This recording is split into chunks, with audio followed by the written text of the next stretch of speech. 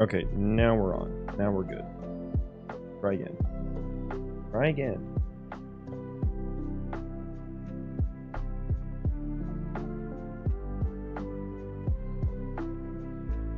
Okay.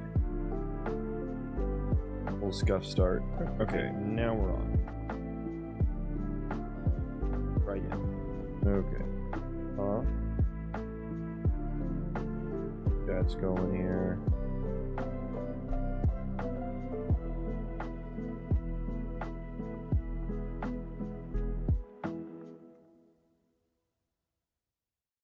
Okay.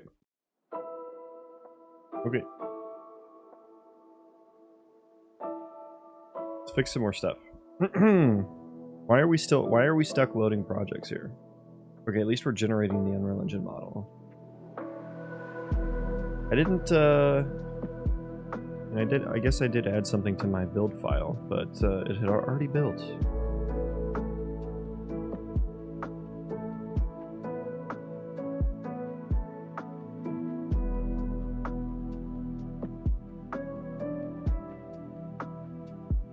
Yeah, so yesterday, we were working on targeting, we're doing the entity line trace, what we were doing. So, I was trying to do that myself with my own math, and didn't quite get that done.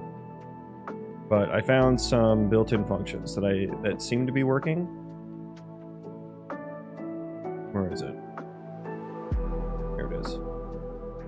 This thing, Gizmo Math, is the namespace I found it in. Not sure what that's used for in the engine, but it does seem to work for me.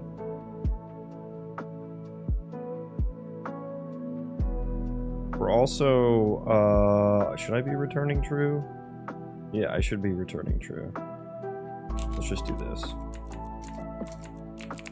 Turn B intersects. Okay. Get this going.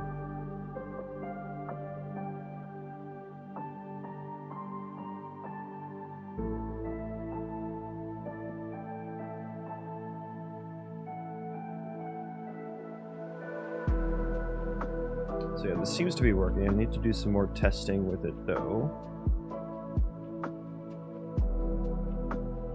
And I think I can even get rid of my distance tracing as well. My distance, not tracing. Testing. I have this hit depth. Now I need to make sure that this hit depth is actually in world space. It might, because this is a normalized vector, it might not be. We'll see. Hit depth parameter along the array for the first intersection, blah, blah, blah, blah. The hit depth parameter along the array. It doesn't necessarily say one way or the other, but I think the cylinder was offset.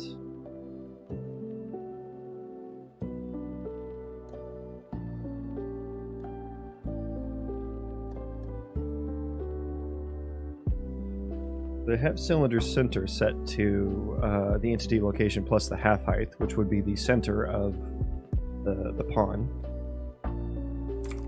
But that did seem to be offset vertically a little bit, so maybe that's actually kind of wrong.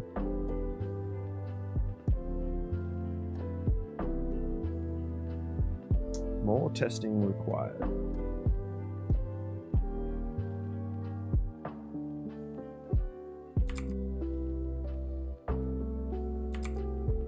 I think I can get rid of that for now. I don't think we need that. I'm not going to use the long-ass Gemini output. Okay. Okay, we can probably get rid of that. Let's roll.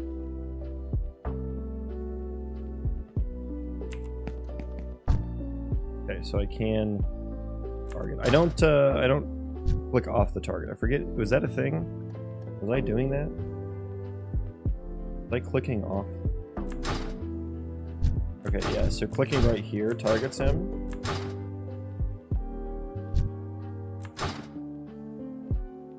Okay, the radius of the capsule does seem to work nicely. I'm not getting any hits here. Yeah, it's like I don't get any hits till I get to the exact center. Yeah, and then to see I get hits up here. So yeah, I think we're offset. Let's just not do that part. It says center, but that's not how it's acting. Maybe it means center as in like the radius center.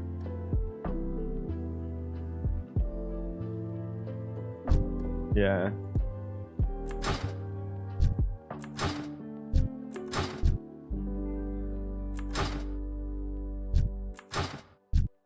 Yeah, that's working better. Okay. Now what is my let me hit this real quick. I don't know what my race distance is. Select target. Oh, I just do max, okay. Do max there. Now let me see. Let me see here. Let's see what hit depth is here. But I can't do that.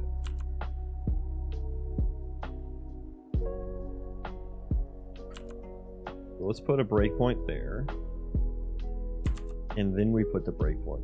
Because we know that's going to happen next. There we go. Okay. Hit depth 2000. That actually seems right. That does seem right. What is hit distance? 2128. And then this is 2127. Yeah, okay. So we don't need to do the distance at all. Okay, this is actually working nicely. I'm glad I found that. I did not want to rely on my own code there. Not want to rely on that. Okay, so hit depth, return intersects, and hit depth less than or equal to what is it?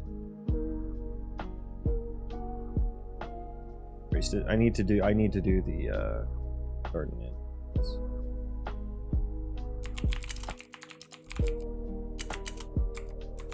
Location.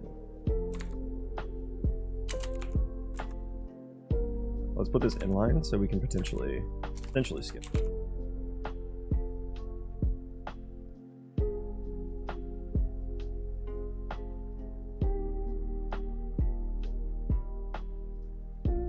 Okay.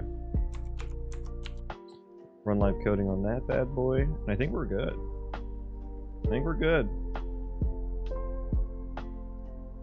I guess how else do I need to test this? I don't know if I do a line trace for anything else. I do eventually want to change the...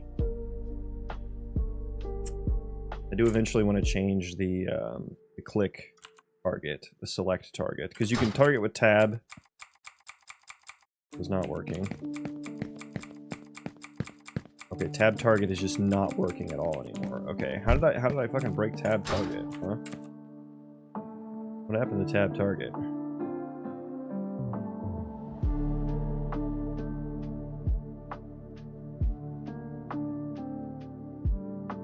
Sphere trace multi for objects, okay.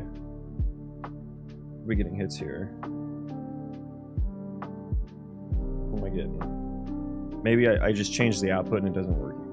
Hit targetable. Null pointer. What am I hitting?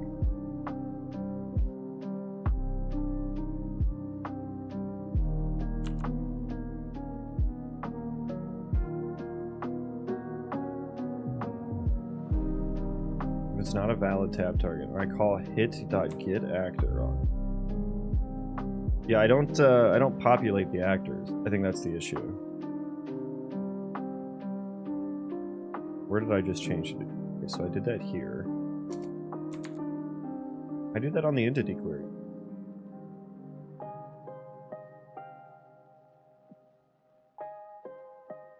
God, is everything gonna have an ASC though? I'm gonna need to change this in the future for sure.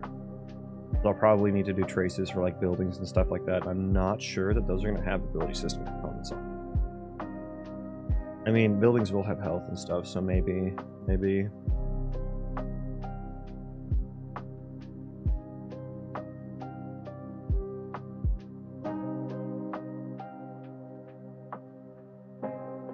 Look at these hits again. This one is like null. There's a transform on it.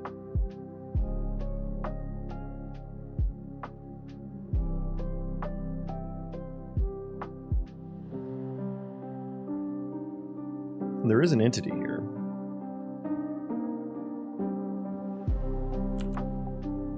So we should be on the entity, yeah.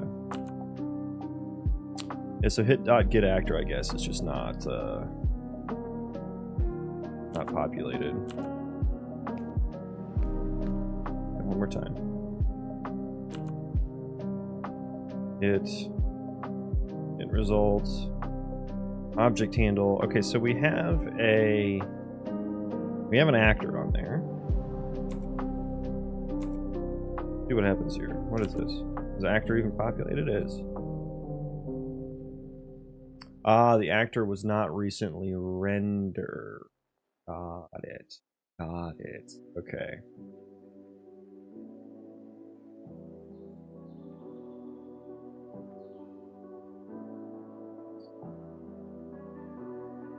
Okay, let's do this. We're going to check the ASC first now. And if it is valid, get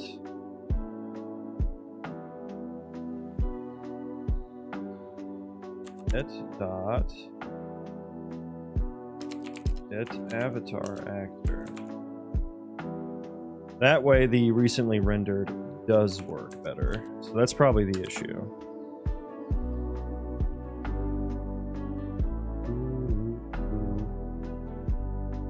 Trace entities is true. So it's probably because... Interesting. So this can return like multiple of the same thing now? Like of the same...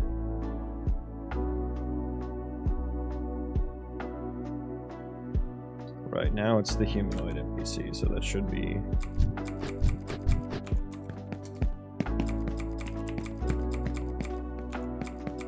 Yeah, so it's not going to work for the... I guess I need to kind of return the ISM instance if the entity is in ISM form. God, that's annoying. Do I care that much? I would like to be able to tab target from that distance. That would be nice. And what is my tab target distance? 3,000? I think I changed it to 5,000. So this is probably 3,000. That's probably 3,000.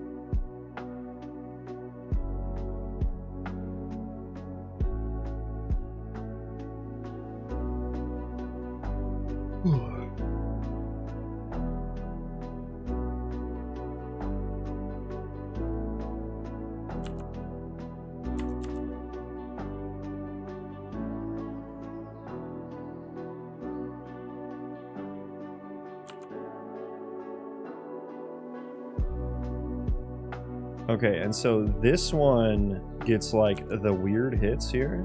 It's empty. Wait, what is out hits here so far? Where is it? There it is. Yeah, so there's only one. Or hit in out collision hits is empty. Why was I getting two earlier? Okay, it's still only one now.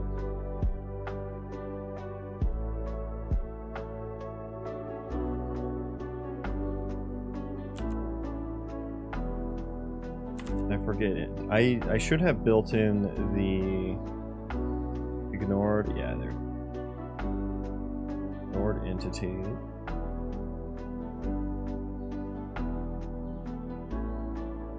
What IDE are you using? This is Rider by JetBrains.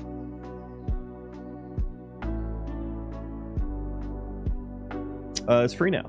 You can use this for free, non-commercially. Okay, and then do I ignore? I probably should not be returning players here anymore. But then I'm gonna need to change the entity target processor. So.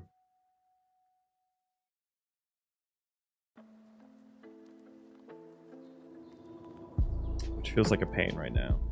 I think this is working now. I think this is stable, so let's commit this. Let's commit this, yeah. Okay, so this is gonna be... What did we do today? What do we do? This is...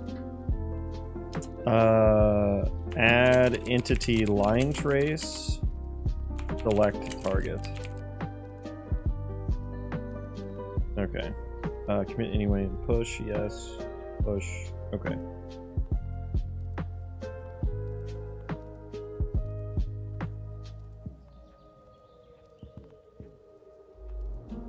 Okay, so that's working. It's working nicely. Let us continue.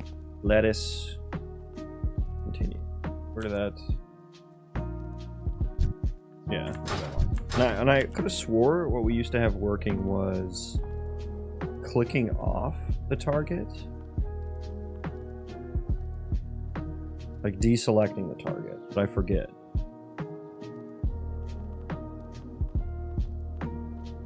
Because it's like, right now it's like sticky targeting.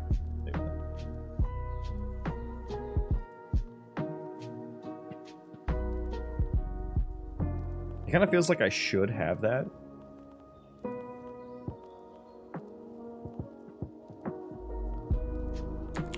Let's clear the current.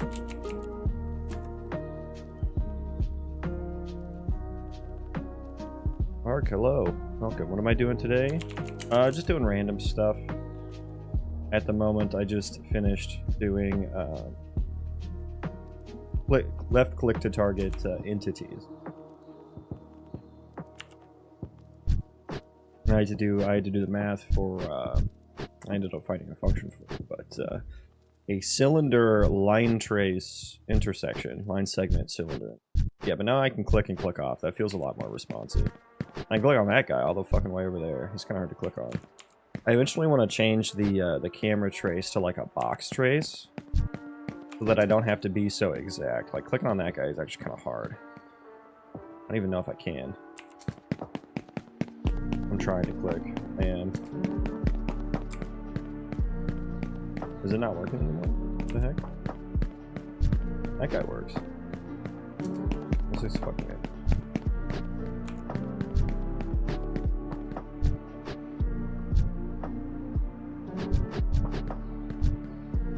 Yeah, I mean, like I said, kind of hard to click on. So I think I want to do a box trace instead of just a line trace there.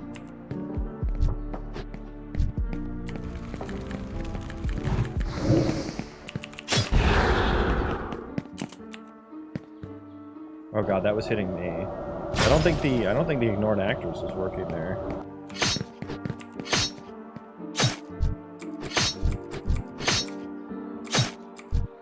Tab target's kind of annoying too. Am dead. I might die from it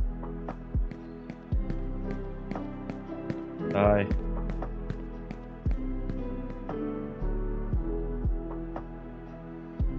Nope, he's not. He got me. He got me. Okay. Yeah, the tab target doesn't seem to work as well now. Not that it ever did. Tab targeting is actually kind of hard. Turns out. Turns out.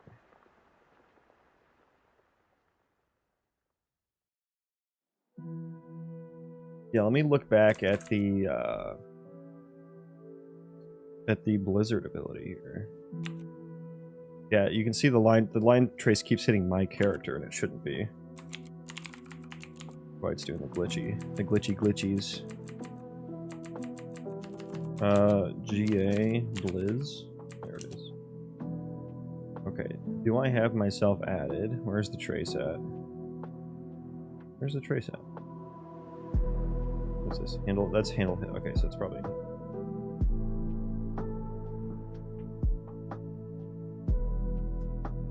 AoE target. Oh, do I set it like on tick here? Yeah, okay, here we go.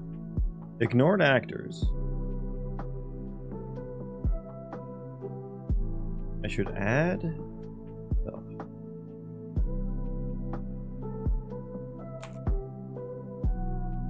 Okay. Okay, that's a lot less glitchy. I think that's good.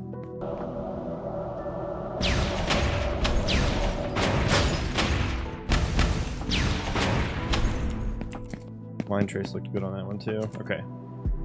Good. Good. Good.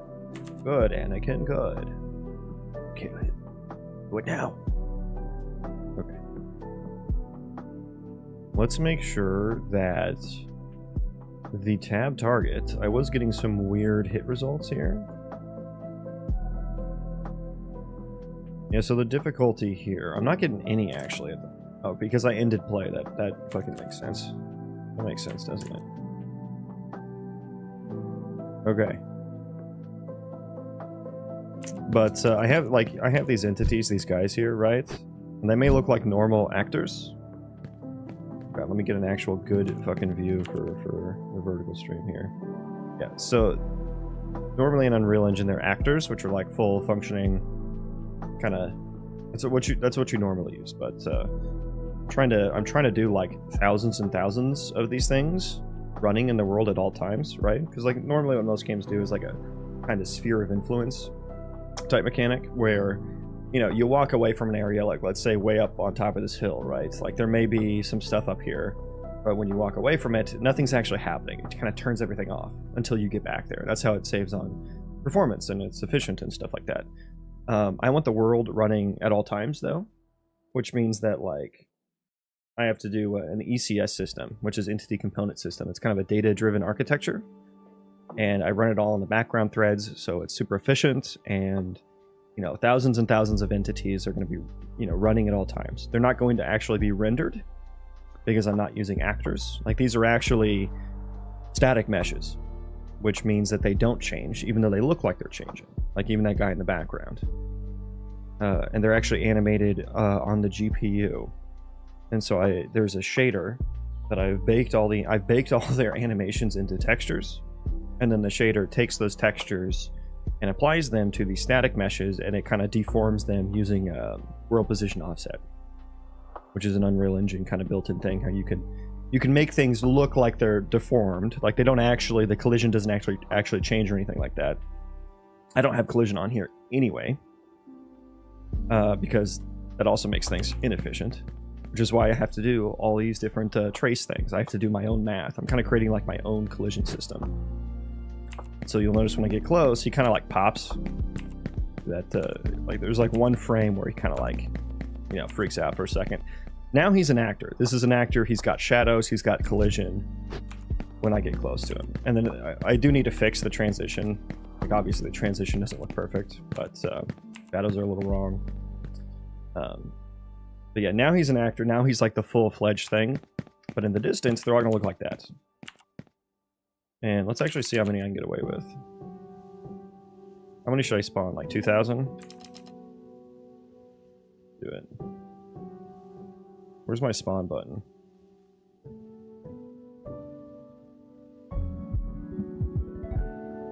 Where's the spawn button at? Okay, let's just stop, and then we'll restart with 2,000. How about that? And you'll see what I mean. And we'll get a little laggy when they're spawning.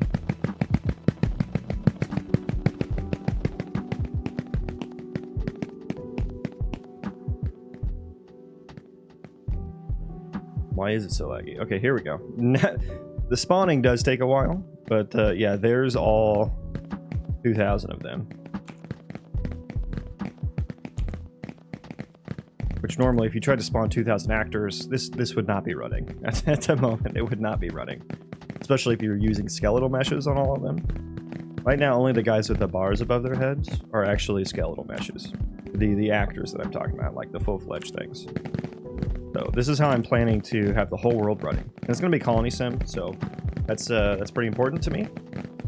A lot of Colony Sim type games, what they'll do is they'll fake it somehow. They'll just kind of run an equation in the background, you know, like, oh, you have 4 colonists chopping wood, so that's 40 wood per hour, you know.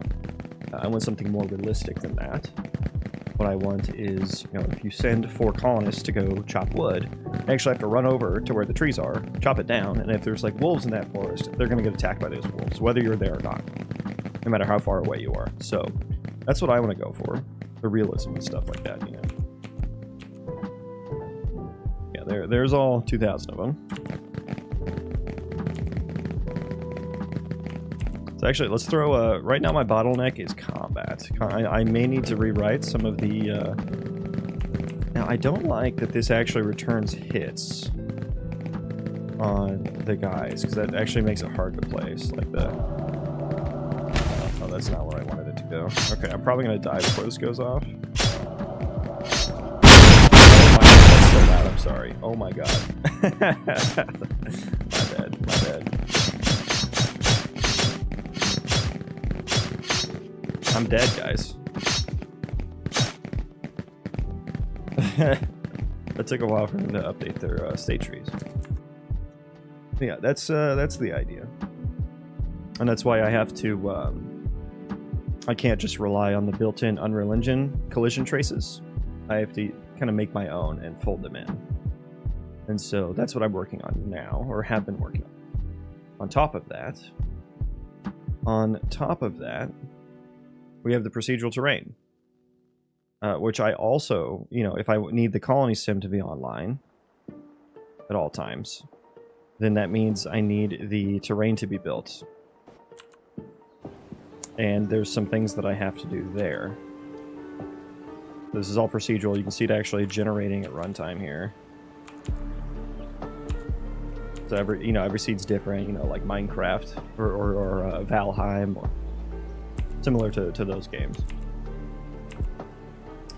And some of the things that I have to do here is you can kind of see these green dots here. The terrain, it has this vertex data. So all these triangles here, triangles and vertex data, the positions of the vertices, and then the order that those vertices are connected in. What I'm talking about. And with that, I can create my own collision without actually having this mesh built as like a mesh with collision. And that way I can save on memory a lot for, you know, chunks that are way in the distance, terrain chunks that are way in the distance. There goes an app mesh. And I can also, like, see here, like, these are all floating. But there's not even a mesh built there yet. But yet they know where they're supposed to be. Like, there's actually a cave here, you know, it knows there's a surface here. And that's because I just saved that triangle and vertex data, and then I can store in a spatial data structure, like a bounding volume hierarchy. And then that way I can efficiently do collision traces through it without it actually having collision turned on, which in Unreal Engine, collision has to have it on game thread. So that makes it very hard to scale for me. So I'm rewriting all these collision stuff to work on a background thread and be super performant. And so I'm having to fold these kind of 3 different trace systems, collision trace systems, like the built-in Unreal Engine one, the entity location one, and then the terrain one. So I kind of have to fold all these together to be useful.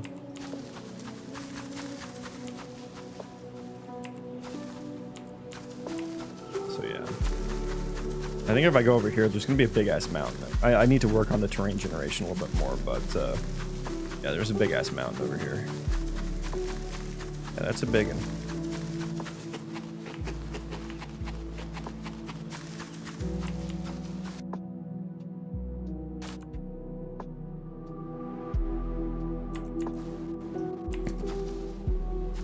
Oh god, why am I lagging?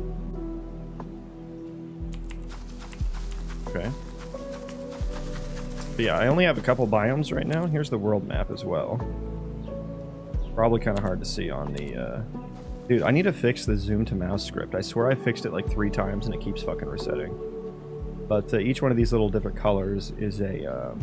it's gonna be a different zone. There's this one like perfectly rectangular zone that's so funny. I use a Voronoi equation to do this, so it's very weird that that turned out perfectly rectangular. But each of these will be a different zone. You can see the names at the top. Phantom Grove, Lumberjacks, Camp of Timber. Like, there's just like AI-generated name. Shifting Sands of Time. But there will be different biomes and stuff like that. Right now I only have 2. This is like my plains biome. We got some sunflowers. We got some nice trees. Thank you for the follow. Vista Realms, thank you. Welcome in. Welcome in.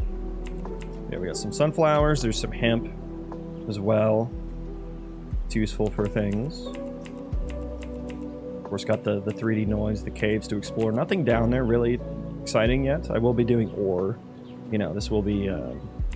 the lighting here is... oh, it's because of the... I know why. Like, the mountains are so big.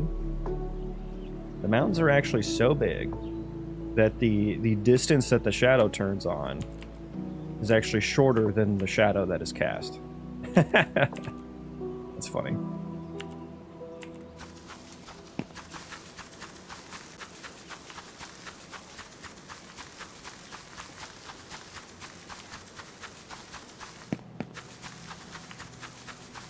And then yeah, each of those different zones I showed, they have like borders to them. And so here was one such border. Is it nanite landscape? No, so it's completely procedural, dynamic mesh components. So those are not capable of being nanite.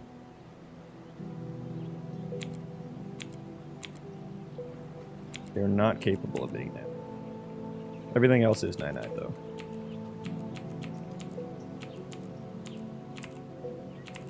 But yeah, the zones have these border mountains to them that you can see. So these are actually the same biome on these two sides of the border. Two different biomes here. There's another border there. And then it's kind of like each one of these zones, I intend to like tell a story, have some quests there and stuff like that. Some resources to you know, build your colony around, perhaps.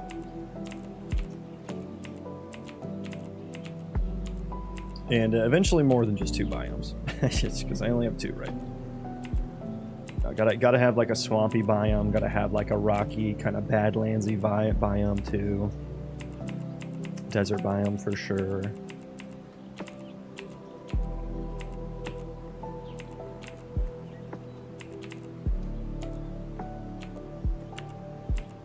So I'm gonna see if I can get in this cave here.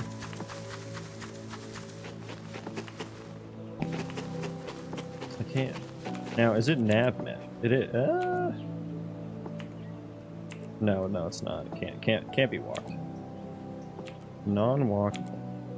But here's an example. So this is super laggy because I'm rendering the nav mesh here. But this green here is the nav mesh rendered on chunks that aren't actually rendered. And this is because I'm exporting that triangle and vertex data I was talking about. So this is how the Colony Sim is actually going to be able to run, and entities are going to be able to move around as they should. And why I have like the trees and stuff spawn. Like there's some mountains here, I guess, which is why that like that. And then there's a cave down there. And so that's how I'm going to move around the entities when the chunks aren't actually built or rendered. There's a nice little shelf here, you know. Create a base in here. Well, these are wood, actually. I take... Oh god, the line trace for these is horrible. What is the collision on these? Got some sticks. Shitty twig.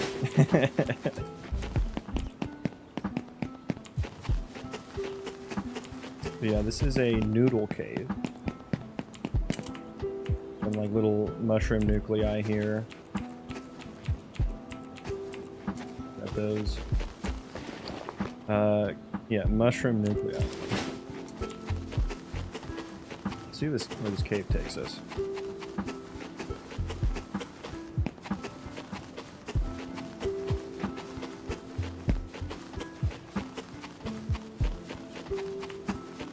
And so this is actually pretty cool because it takes us to the other biome.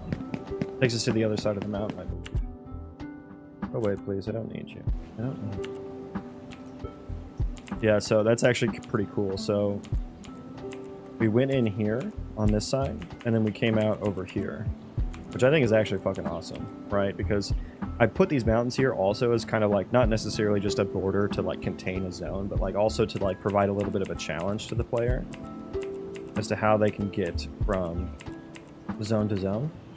There are some entrance chunks, is what I call them, but there are some that have breaks in the mountains, and that's what these like white dots are.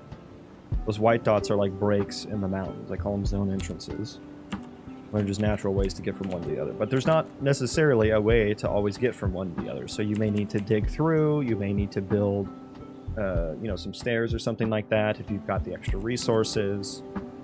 You may need to find a cave, and caves are going to be more dangerous, of course. So, you know, And I hope that there will be some caves for the entities, the colonists, to like move through. So you can decide like, hey, is it worth the entities going to get wood over here, going through the dangerous cave? And if it's a short cave, maybe they can go through here. I love this little like bridgey area almost.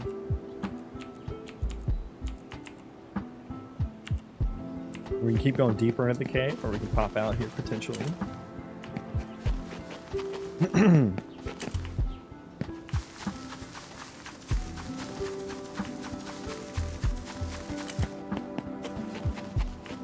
Yeah, so now this is like the forest biome. We've got some mushrooms and stuff in here.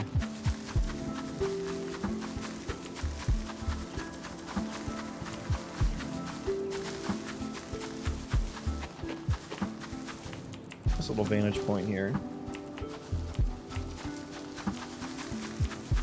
Then we've got the I've got a little proof of concept for dynamic tree chopping here. So these are static meshes, and then they get transformed into dynamic mesh components, and they get hit. So I can, there's a slice that gets taken out of it, like wherever you hit it with the axe. Now I happen to hit that in the same spot, so it did chop through. And I did get some basic wood from that. And then I can continue to chop this up. Yeah, I got a little bit more wood. And the amount of wood you get is like commensurate to the area of the chopped thing. The volume. If I can actually hit it with my terrible animations. There's a little slice there.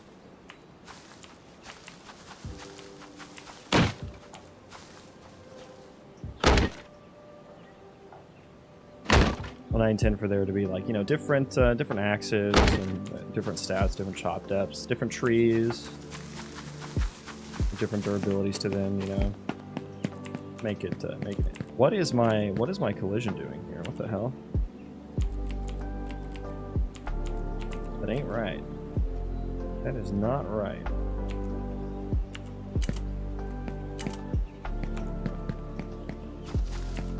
What?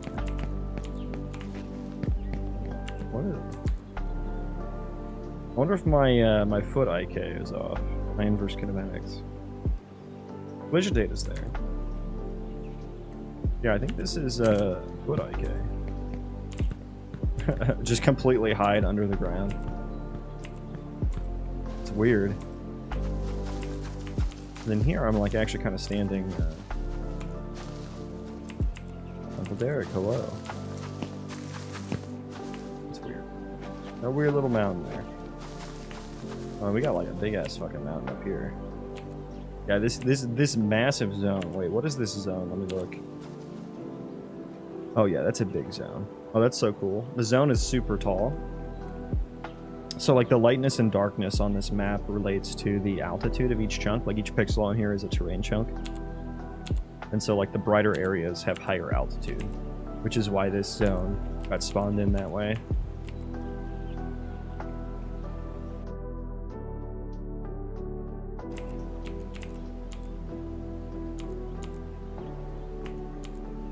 So yeah, like there's just a massive cave system right here. Jesus, that is huge. Oh my god, it keeps going. It keeps going.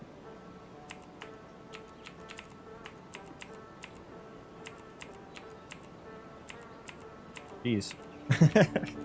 Yeah, that like connects to everything.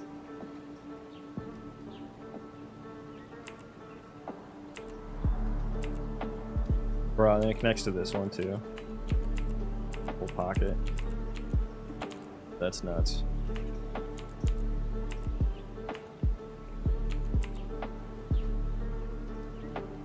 That's nuts. Have I seen you before? I don't know. You're gonna have to figure that out on your own. Can't tell you what you have and haven't seen.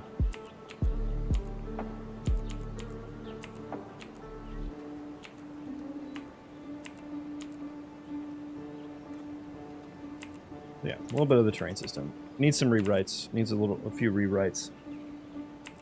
I think I'm gonna switch over from, because these are all like, I have like a height map generator in a compute shader, and then the 3D noise, like all the caves are from a compute shader as well. And then marching cubes is what connects them all together and meshifies them. That's in a compute shader. That one's probably going to stay in the compute shader, I think. But the other two, I think I can maybe move over to the CPU. 4 threads on the CPU. Whereas with the GPU, you just got the one render thread to work with. And I need to fix all the lighting and stuff like that, of course. But yeah, that's that. And we're just going to be fixing random things today. What should we do next?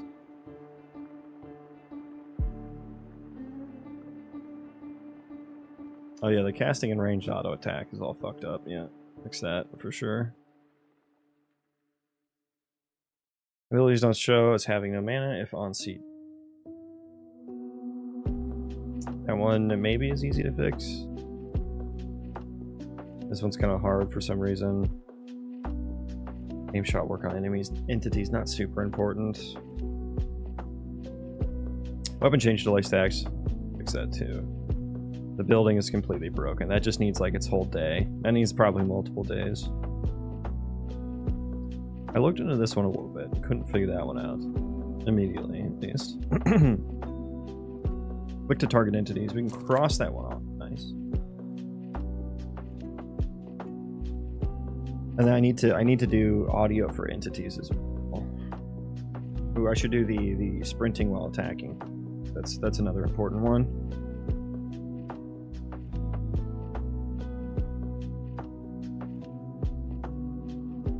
Fixing the entity attachments, that one shouldn't be too bad. And some error handling on the movement system for the entities. And then I think after we fix all of this stuff, after we do all that, then I think what we'll be getting into, like the next major thing, will be probably spawning points of interest with PCG. So PCG is what they use to spawn all of the stuff you see here. That is not the terrain. All the stuff that populates the terrain is spawned by PCG.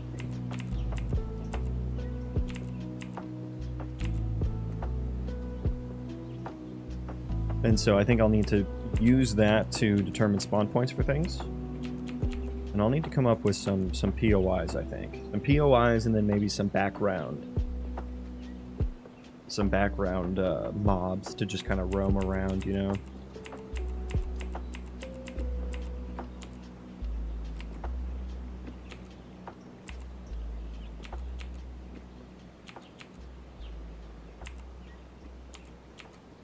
Which will be interesting.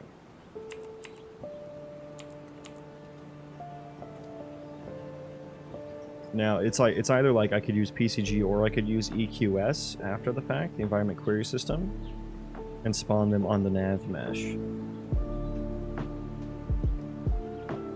But I know I will be needing to spawn POIs, points of interest, with PCG, and I know those are going to have their own spawn points, so I feel like I may as well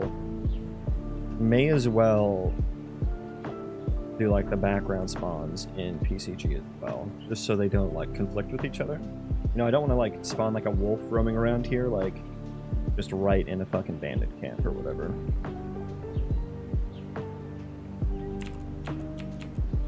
So that'll allow me to kind of I'll need to handle respawns, of course, as well. So I guess the spawn point, it's really just going to be a point, right? Not actually going to be, PCG is not going to be spawning them, just generating the points. Then I'll need to probably leave those.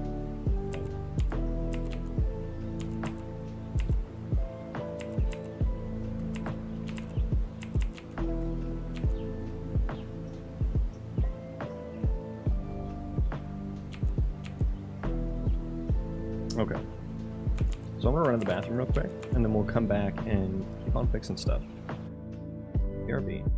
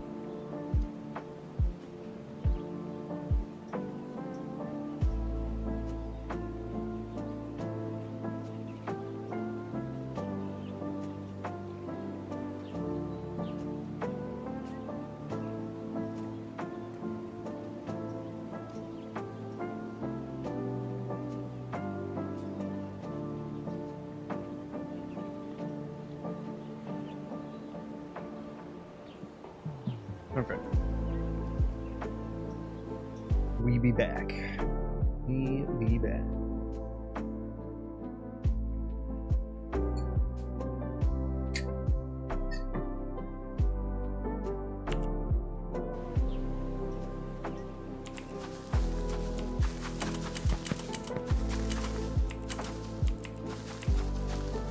Yeah, why is the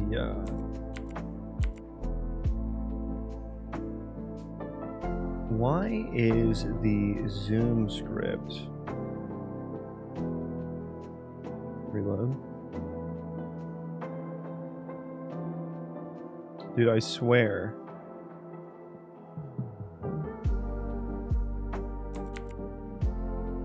That actually looks better. I think it's that one that I should. Where is follow border is 50? Okay. Do I have both turned on?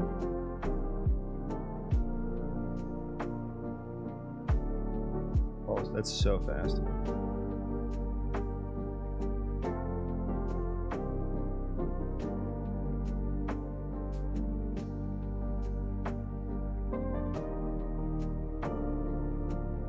Okay. I think that's probably a little bit better. Probably a little bit better. Okay, so let's fix things. I think what I'm gonna do is we need to like test out the like auto attacking and like casting is like super weird right now. So auto attack into cast, it just doesn't even cast. It's supposed to do that.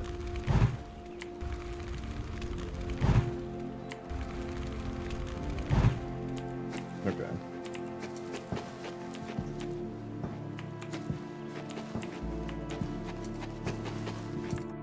So let's pop over back to the test level with the entities and stuff. The entity.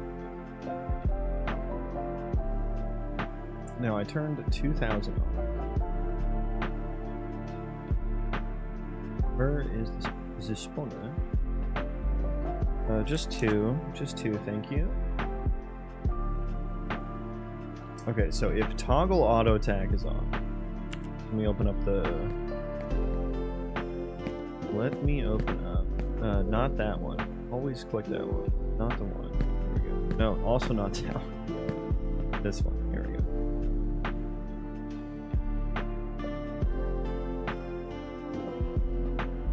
Oh god, there's so many logs. Give it a sec.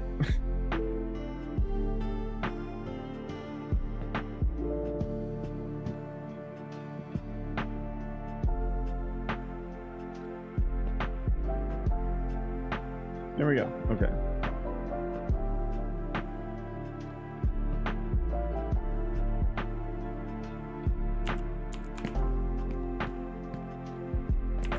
Honestly, you just give me one, actually. Just give me one entity.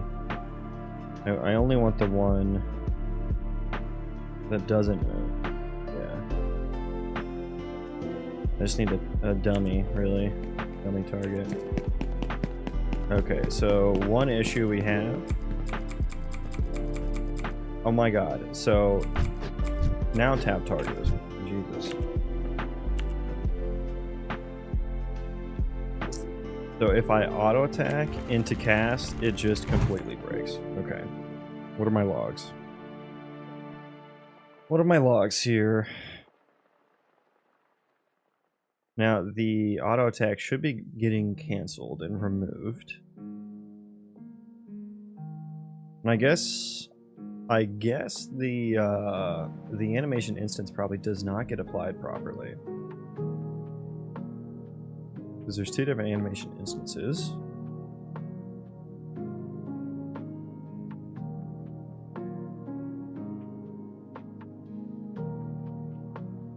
Melee anim triggered. Cast ability gets activated.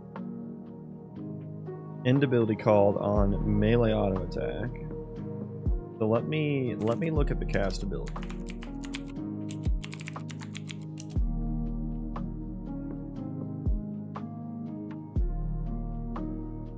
Yeah, so animation instance, and we got a skeletal mesh, so we link it whenever start cast ability happens, which is on activate ability. So we activate it,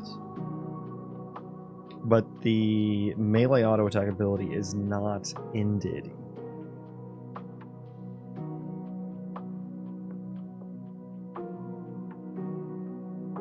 Because it ends after the cast ability activates. So it should still, if I'm not mistaken, it should still link the anim class layer. I'm quite sure you can have multiple linked. Let's, I guess, check that. Close other tabs. Let's do cast overlay. Yeah. Where are those logs?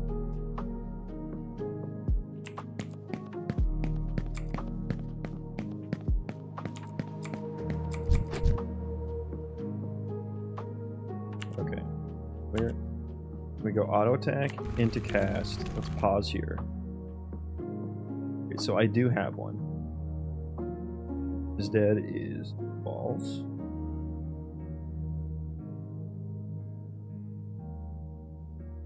Could be A. Well, this bow stays for some fucking reason. Now I am relaxed. Okay, so I'm guessing we don't link it in time, right?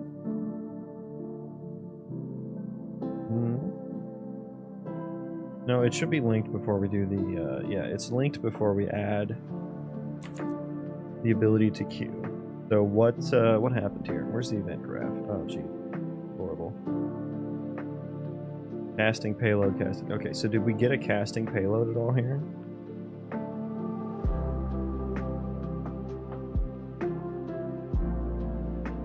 I see add ability to queue. I do not see...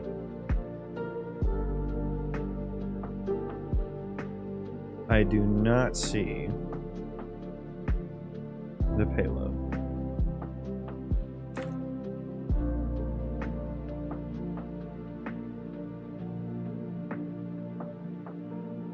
Also, the melee auto attack ability, I don't know that it actually necessarily gets finished. I feel like it should, though.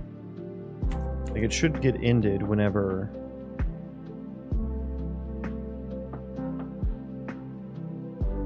Where cast ability activated.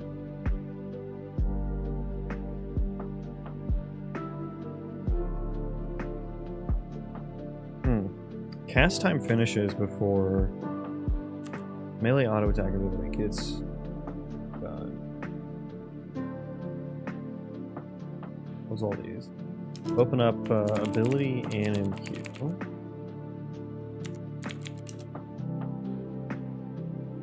Yeah, so if it's a high priority one, it should be overriding it. Overriding what's in there. Melee, auto attack ability, and that. And that, okay.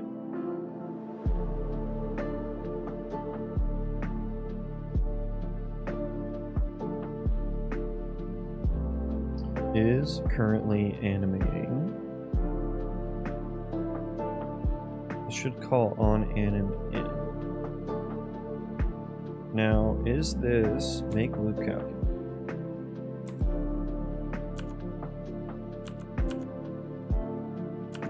I don't have this set to high priority, I suppose.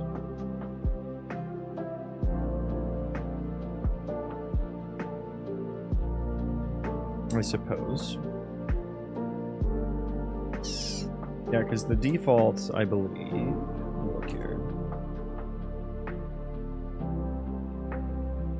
I guess it's low. I don't have it set anywhere though. I guess it's low. Should it by default be high priority? Should the casting loop calculator by default be high priority? Well, let's just go ahead and set it here. So I guess it's not high priority, and that's why it's not actually ever canceling the the melee attack. But why does it look so weird though? I wonder, is there a let me open up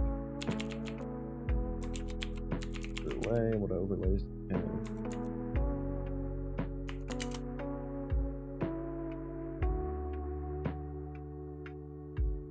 The weapon. So he is attacking.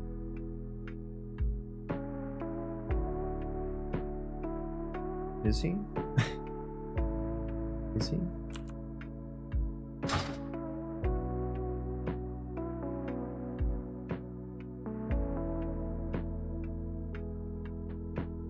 It did end, so maybe we're blending out of it.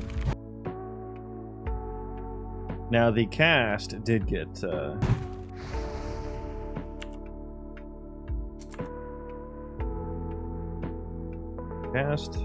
final cast did go high priority. So let's see if that priority change actually made a difference here.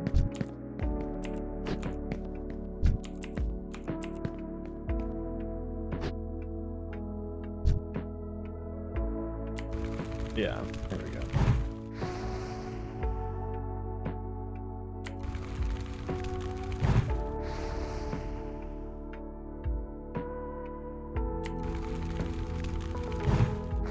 And I can still toggle auto attack while casting.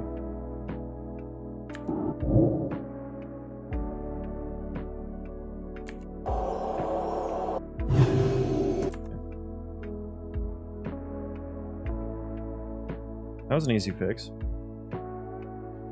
It was weird that the auto attack didn't like handle that gracefully.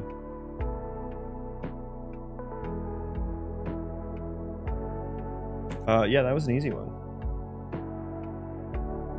Let's check bow attacks.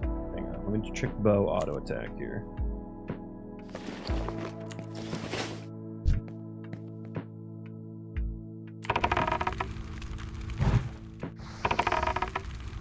No, I don't put the bow away.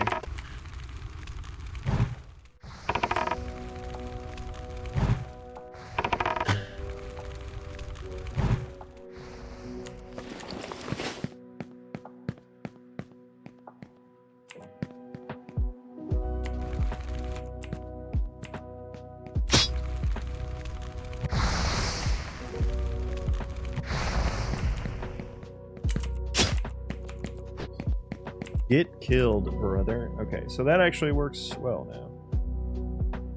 Casting plus range auto attack all fucked up. It was melee attack as well.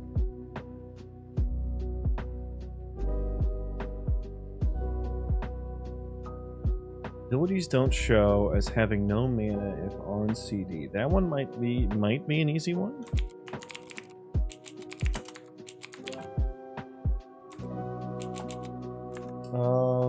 Is it action bar? Action bars a lot. There we go. So there's multiple shaders on here. I don't know what you're doing. Go away, probably.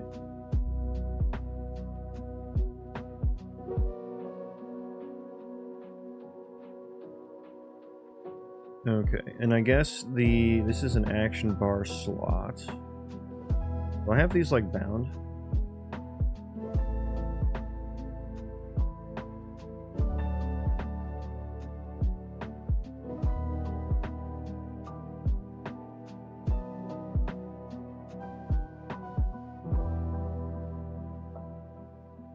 Handle ability change.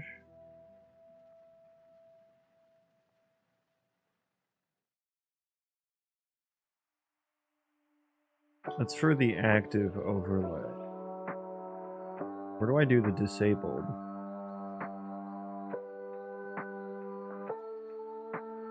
If I'm not mistaken, it calls it on tick or something.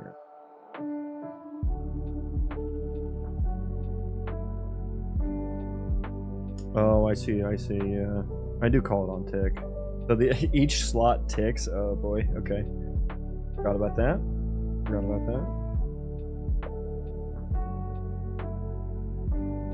Now, I suppose these need to be done...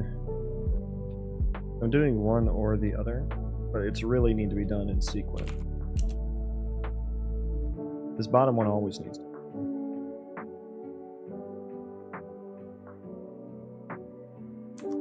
False.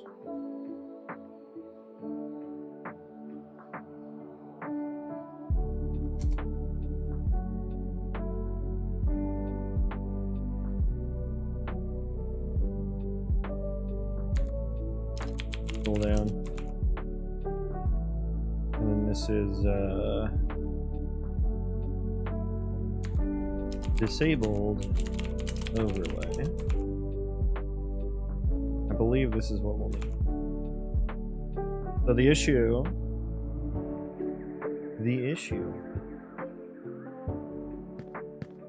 is that when I'm out of mana, which let's just waste a bunch of mana here. Oh, they don't make sounds if they don't hit something. Interesting. I didn't realize I did that.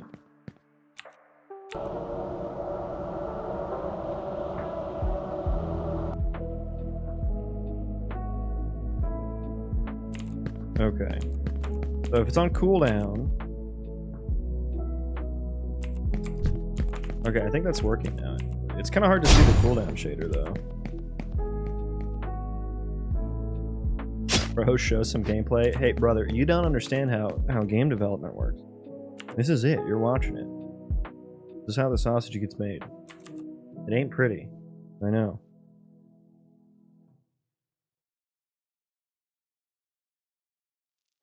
Ask me again in 5 years. Maybe I'll have some good gameplay to look at. Back to the question, should the loop calculator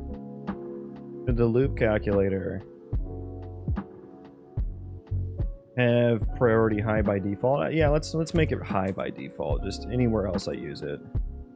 You know what? I would like to be high by default as well. Is that too much to ask for? Okay, priority high. There we go. We can commit that.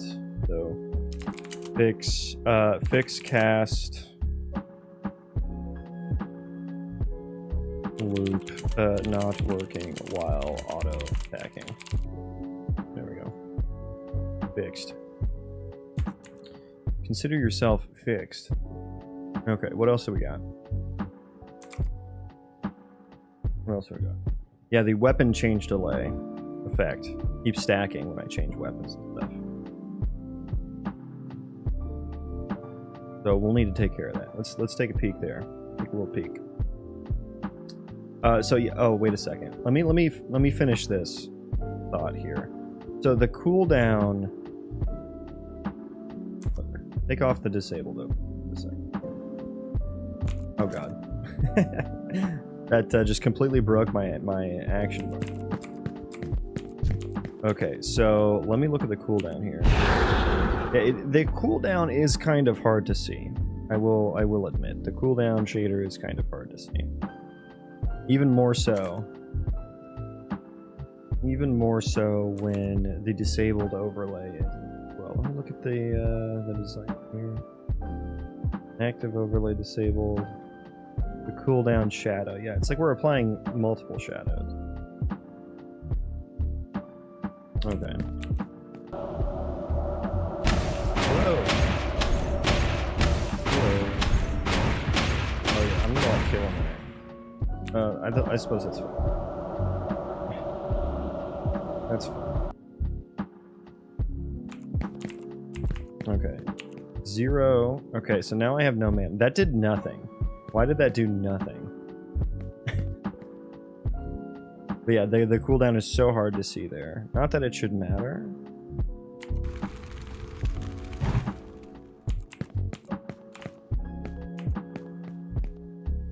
Bro, streaming. Yeah, I have horizontal streams, my brother. I have horizontal streams as well on Twitch and on YouTube.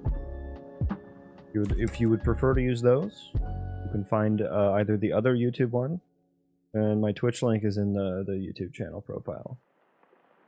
If you would prefer that.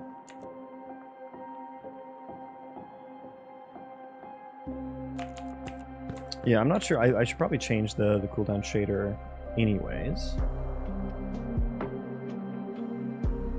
So I don't know that that's super important, right? Don't know that it's super important, right?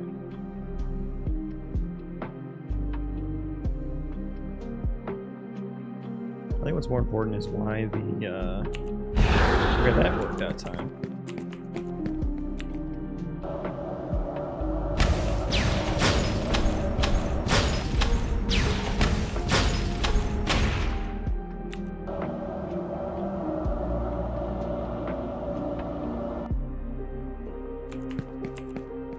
Okay, you're gonna have to wait for some mana ticks here. Give me a tick of mana here. One more. Give me one more.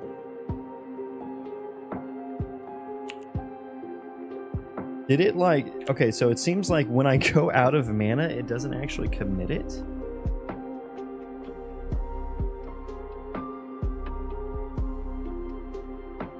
An interesting issue. Let me look at the Frost Nova ability. When do I commit that?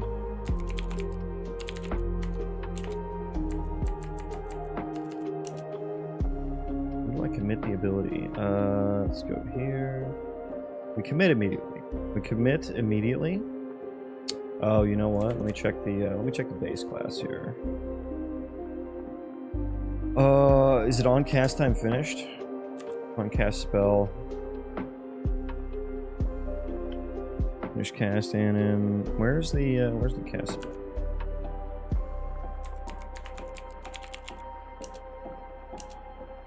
On cast spell.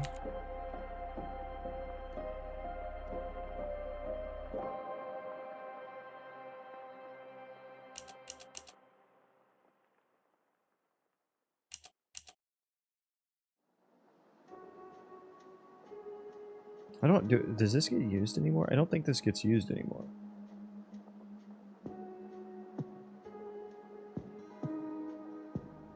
I feel like I should take this out. I want to comment this out and see if anything breaks. If I can not fat finger everything.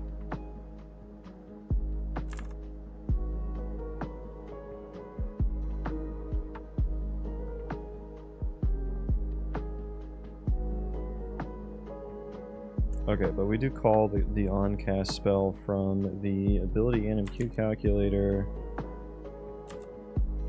which we don't like. I'm not checking anything. I'm not checking the mana cost or anything. I feel like I do that somewhere though. Oh, I commit the ability here as well.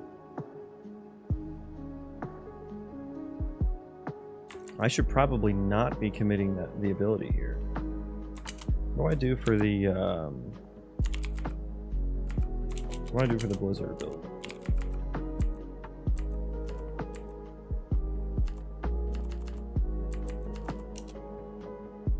Do I commit that?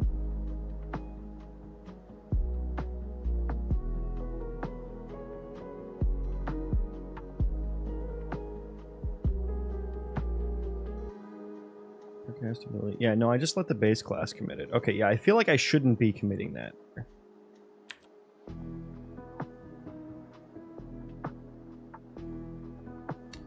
Tried using C++ with Unreal, but running Rider with Unreal fills my PC with RAM, yeah.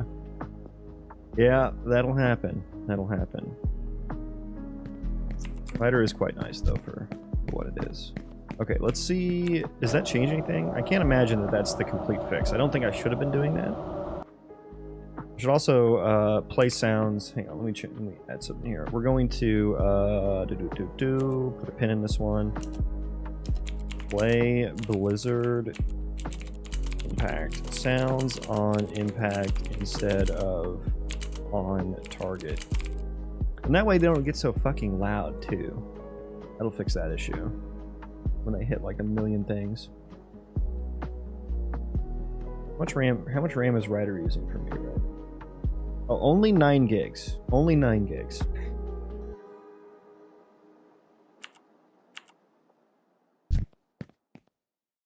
Okay, waste some more mana.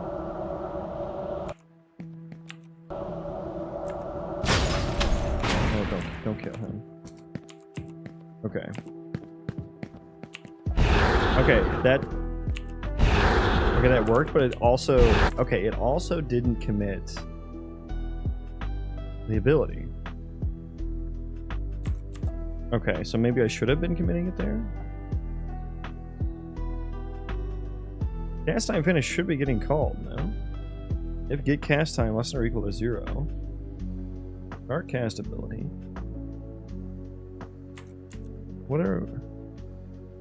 What's your deal here, brother? What's your deal?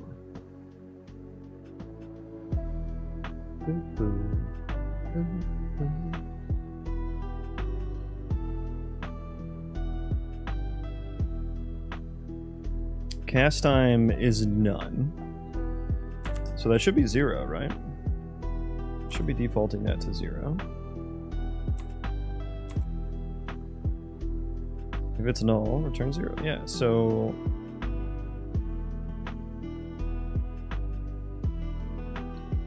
throw a breakpoint in there. I don't know why we don't have the up-to-date code here. Come now. Come.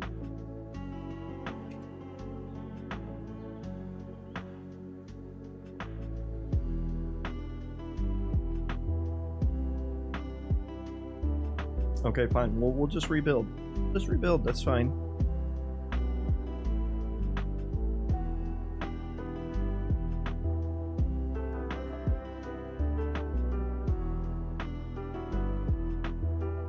Fine.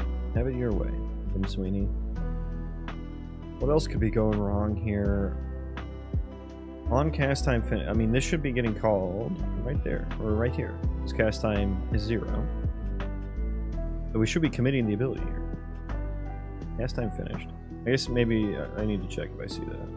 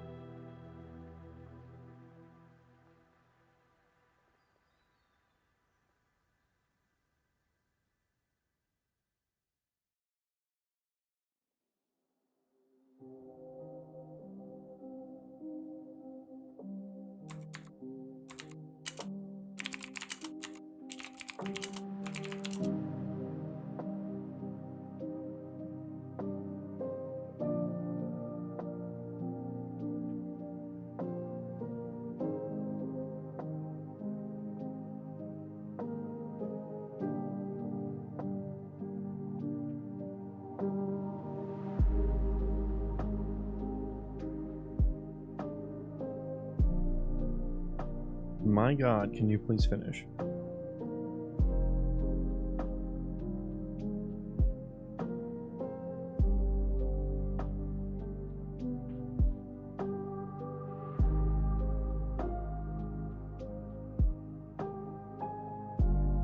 My god. Okay, there we go.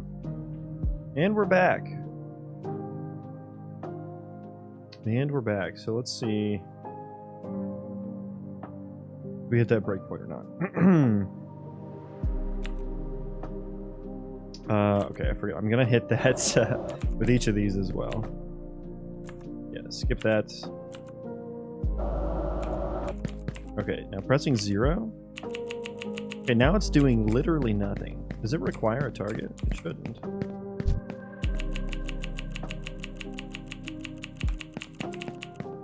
Am I going crazy right now? Do I need to call the super parent function? Maybe that's the issue.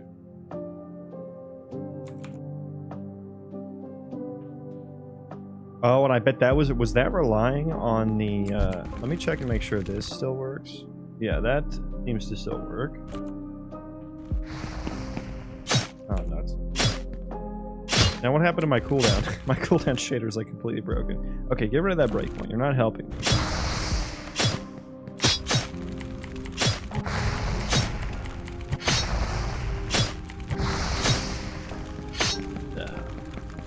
Oh, I should probably stop the fireball on death.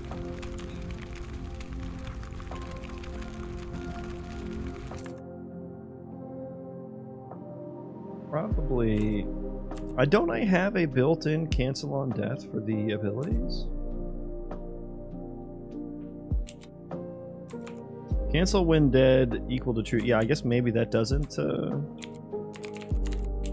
not set on the fireball. Fireball.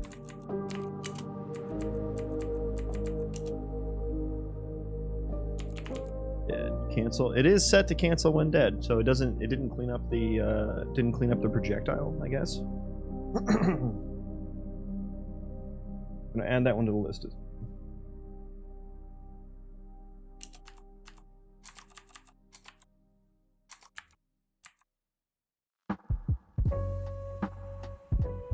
Fireball projectile clean up when dead. When is killed.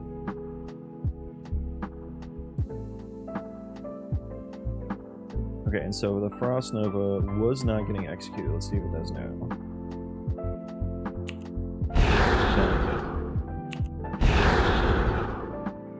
Yeah, I actually don't like that they all go disabled when they're on cooldown. I actually don't like that.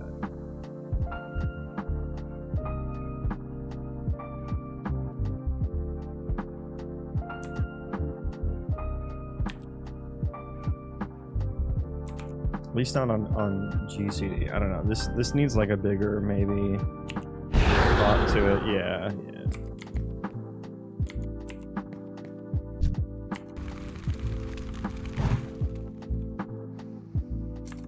Maybe just on long cooldown instead of global cooldown.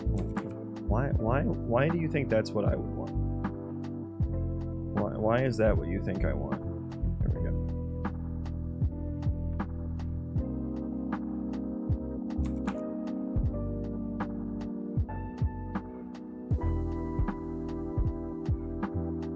Okay, so now let's check. We need to make sure that the Frost Nova can still get casted here. Okay, so it can't. Okay, hang on. Pause that. Pause that. Now put the breakpoint there. Also, just put one here.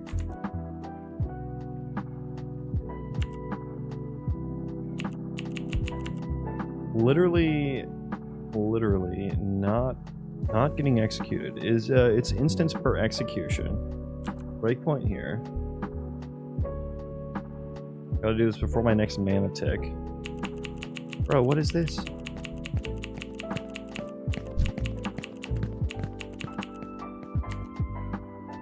Yeah, Fireball works fine.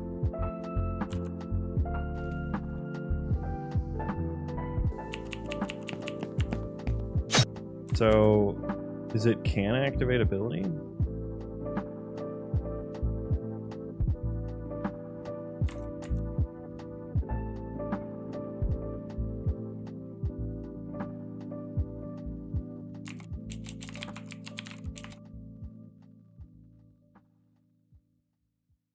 It works when I first started, right? Yeah. Yeah. Yeah.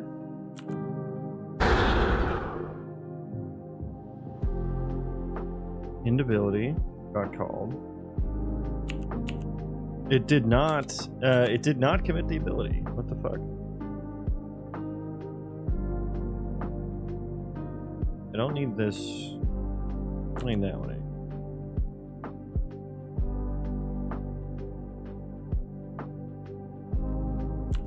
That one not necessary either. Okay, so we got there. Commit ability, if I'm not mistaken. There's no comment on it. That's wonderful. If I'm not mistaken, this apply cost.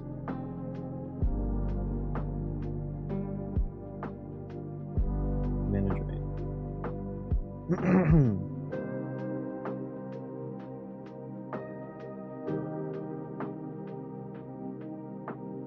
Ability.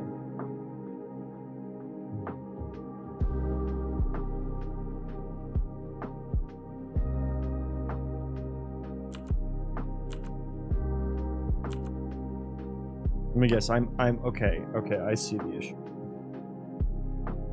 Okay, I see the issue now. I see the issue now. Okay. Finish cast anim.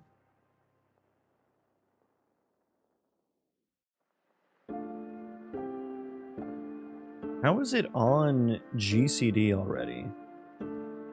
Is commit ability not where I apply the cooldown? How is the cooldown already applied? So I've got to add it to the GCD.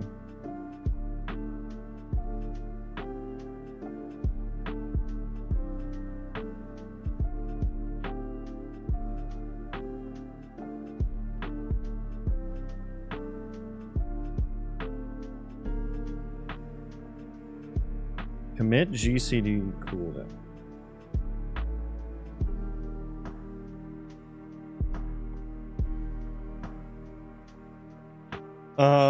I agree that we should be doing that when starting rather than finishing, but only if it's not instant. If it's instant, then it will just automatically, cast time finished will just automatically get called, which will apply it, and I think we can get around that. So that I think I just needed to change the order. Okay, that's where I was doing it. GCD was the issue. But also, if I'm gonna put this below the, if it's instant, it can't really be canceled on move. Right?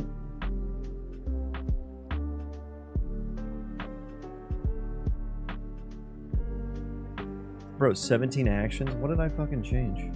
God damn. Live coding is just hurting today.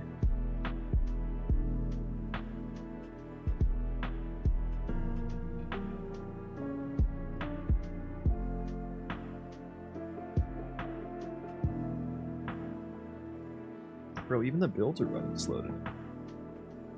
What's my computer doing?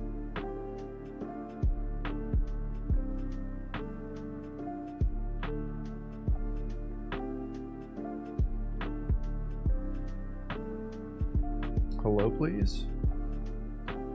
Build.bat is already running.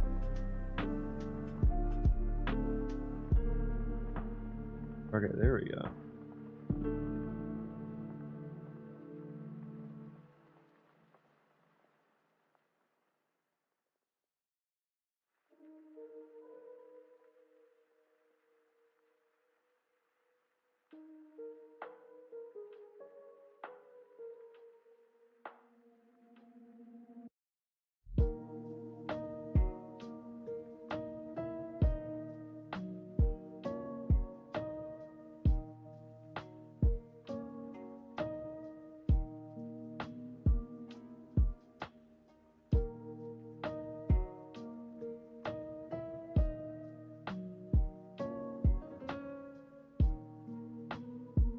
Thank goodness. I don't know, my computer's slow today. Unreal Engine's slow.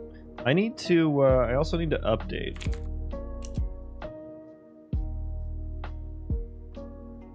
Because I just downloaded the 5.6 preview like 2 days ago. And now I think like the non-preview version is out. I guess you can't update it when it's running. Is that what it's telling me? Also, that current. 425 is not, definitely not my current.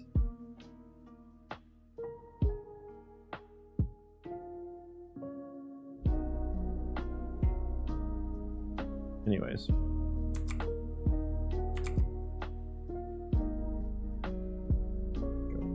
Yeah. Okay.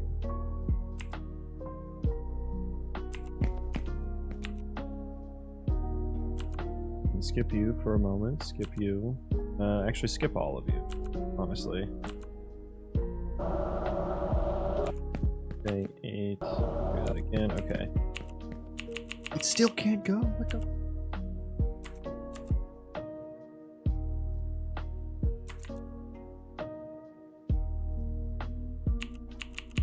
Not even getting there. Not even getting there now. What? What?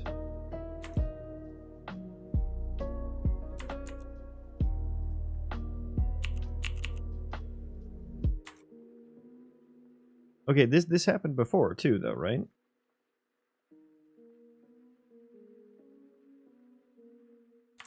Did this not happen before? Now, theoretically, this should be calling the...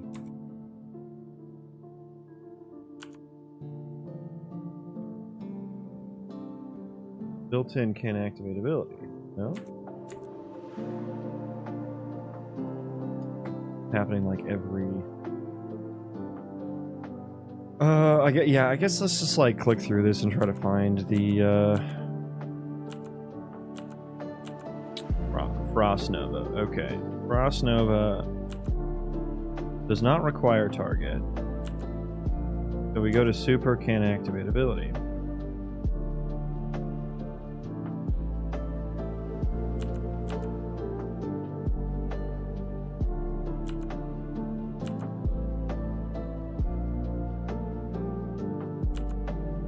Okay.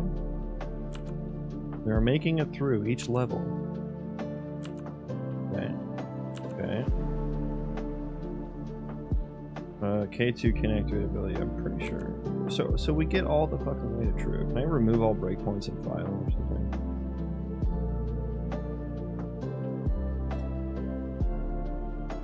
I can mute breakpoints. How do I just like get rid of them? Oh my goodness. Yeah, we can close all those. Well.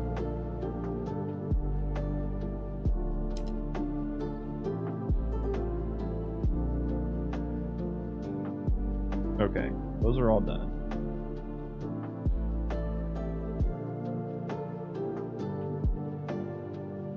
Back to activate. Never gets called. Never gets called.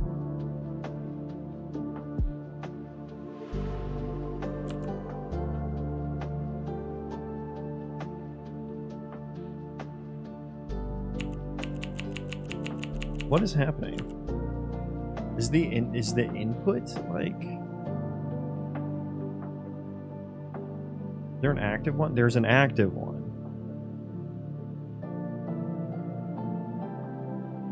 Okay, so it doesn't get ended, does it? Did I cast it already? I didn't think I casted it already, did I?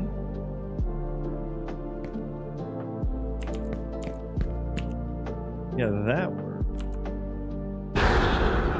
Yeah, that deals damage. I do see end ability. Okay, I can still cast it.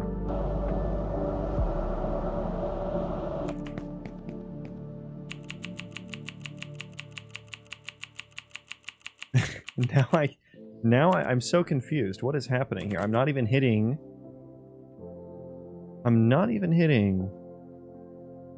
activations or anything. Okay, we gotta dig deeper. Maybe is it in the, no way it's in the parent cast ability. Yeah, this doesn't do anything. We don't override. Activate ability or nothing.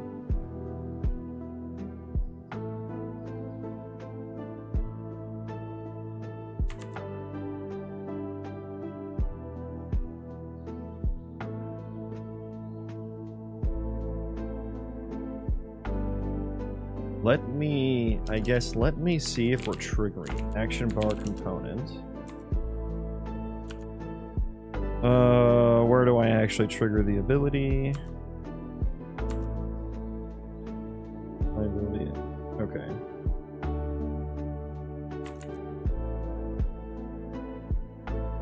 I think the input is though. Okay, so yeah, we hit the input. Okay. Activatable abilities. Let's see, where, show me all the activate. I guess maybe we just don't. Yeah, Frost Nova's in there. Frost Nova do be in there.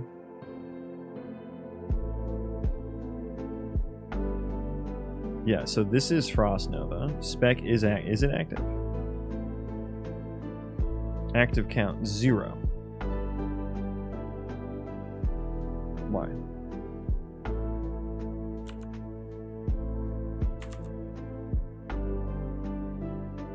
So we should have gotten here, right? Activate on and gameplay ability activate on press. Is that not true?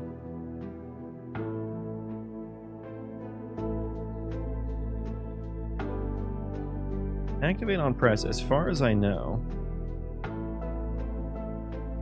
Wait a second. There is input press and release. Bakur, you are fabulous. Lots of love from India. Well, thank you. That's nice of you.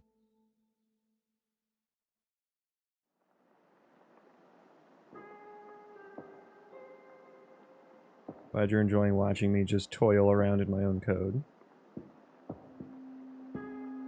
But yeah, I guess activate on press is false here. Which means, are we getting here?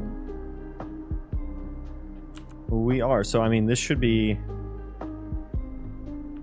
being activated regardless.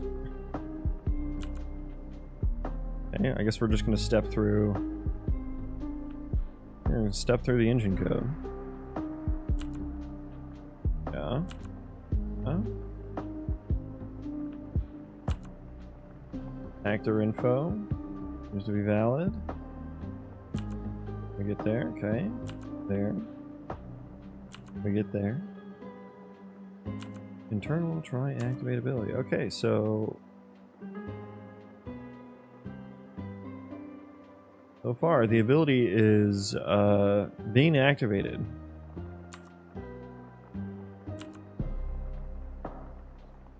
The ability is trying to be activated. Why is there so much happening with the ability? It's activated.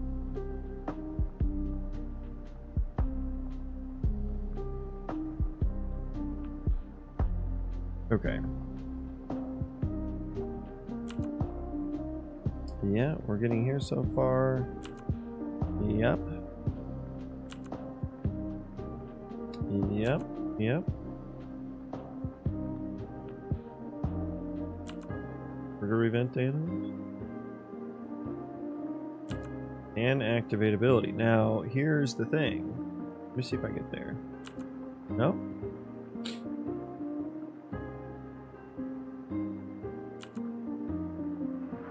Okay, so we actually are activating it now.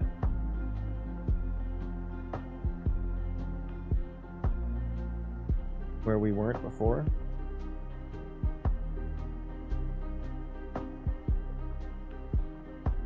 What? Why? It was not getting activated so much. Yeah, I know that's not gonna get.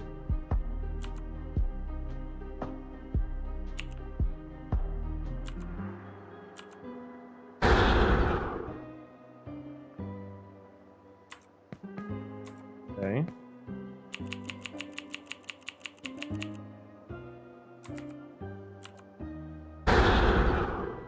Now this one, is this one gonna activate?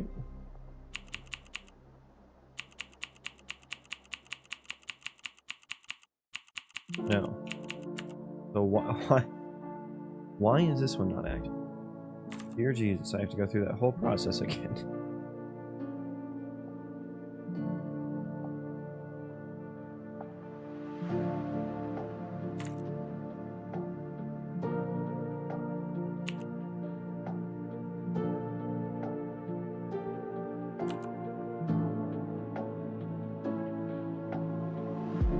Okay, let's just step through. Stepping.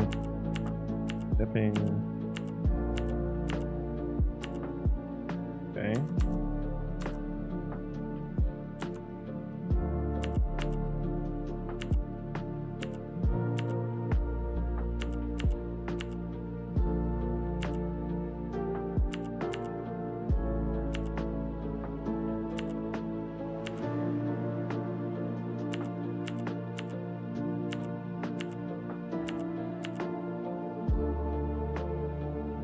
Wait, so can't activate ability was false here.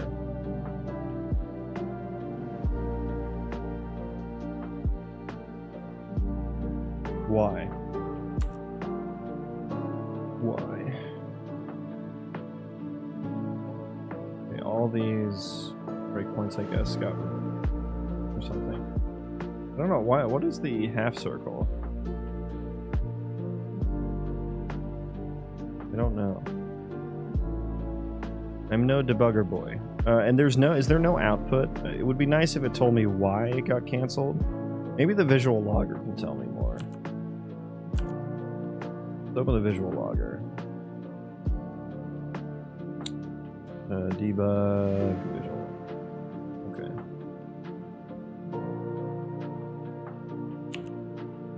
Okay, that one did.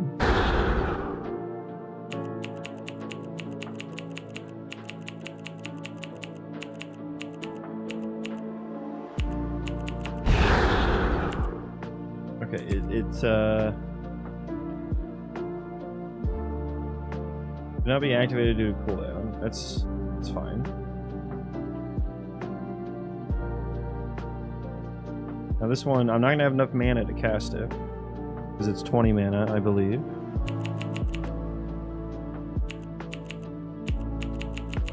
Okay, why is it 20 mana? I mean, it shows it is active. It says due to cost. But yet it's showing as can activate. It's showing as having enough cost. How much is it supposed to cost? Oh, you know what I bet it is? I bet there's a mismatch in the cost. 15, 25, 30. So it should only cost 15 actually. Let's look at the action bar slot. When you're checking,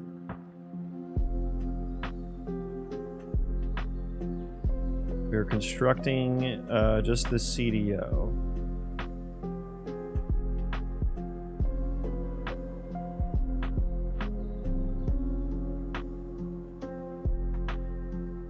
Okay, so yeah, I guess we may need to change that then. CDO is probably not the best way to check this. Because when you grant abilities, you can give them levels. As I'm sure those who know gas know. Yeah, so I should be getting the actual level of the thing. So I'm just doing the base thing. So I wonder, it probably thinks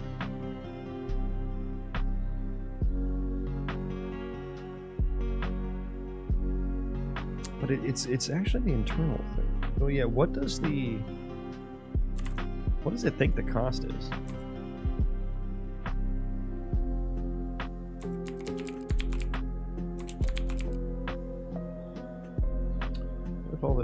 Get rid of all my half-ass, my half-circle big points.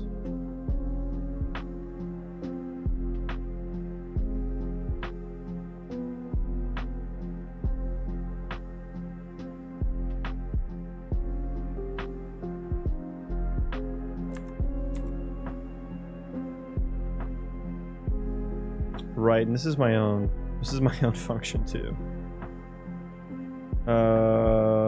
Okay. We'll skip through this. Here's Frost Nova. Okay, can apply is true. What do you think the cost is? I guess I should have gone through here.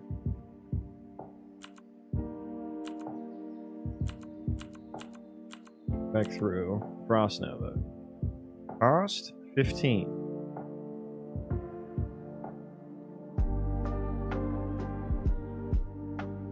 Now that's for the CDO. I hate that I'm checking the cost on tick because it makes it so hard to debug this actually.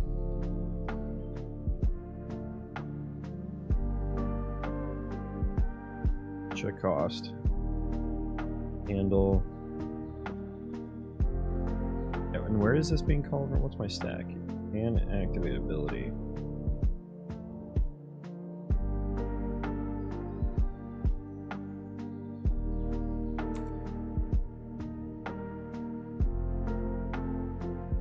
Check cost.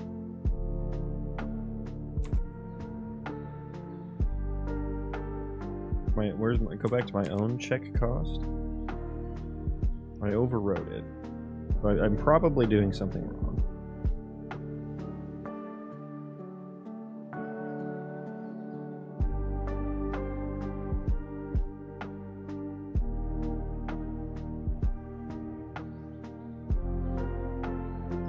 It cost gameplay effect.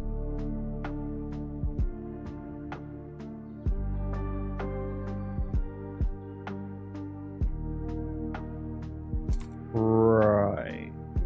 And then I create this like. Okay, I create a default object for this ability. Modifiers.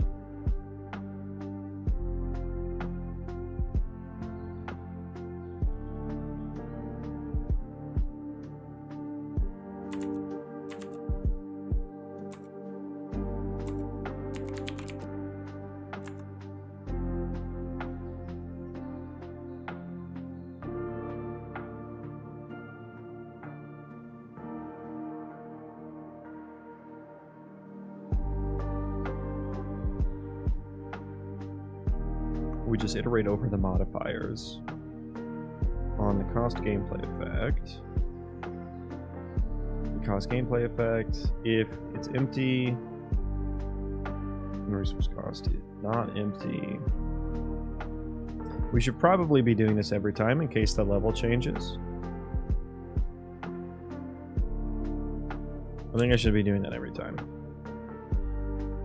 So we should probably clear.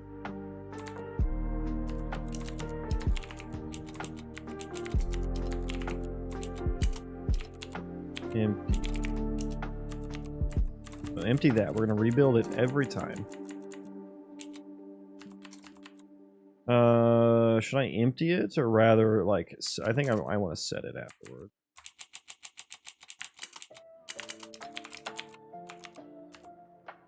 Cost mods are array f gameplay modifier info.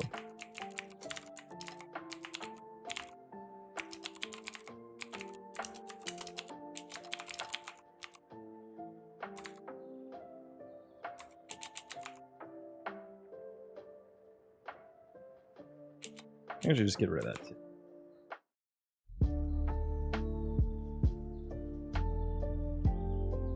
Okay, so here's where I'm getting the ability level.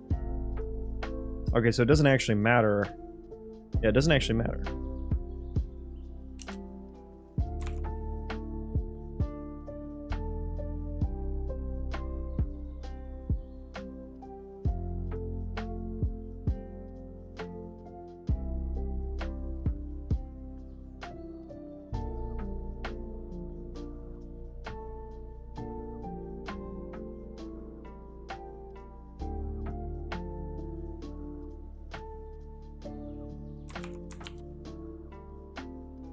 So this, I don't think this will make a difference so far.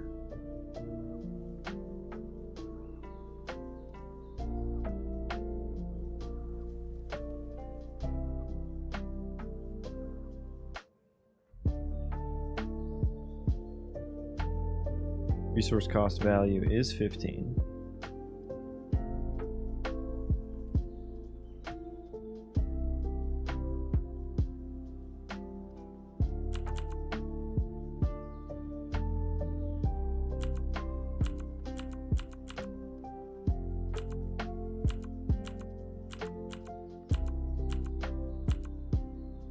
Frost Nova. Cost is ability level. Wait, what is this?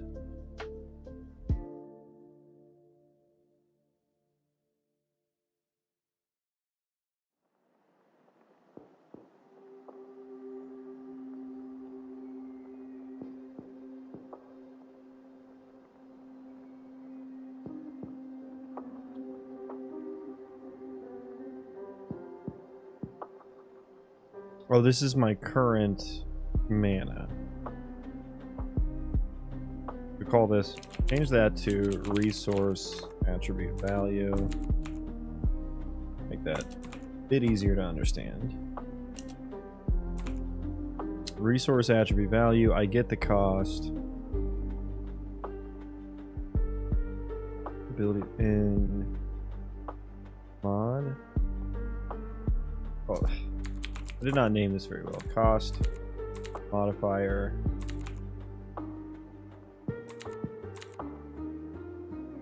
For each cost modifier, resource attribute value.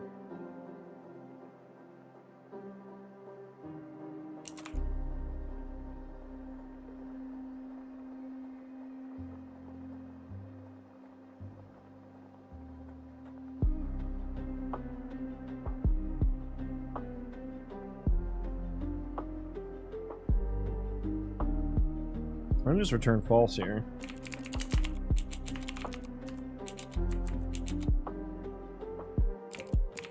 If we get to the end, it's true.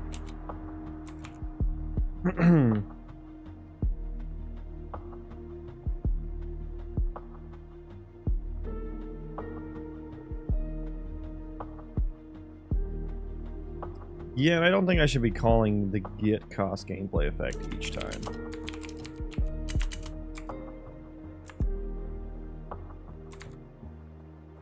Seems like a bad idea.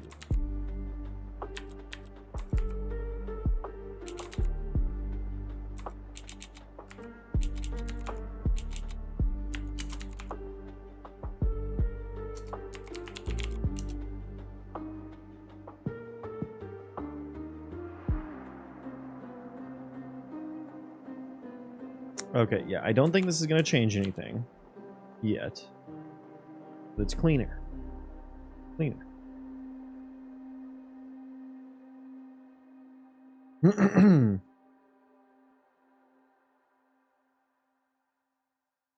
So yeah, I guess if we are getting the correct row handles with the correct ability level, I have get ability level.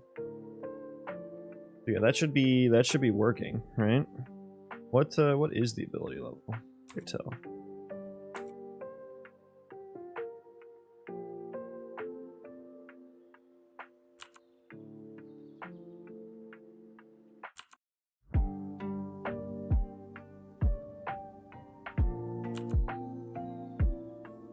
We never actually get to the level.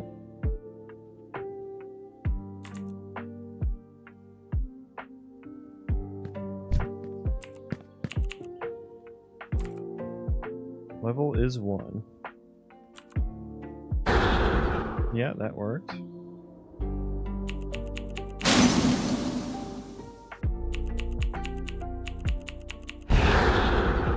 What's 29 minus 14? It's 15, right? 15. So it did cost 15. Is this working now? Did I fix it somehow by just refactoring? I wonder if it was just because it was modifying the Yeah, okay, so I think this is working now. I think this is working.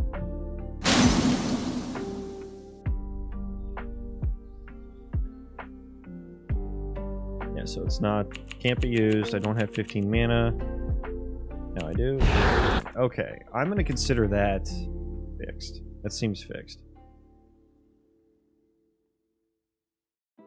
Okay, commit that. This is going to be refactor and fix mana cost calc. Okay, that one was not a written down fix. So I don't get to cross anything. Feels bad.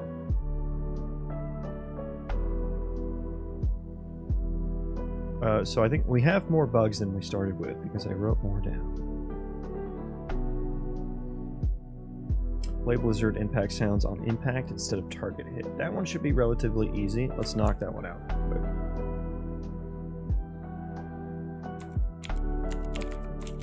quick. Yay, Blizzard. There we go. Does handle target hits? Yeah.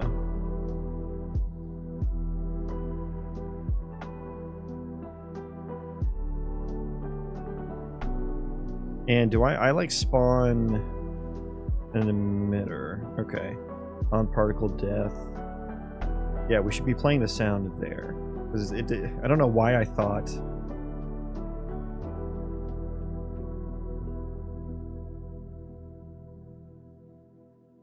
Yeah, that emitter, we can do the emitter there, that's fine. The sound though, sound should happen when the shit hits the ground. When the shit hits the fan.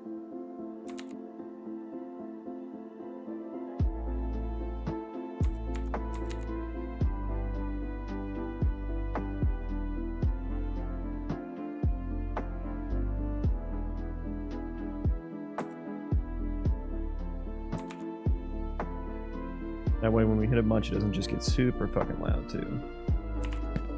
Okay, so no targets.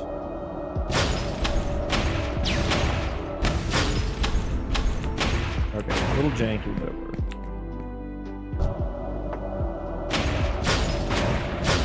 There's like zero attenuation on it. Like random sound at location. Yeah, this doesn't have any like attenuation settings, does it? No, it doesn't. Okay. Have you worked on UE4? Is it similar to this workflow? Briefly. Is it similar to UE5? I would have to imagine, yeah. I'd have to imagine it's pretty similar. I won't say I've worked in UE4 very much. I have opened the engine and clicked around in it before.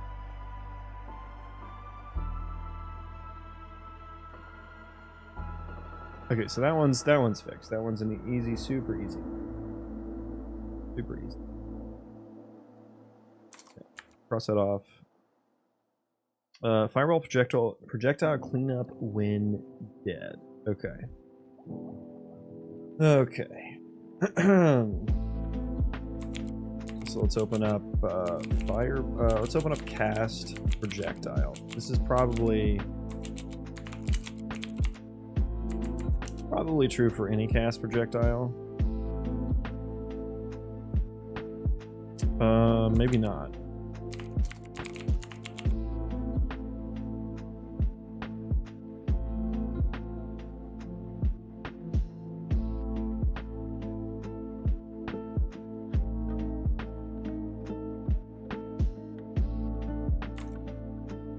Yeah, I guess there really is no...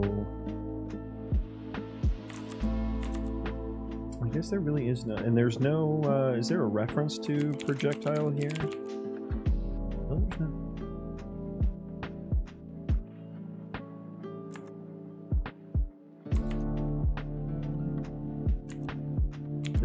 It's projectile.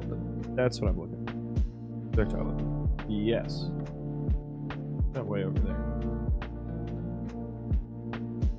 I'm thinking about making a game in UE4 instead of 5 because I heard UE5's performance optimization is rough because UE5 is more new. Thoughts. I mean, I think that's true to an extent. I'm not like an expert in Unreal Engine or anything, so take my word for it with a grain of salt.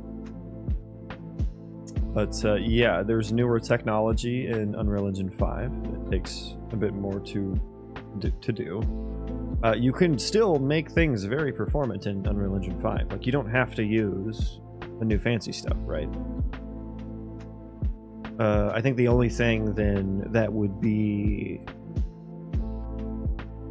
less like, you don't have to use Nanite, you don't have to use Lumen, which are like the two, you know, new shiny new things in Unreal 5. Lumen is the big one that causes performance concerns. Like, you don't have to use either of those. But I guess the only thing you'd be left with would be then the new physics engine, Chaos, versus PhysX in Unreal 4. And Chaos is less performant, but it's supposed to be more realistic. It's supposed to be better.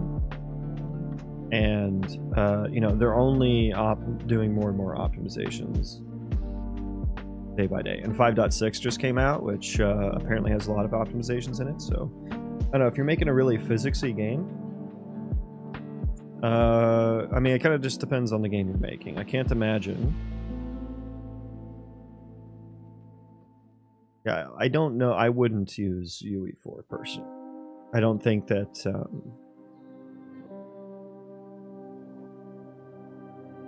I don't know that there's a type of game that I would want to make where I would see UE4 as the better decision. It's also just going to be harder to get into. You know, like, there's just way more resources out there centered around UE5 now, so it's going to be harder to find answers for UE4 in that. I think unless you're making a really physicsy game that needs like really performant physics all the time, I wouldn't use UE4. But I would definitely do some searching on that. And I think, like, by the time, I don't know what kind of game you're making, but by the time it comes out, Unreal Engine 5 will be even better. So take that into consideration as well.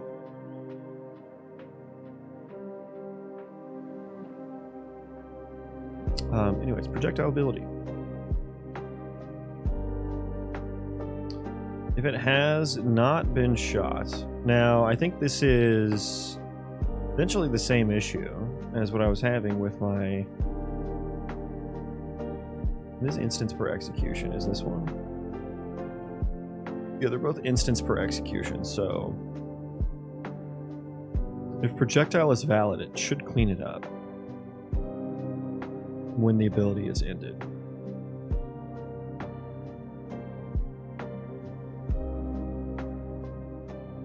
But let's make sure has been shot is set to false here.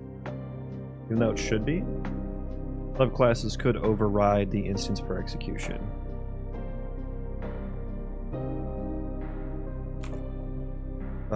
Let's just see. I don't know. I don't think that's going to fix the issue. Stop. Close. I don't think it's going to fix the issue. Okay, attack me, please. I need you to basically kill me. I need you to kill me. Can you do that for me?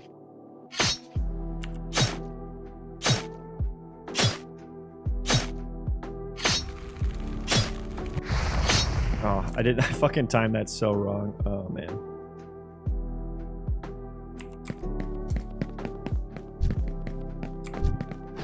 Does the guy that can't move, can he,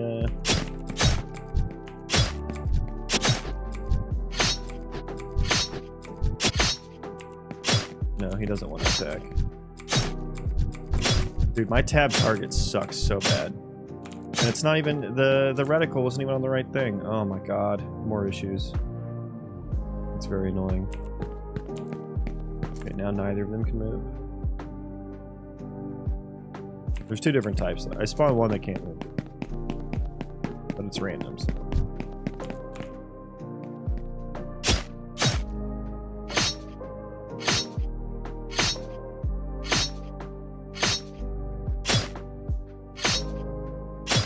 Okay, I'm ready this time. I'm not gonna fuck it up.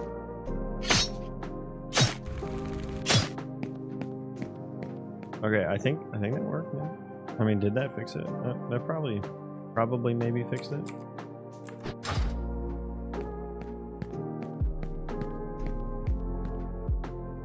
I guess I can't target things when I'm dead.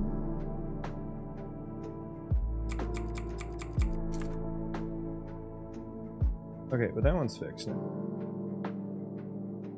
I think. I don't know. We'll just see if that one pops back up.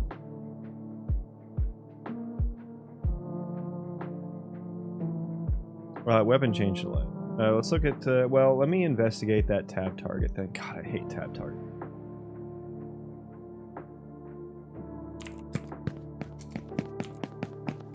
You come in here.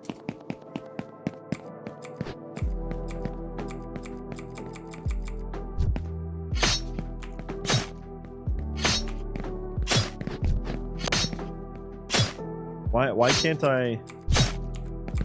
Oh boy.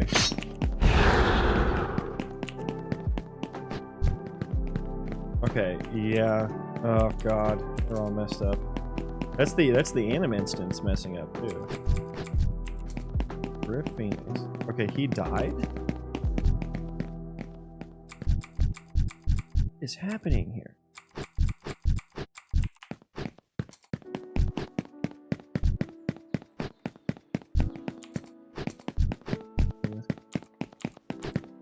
I feel like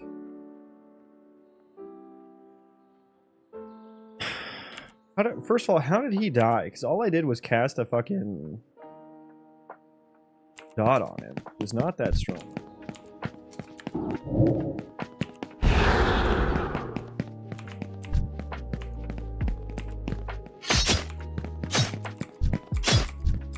And the reticle...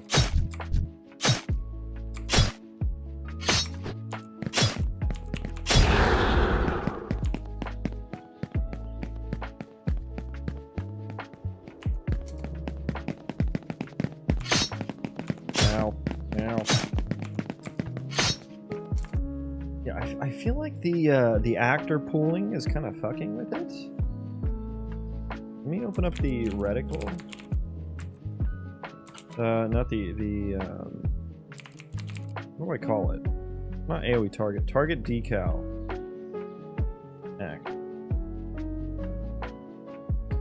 Target actor.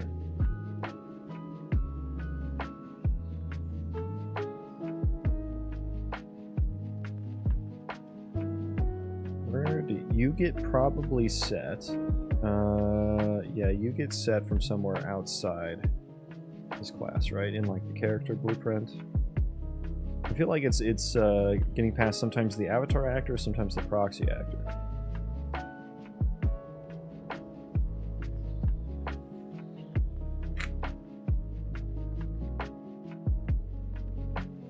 Yeah, so there's where it's getting set, either there or on spawn.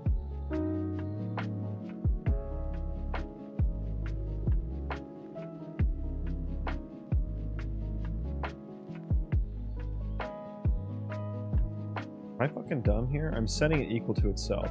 Yeah, I think I'm fucking dumb here.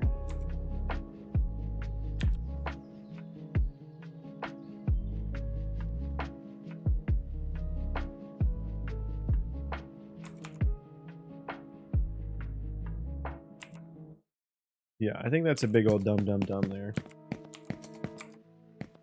Okay, you, come here.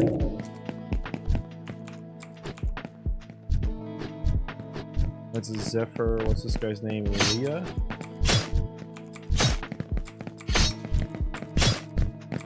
Okay, that seems to be working.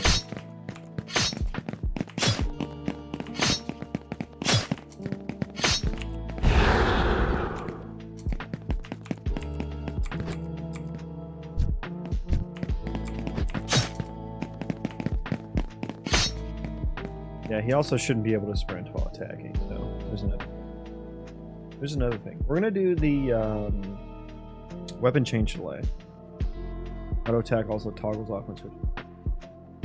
Yeah, so the weapon change delay is for when you change weapons, your auto attack is delayed a little. And that way you can't like finesse the system.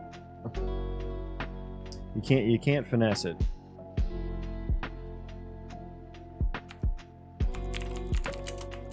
With like, you know, slower weapon swinging weapons, faster ones, that kind of thing.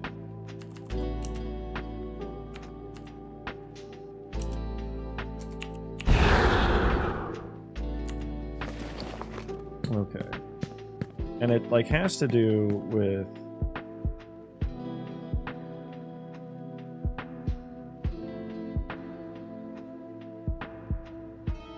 I guess they do stack. They should fall off though.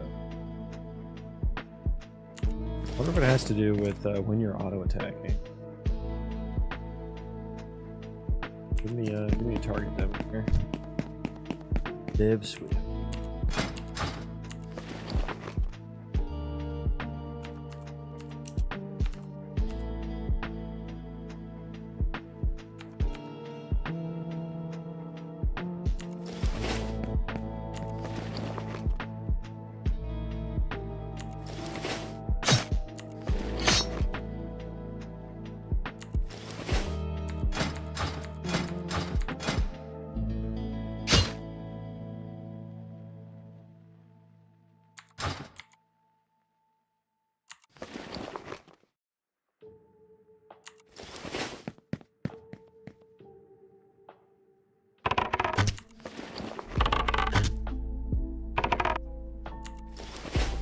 They're all falling off.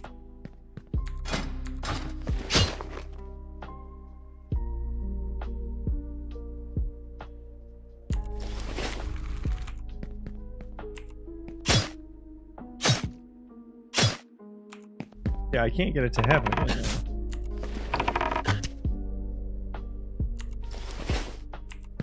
I see that all the stacks are falling off now.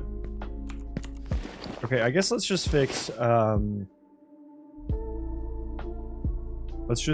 the changing weapons toggles off auto attack.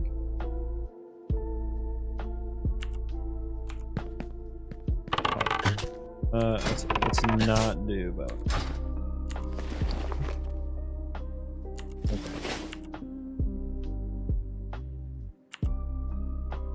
Also, before I forget, I want auto attack combat.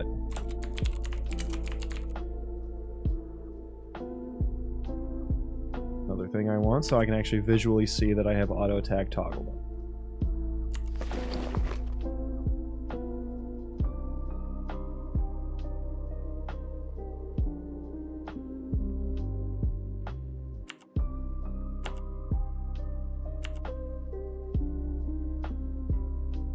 What happened?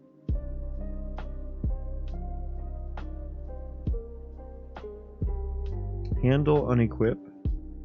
Inability target auto attack. Okay. Let me open toggle auto attack.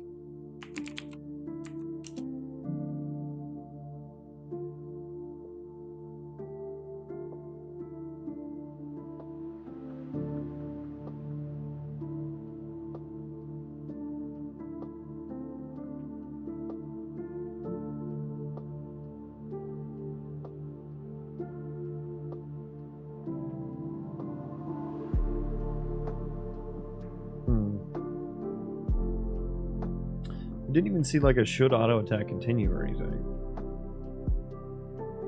I wonder, is this something I manually do in the equipment component?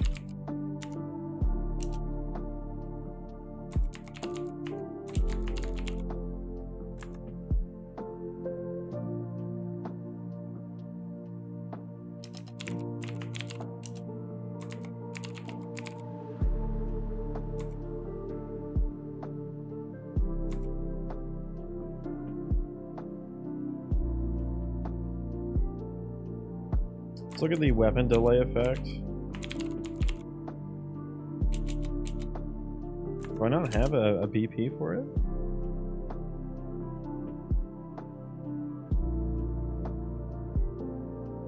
Maybe I do.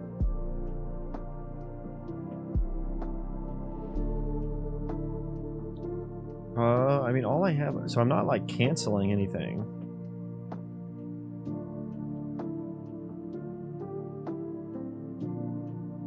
Okay, visual logger time, I guess.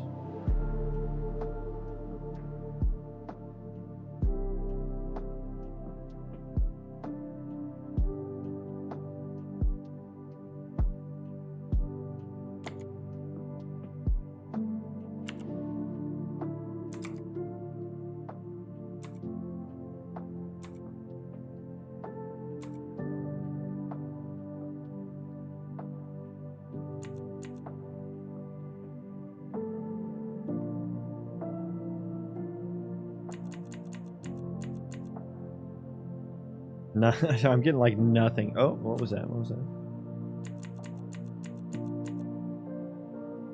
Removing weapon change delay. So it should have been like slightly before this. Let's zoom in some more.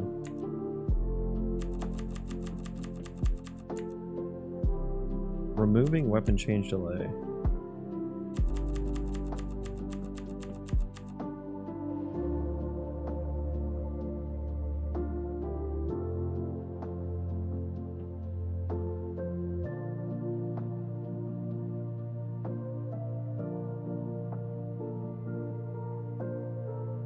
Toggle auto attack was canceled.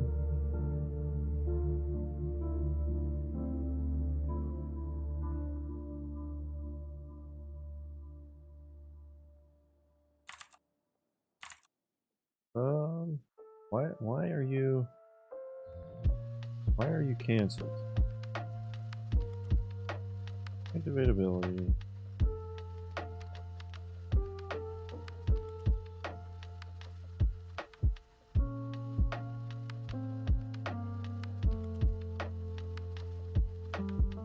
I can definitely understand that the melee swing gets canceled. That should be intentional. But why does the toggle auto attack get canceled?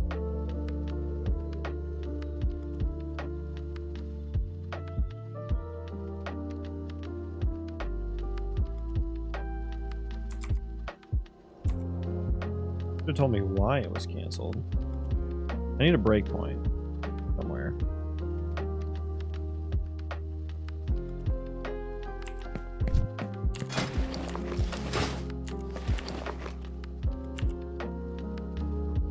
Okay, indability, probably.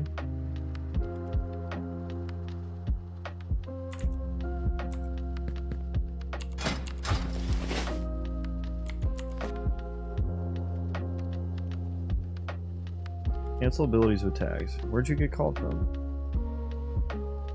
From interact? Enhanced input action, interact. I don't know why I said it like that.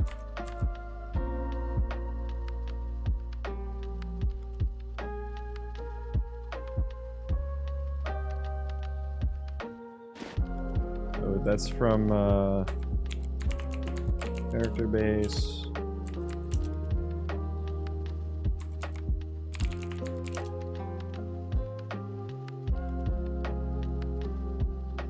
Handle interact.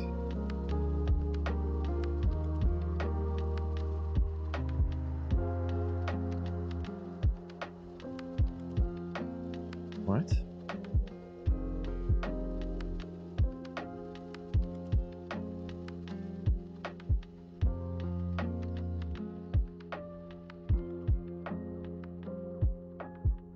Are you excited for the new nanite improvements with foliage for 5.7?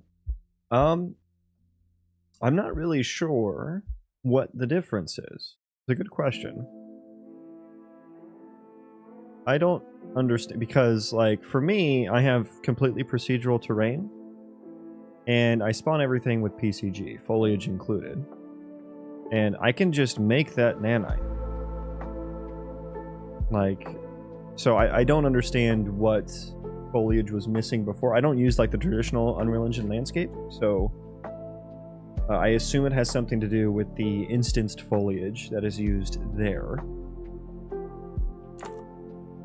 But all mine are just spawned as instanced static mesh components. So I can just, they're just all nanite. I just click the nanite button. So I don't, yeah, I don't understand what the difference is. Yeah. And that's coming from a perspective of someone who has not used, like I said, I assume it's with the built-in Unreal Engine landscape foliage. Ah, Sovereign coming in with the knowledge. Nanite foliage in 5.7 using voxels at a distance instead of virtualized geometry. Yeah, and so am I right in that it is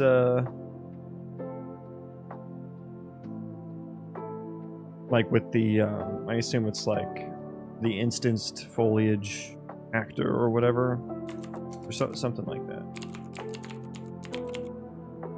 Yeah, something like this.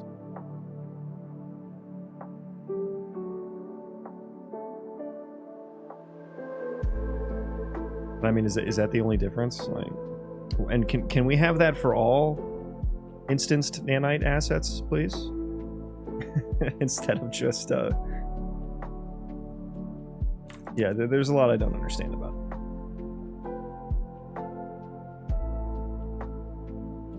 I think that would be super, like, if I could use that to cross the board on just like any instance asset, I feel like that would be super nice. It'll work with instancing. And so how, Sovereign, welcome in, by the way.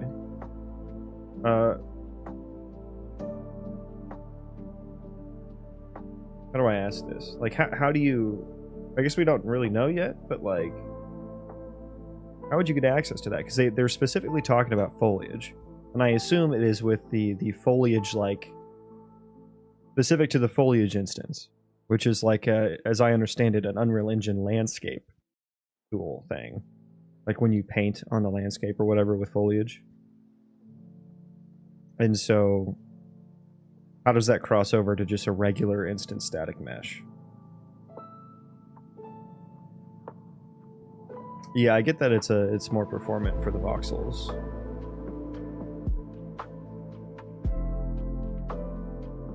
I just don't understand, like, I don't understand, like, how is it specific to foliage versus just an instant static mesh? Most likely to be a checkbox in the static mesh asset, just like the enable nanite. So it's like enable voxel nanite. It's weird that they're selling it as like something specific to foliage, though, I guess. It's a cheaper way to draw meshes, usually with issues with overdraw. Yeah, that's... yeah, that's what I think that's what they were saying in the showcase yesterday. Yeah, I don't know. It would be nice to just have that, like, just build that into nanite, question mark?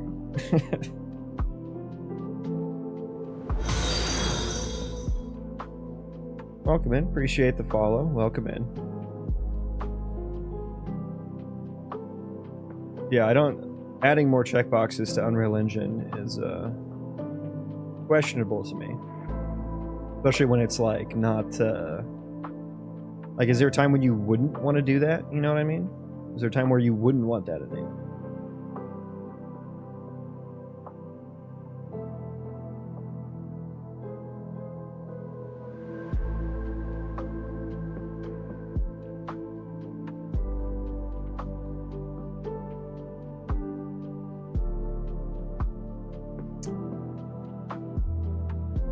Anyways, character page. The handle interact. Where's this happening at? That is the interact button. Which why? Wait, why was that getting hit? I feel like that shouldn't have been getting hit.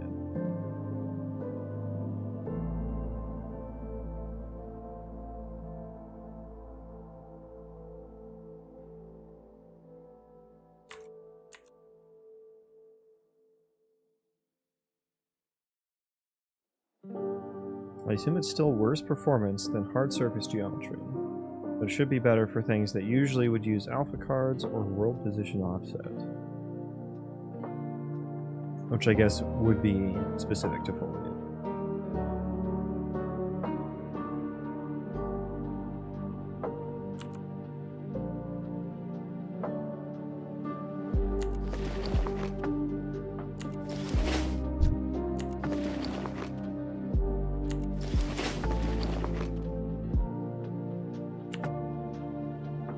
Okay, so that's not getting hit. It did say something about interact though, right? Am I crazy?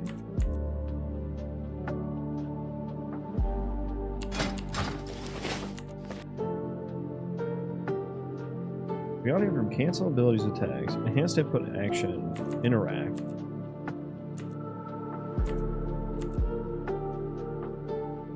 We must go deeper. Wait gameplay tag applied to actor. And what asset? What asset was that from? Oh, the character base. Okay, is there an asset in there? Or a wait for in there that I'm not remembering? What did I do? Ah, yes. Yes. I am canceling auto attack when switching weapons. Okay. He is auto. I think I would rather... We don't want to... We need to get rid of that. We just want to cancel these ones. Okay, now I think this will work better. Actually, let's check if we even need that first.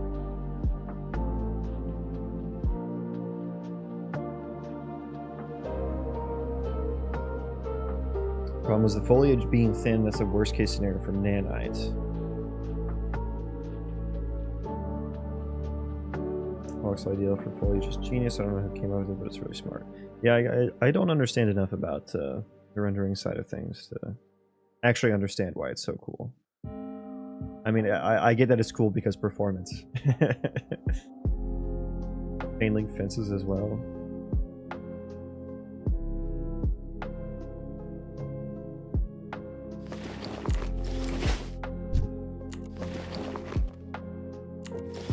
That's a little awkward. That was a little awkward.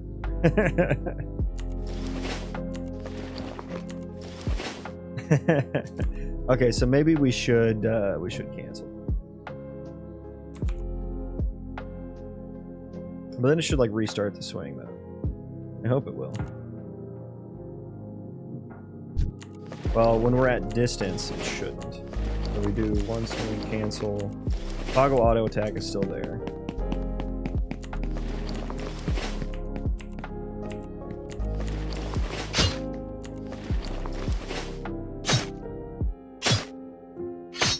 That looks a little awkward because the auto attack stance isn't there.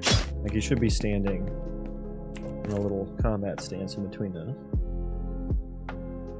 Okay, but that's working.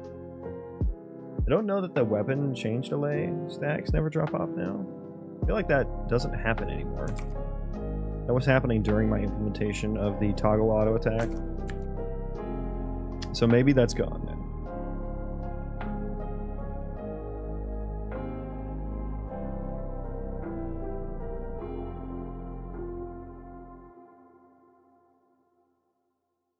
Okay.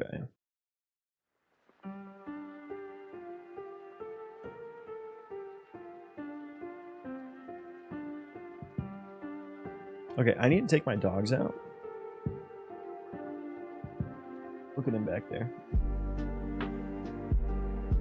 I need to take my dogs out. We're slowly whittling away the list, though. Don't know what I'll work on yet. Don't know what I'll work on next. How much time do I have left? Okay, I have plenty of time left.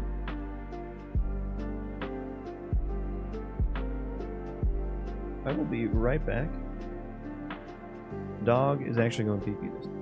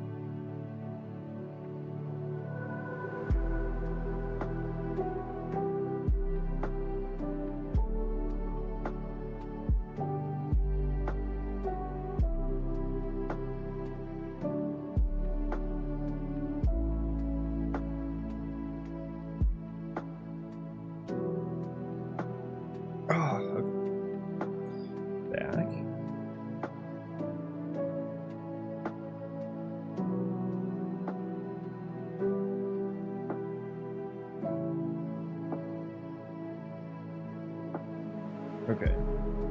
What should I do now? What should I do now?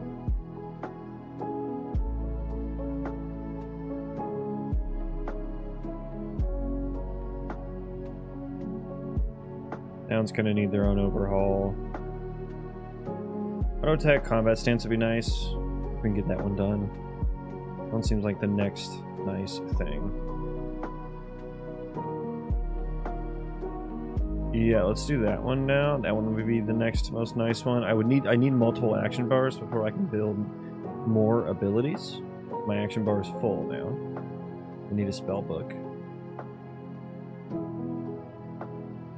But I don't have any plans to build any more abilities for now. Link to animation, yeah, building's completely broken too. That needs to be completely fixed. I don't know why that broke, but it is. Oh, I changed the resource types and everything. Yeah, that needs to be fixed. Linked anim instance, wrong entity. Yeah, so my actor pooling is fucking up the animation instances. Somehow. I tried to fix that, and I thought I kind of did. At least better than it was, but yeah, sometimes when the actors pop in and out, part of the ECS, it's they don't get the right entity on the animation instance, which matters for things like you know, weapon swings and stuff. So some of them are like swinging weapons when they shouldn't be.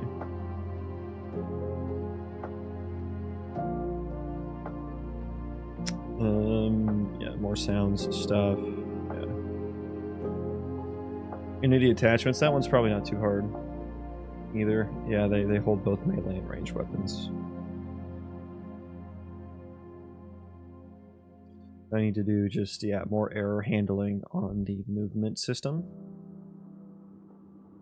I think this one is fixed. I haven't seen that one pop up in a while, thankfully. Yeah, let's try to do the combat stance. I should basically already have it.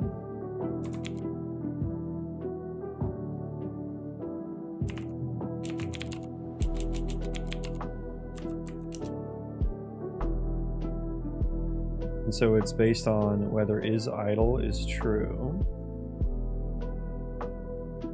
It's set there. So I wonder if I should... Do I have like a way to get the parent? I forget. Yet. I can just check if is auto attack. If it has the auto attack tag.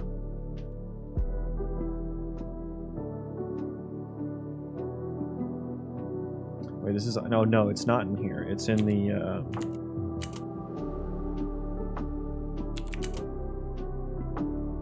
in here.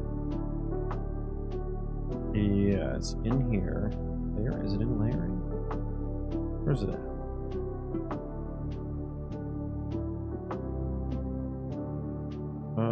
No, that's not where I'm thinking. Is it in here? This is what I'm thinking of, I think. Right? Right? Idle or combat idle?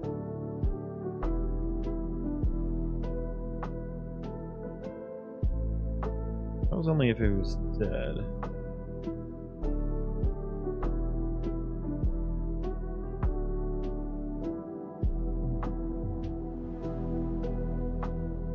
I hate animation blueprints, man.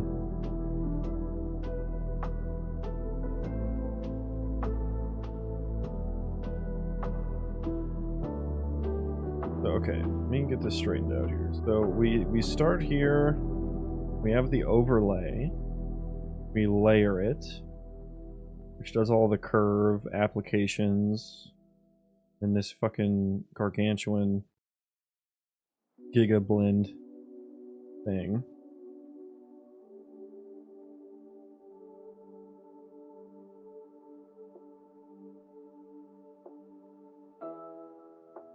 Is it here?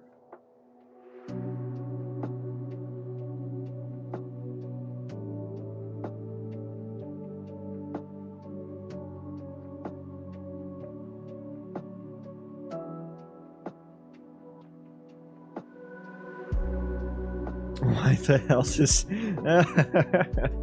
Why did I put that there? It just says, why the hell does this work? Oh boy.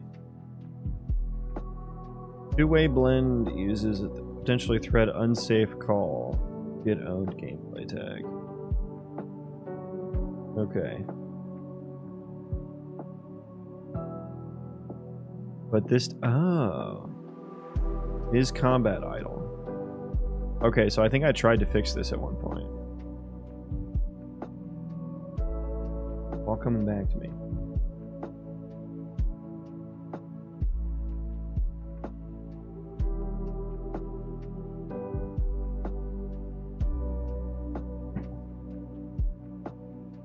Is combat idle. Okay.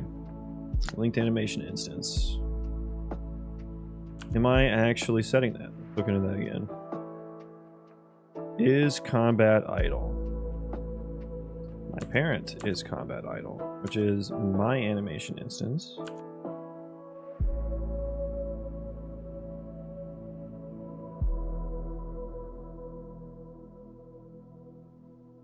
Now, where is your...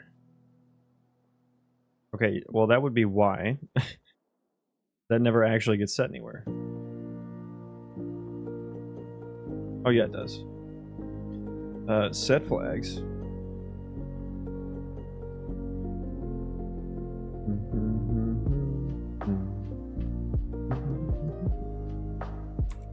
Is in combat idle.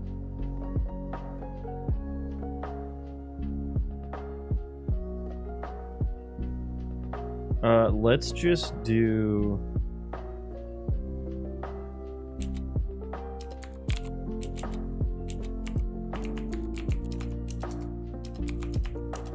Is auto attacking.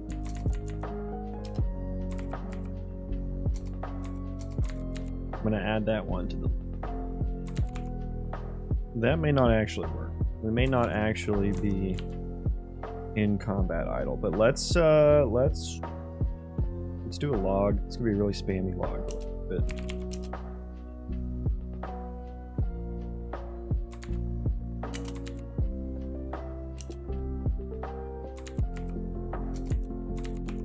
He is combat idle. Okay.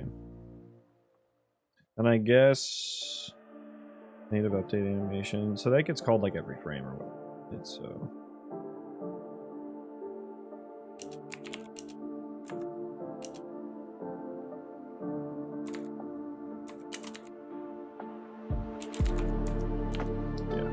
life coding there too.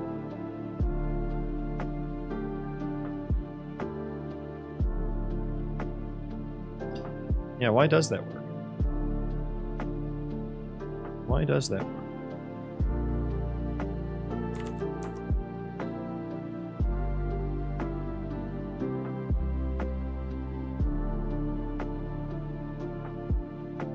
Bagheera, welcome in.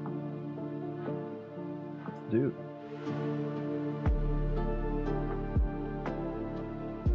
Okay. Yeah, why doesn't that work? You had no idea UE log format existed. Hell yeah. I didn't know for the longest time either. Just realized what it does. Yeah, it's really nice. It's really nice. Now let me show you something else. It's kind of cool. Live templates in Writer. Live templates. Live templates for C++. Okay, check this one out. UEL right here. Okay, so copy this.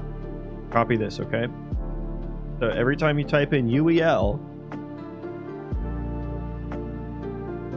and then edit variables, make sure you do class name and function name as well, right? And so I created, it's like basically a little like macro. So I type in UEL. You see how UEL is like the first option here? It automatically populates it with just my default log options, class, and the function name. And then it also throws in like a little git name call because that's my most common use for it. So I highly recommend that if you're using Writer. Also some other ones I use, for I automatically creates a for loop. For each as well is another one. Screenshot it, thanks. Hell yeah. Yeah. I always like most languages you just have to type in like fucking print or whatever, you know what I mean? Except Java. But yeah, I was very upset with logging in Unreal Engine. It seems so like most of the time I just want like a throwaway log.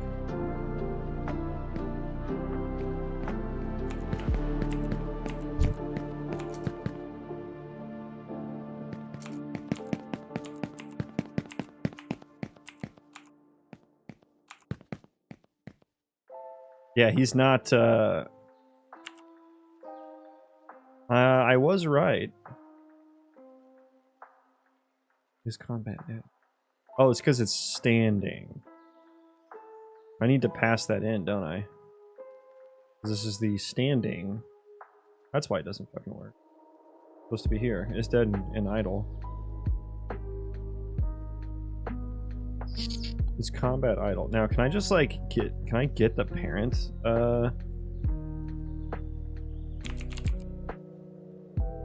parent unsafe. I have to cast it too.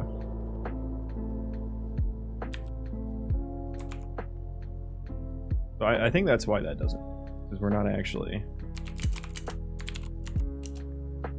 Actually, I don't know if I'm not doing anything with is dead. There we go. Now it works. Wow, I figured that out so fast this time.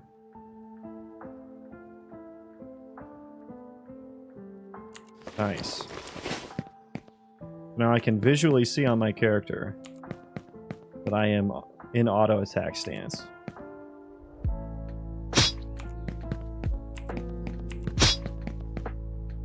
Okay.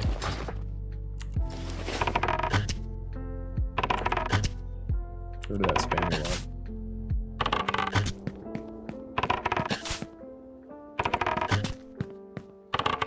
Yeah, the retargeted WoW anims don't necessarily look super awesome, especially on the. I could never get the legs perfect when I ripped the vanilla WoW anims. That's okay though. It's like kind of placeholder. I mean, it is placeholder. Okay. But I guess it was because it was setting these. Like, these are exposed. But, like, if I didn't expose these... would it work as well? Because I should just be getting the...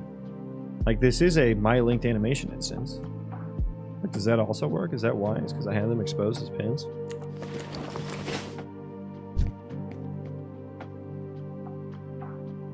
Yeah, that is why. I don't even need to do that. Sick. I'm learning things.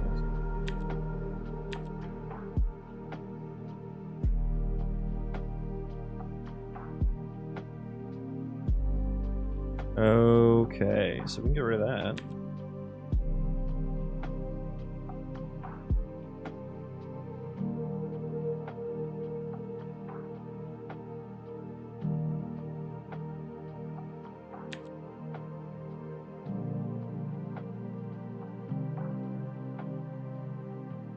Yay, that's fixed. Easy peasy. Let's get rid of those logs that are like super spammy.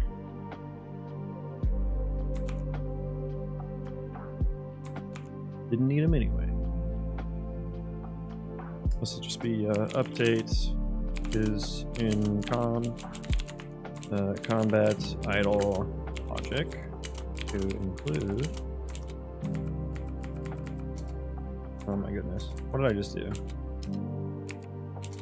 Update is in combat idle to include is auto attacking tag. Yeah, commit and push.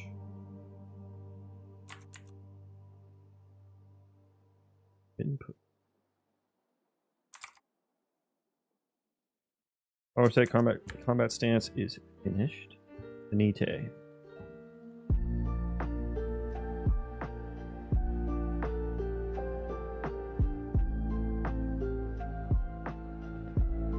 Make aim shot work on entities. I don't. That's just not one I care about right now.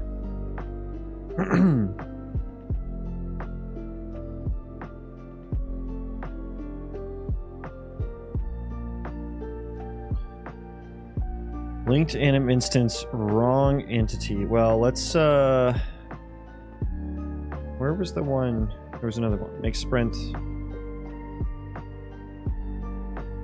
I need sprint to cancel auto attack for entities.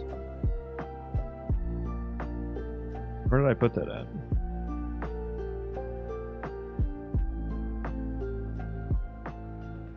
Do this for entities as well. Okay, yeah, let's do that one real quick. I think this one should be relatively easy. So I take my ALS tags and like add them to my character on tick. That's not gonna work for my entities.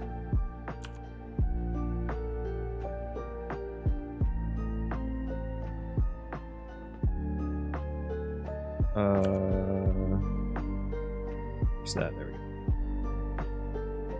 So open up move to processor.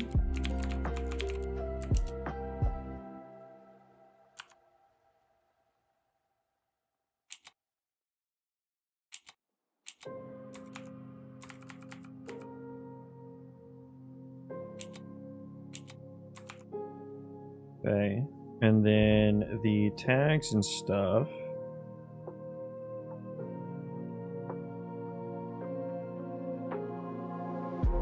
Apply move to velocity. So I have this movement info.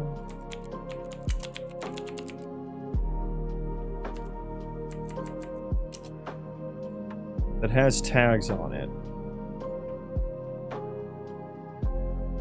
Like walking, running, sprinting.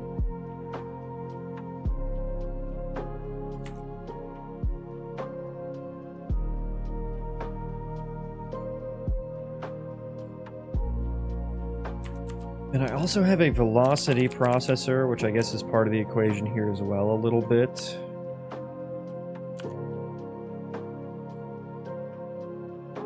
I'm wondering if I should just take those tags and apply them to the ability system component just whenever they switch to that movement mode. But there's like the acceleration and deceleration too, right? So I don't know if I need to like wait for them to actually get up to the right speed.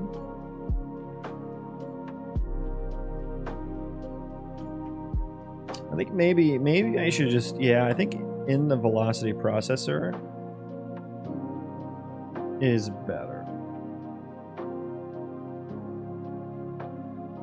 Yeah, let's do that.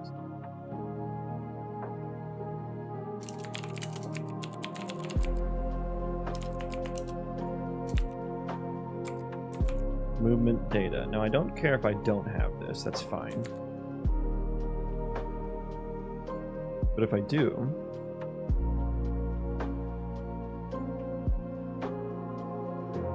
have this,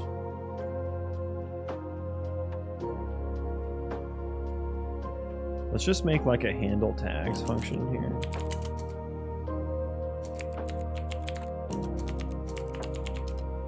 Handle movement tags.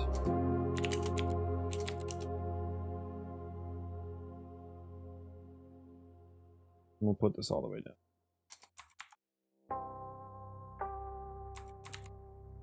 Movement data, const of my entity.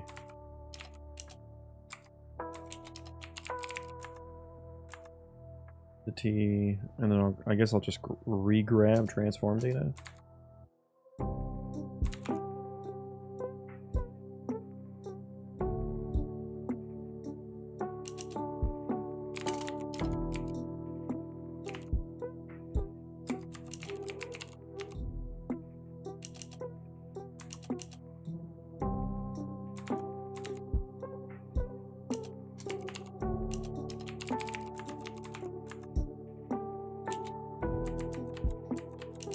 Okay, so now for the movement data, I guess I want to like, we need to like, first of all, check if it's valid. We have movement data. I need to like get the, I guess I need to iterate through. Let me open up the movement data. I need to like iterate through each option.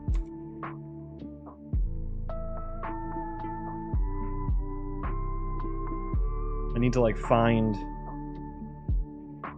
the tag based on what velocity we're currently going, what speed we're going.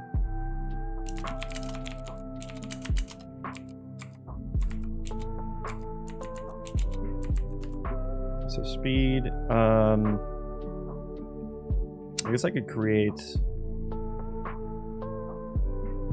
I have ground friction on there, I forgot about that. Give movement settings for speed. Okay, maybe I already have this built in. Speed.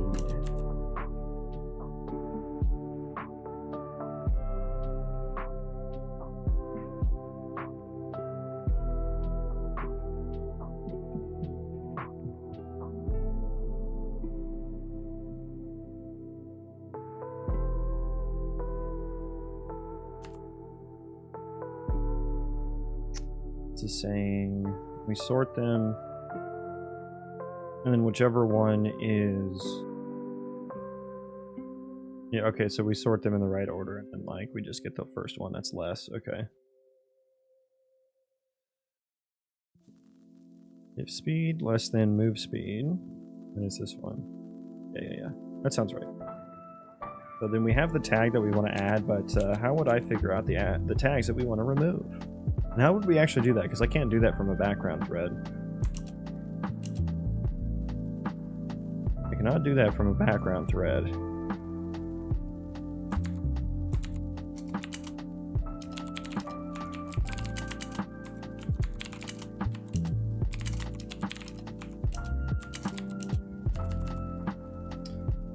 We have the move setting, then we can, I guess this moving tag subsystem, it's very specific, isn't it? Specifically just adds a moving tag on the next frame.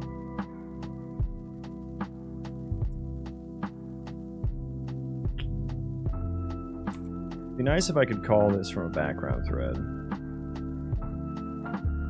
Although I would imagine this is going to throw a fit.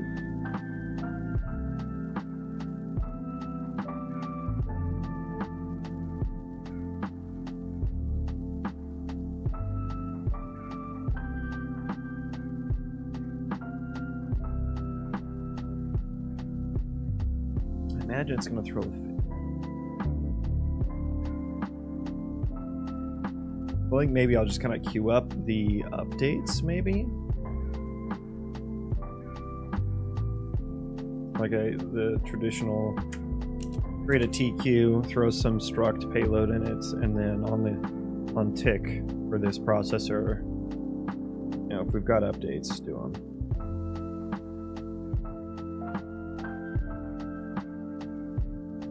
That's usually the flow for me doing things from background thread to the game thread.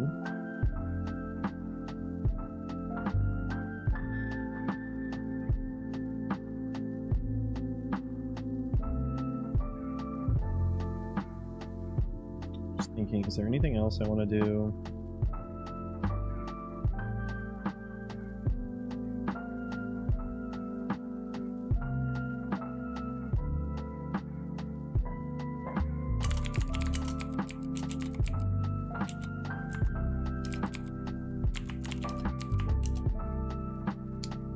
Game object means I need, there's like a little, yeah, there's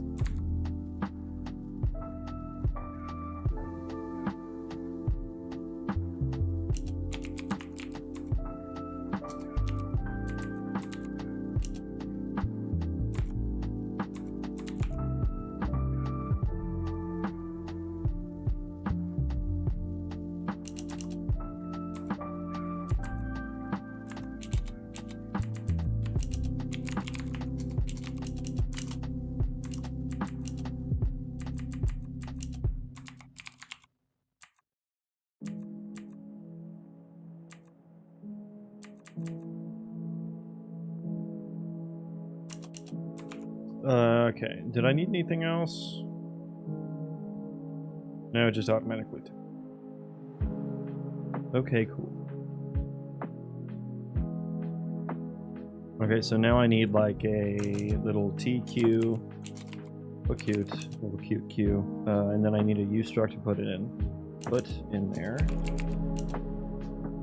F, move tag updates. F gameplay tag to add gameplay tag container tags to remove. Although there should only ever be one. There should only ever be one. Then I need an entity on here too.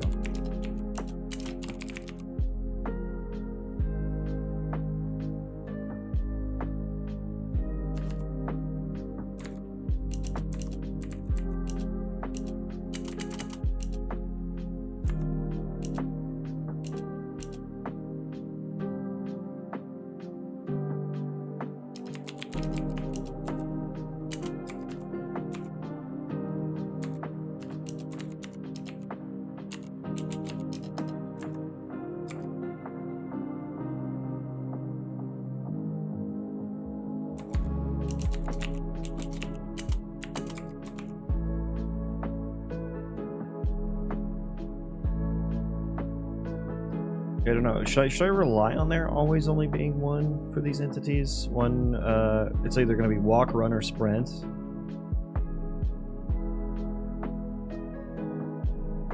I don't know. Maybe let's just be safe and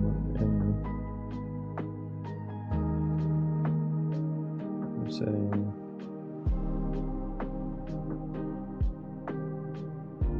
Because I kind of just need to get all movement tags. All the other movement tags.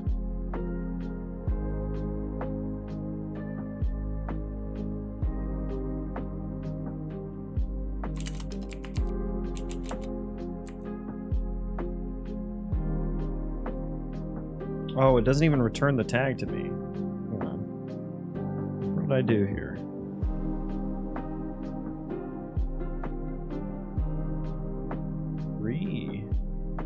Okay, we're gonna do this manually then.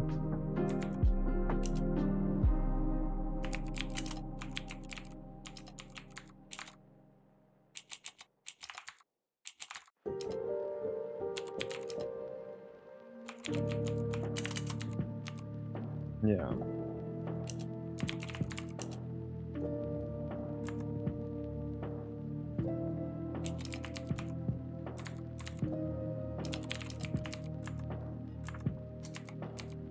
Okay.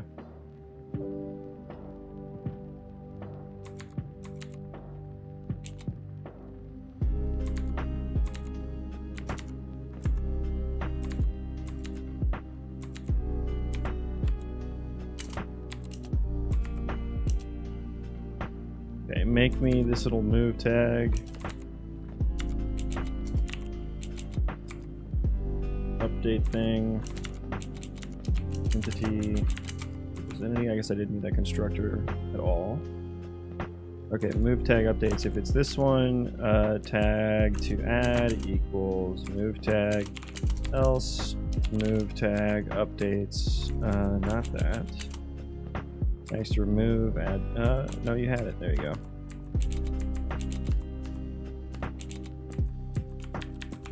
Okay, so we have all that. Enqueue it. No viable function. Why? Why? We don't need that constructor.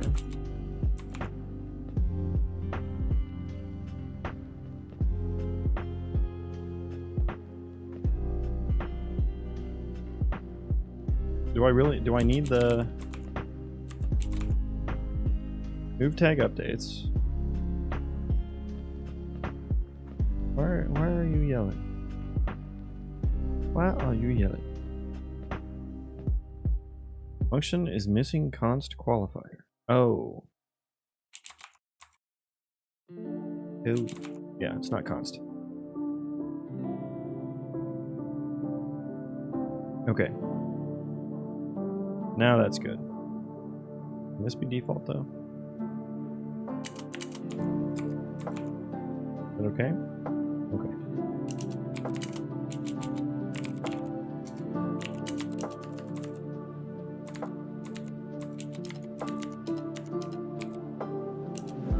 Well, it's not empty.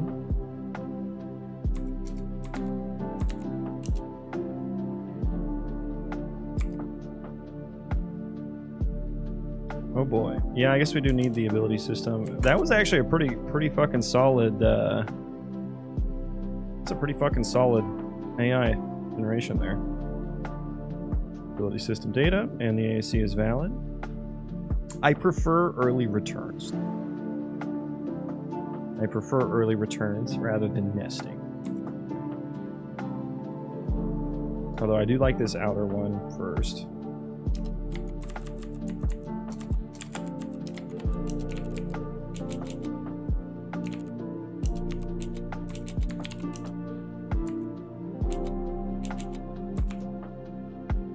Okay. Move tag updates, tag to add is valid. Okay, sure. It's a valid tag. Nice little entity log it put here. That's nice.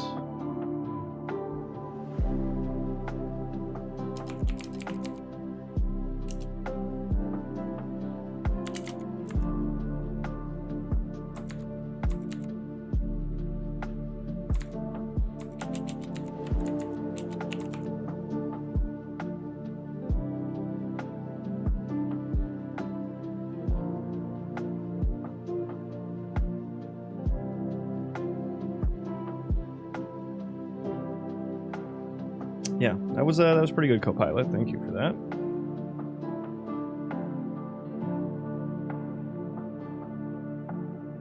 Okay, so process all those updates. And let's also check if, so we're not just like processing thousands every game thread. Let's also check if they need to be. If they need to be changed.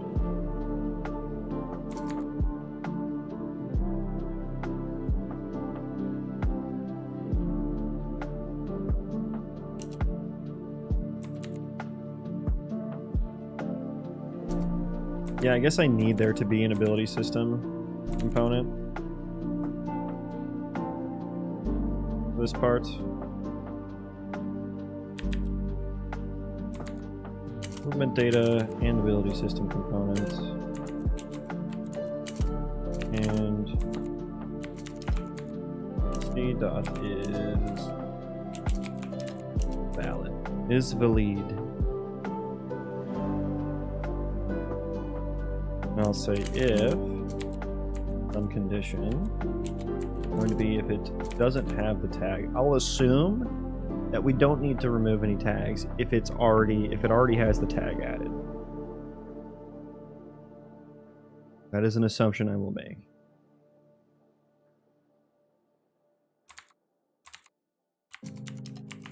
As matching gameplay tag.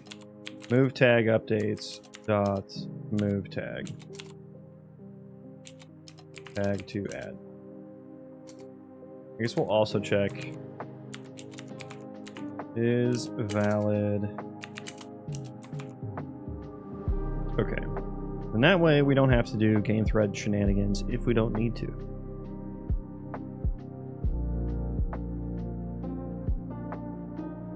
Okay. Rebuild.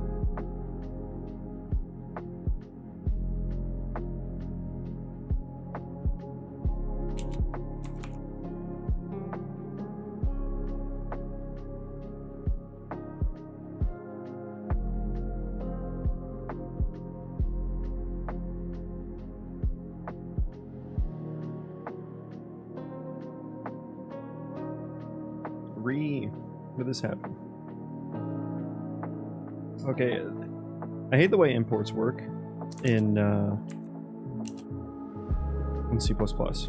They like transitively bring each other in.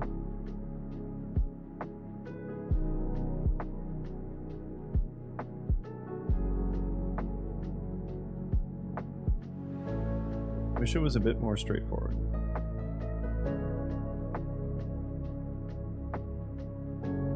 I think there's a thing, right? There's a thing you can put here to require like explicit imports.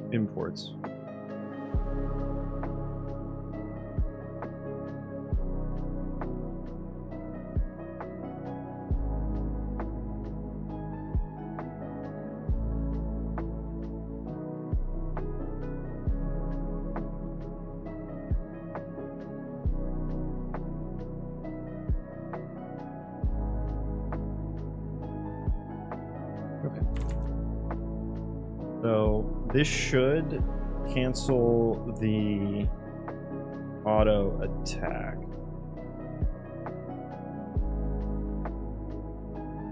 For the entity.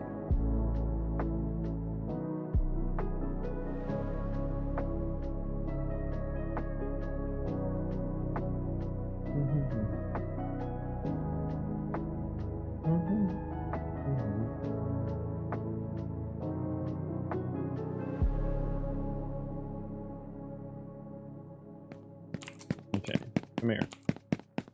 Come here, you.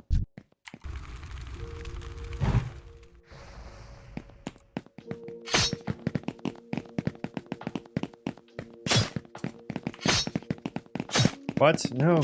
No, you can't do that. That's illegal. Okay. How am I gonna test this? I was hoping it would just work. I was hoping that would just work.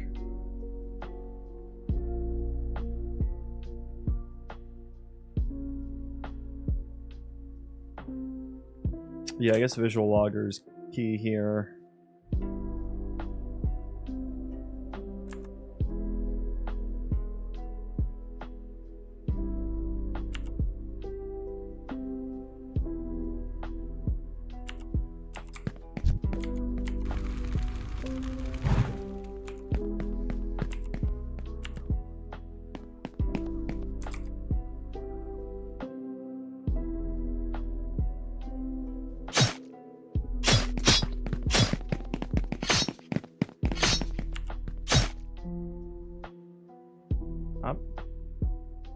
Which one are you?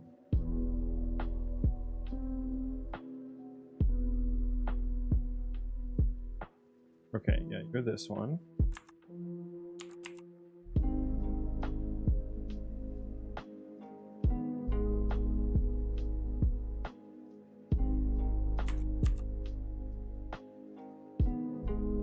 So I guess we were vlogging. Can I see tags in here? I forget.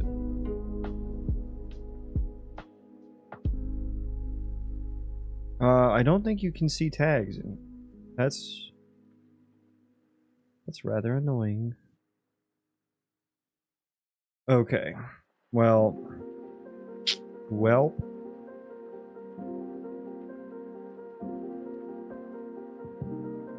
It's gonna be hard to find where the tag either gets added or removed.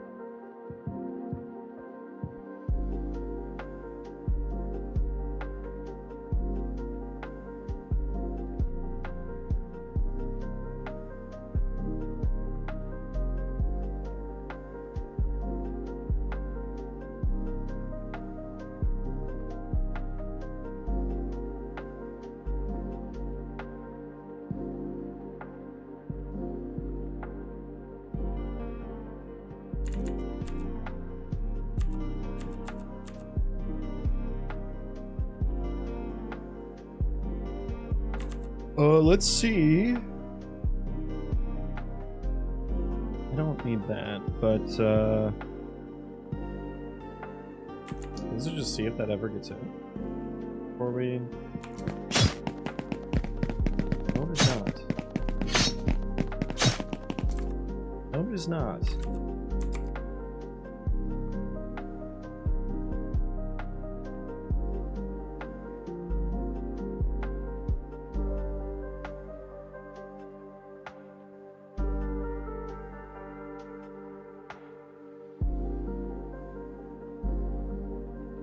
Oh, that one's backwards.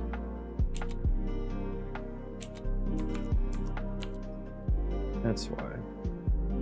That's why. The tag is valid, and it does not have that tag. And you can add it. But yeah, that literally never happened. Okay. Yeah. Okay. Now we're hitting things.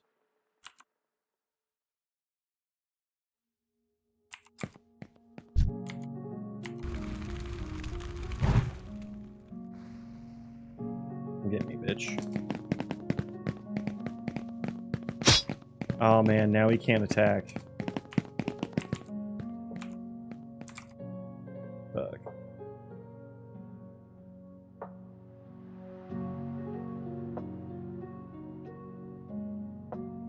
Heck.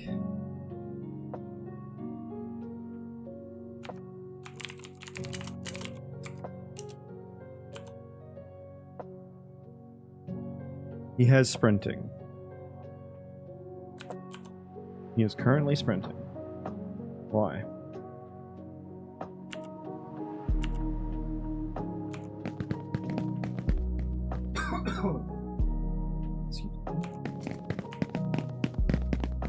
It's never getting removed. Oh, I guess when he's not moving.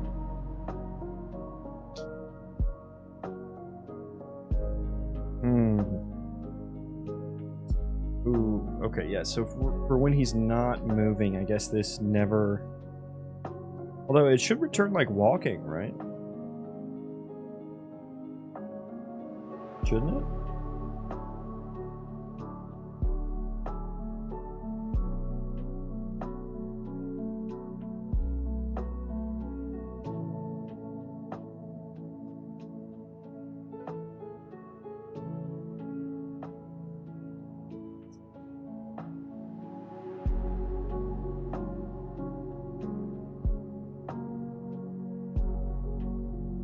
To add. I mean, this should always like return a tag to add, right? What am I getting? What entity is this for? 0. Which one did I care about? I don't know which one this is. Entity 0. Care about entity 0, which is this one. Move tag updates. Let me see what this struct looks like. Tags to remove is empty. Okay. That's not what I was expecting. If speed is less than or equal to move tag, add a tag to add. Otherwise, tag to... What? Oh, it's less than all of them. Duh. Okay. Duh. Okay. If there is not already a valid move tag added, add it. Okay. Okay.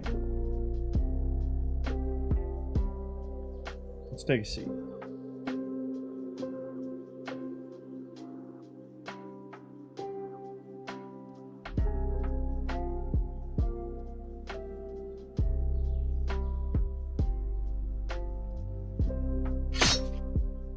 Okay, now he can attack. Although you keep trying to sprint and you're canceling your own attack by doing so. You can't attack while running.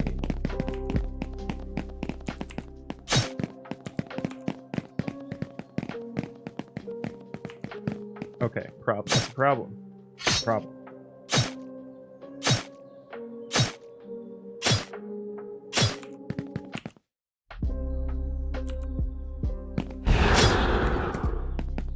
You got frozen.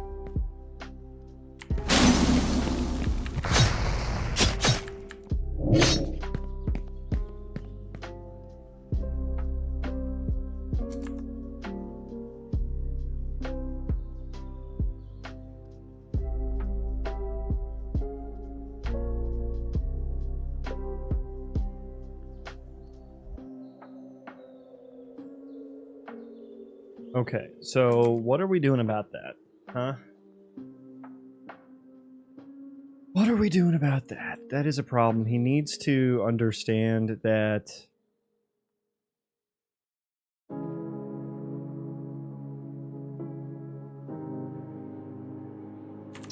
He needs to understand... Actually working too well. Working too well.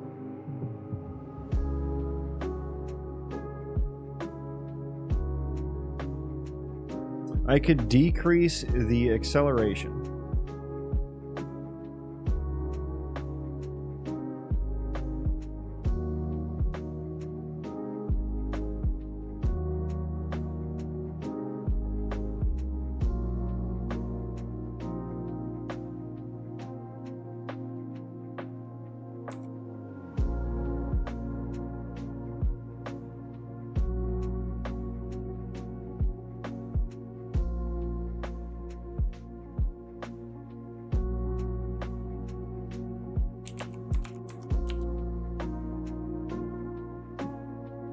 Which is going to have its own side effects. Where maybe he can't get into range as well.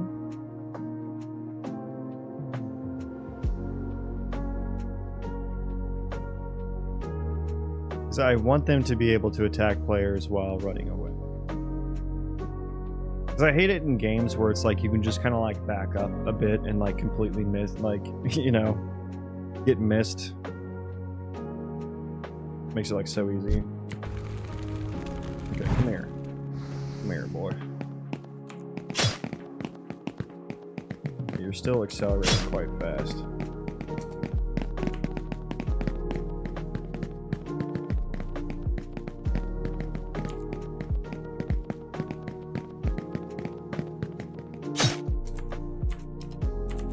Yeah, I wonder how low I would have to take this.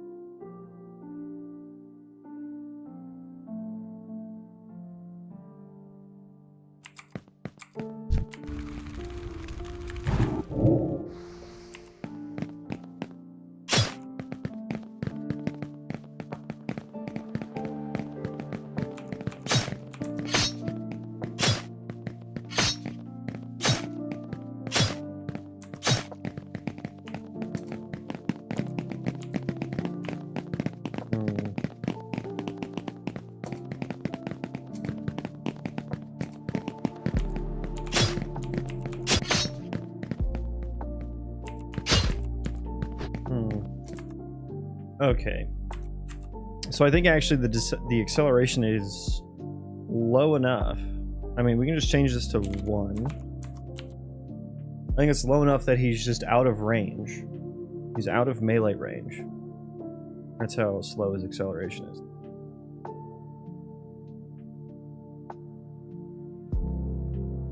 I guess there would be some way to write some logic to like match the speed that the target is moving, but like, I don't know, that seems hacky.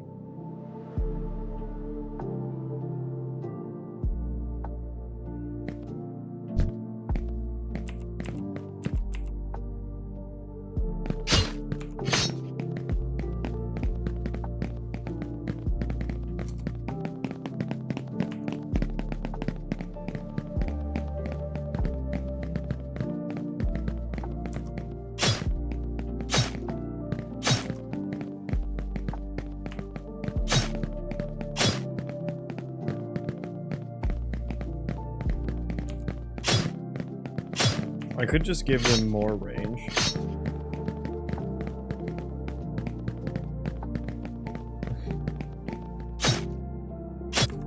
I could just give them NPCs more range. So they can follow through on an attack. They still try to move into the proper range. Where would I code that in though? Here's the executability, like, day tree task.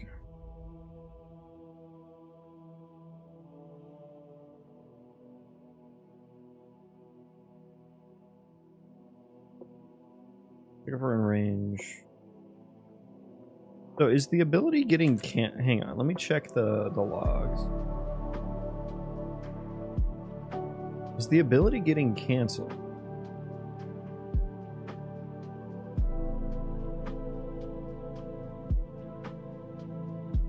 I guess that's my question. We can check the visual loggers.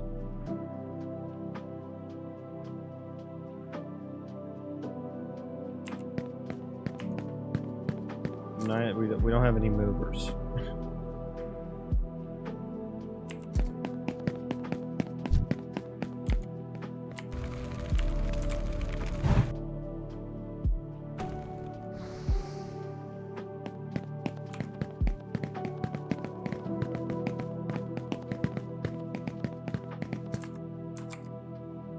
Okay.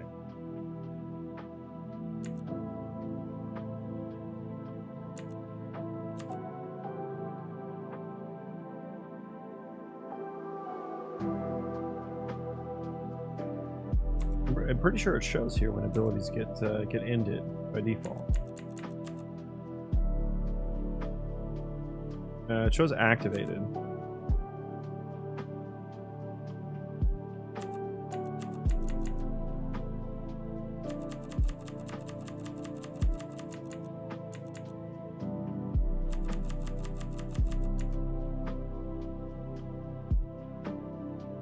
Okay, so here's an act. Did it actually?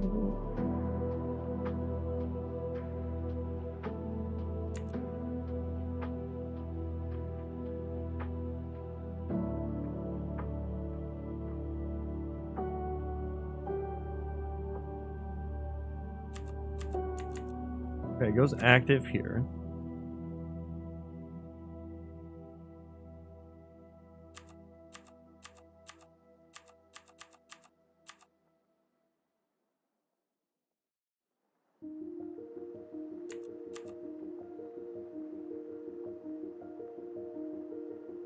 Now some wait gameplay events are getting called.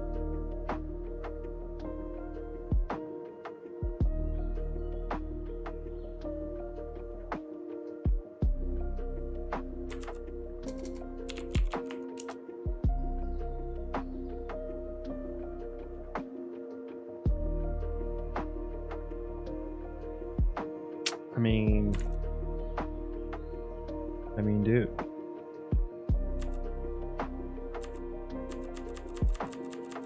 I don't actually ever see it getting canceled.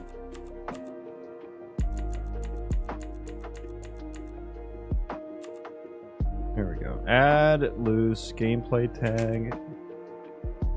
0. Yeah, because that's not the proper syntax.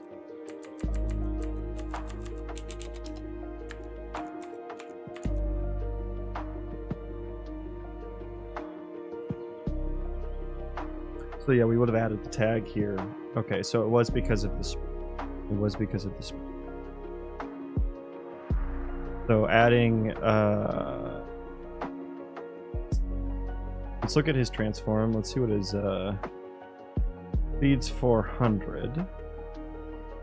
And 400. I guess I'll have to open up the movement entity data.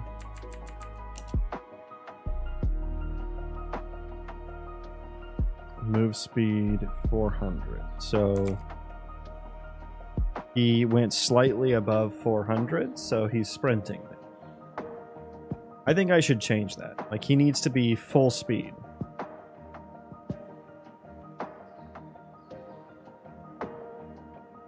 Yeah, I should just change that to where he needs to be full speed.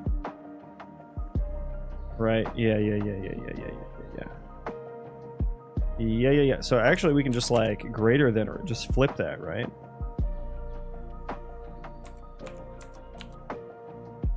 Which, am I using this one anywhere?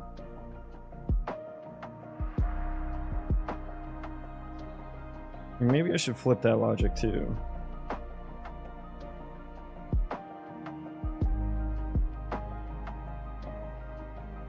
But this could like not have any. If he's under walk speed.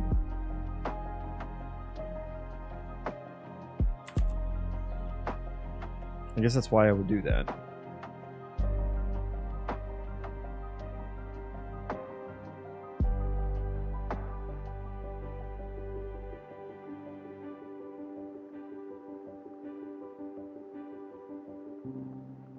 Let me look at this again. What do we have? Walking is 175. Running is 400. Sprinting is 700. So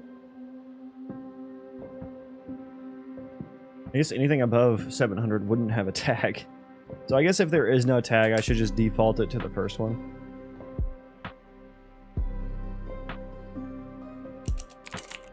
Let's do this.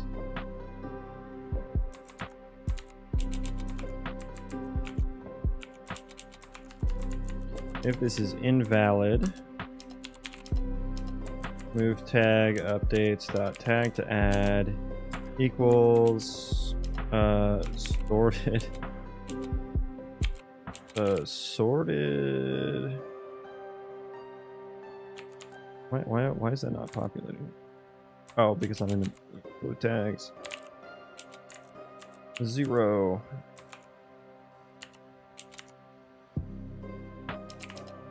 And that's just a tag, right? Okay. So I guess I also now need to check if this is empty or not.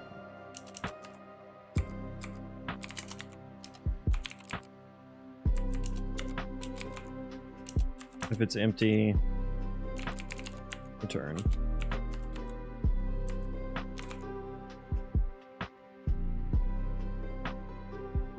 Yeah. Okay. Let's see how that looks now. And we could probably turn acceleration back up. I'll do that in a second though.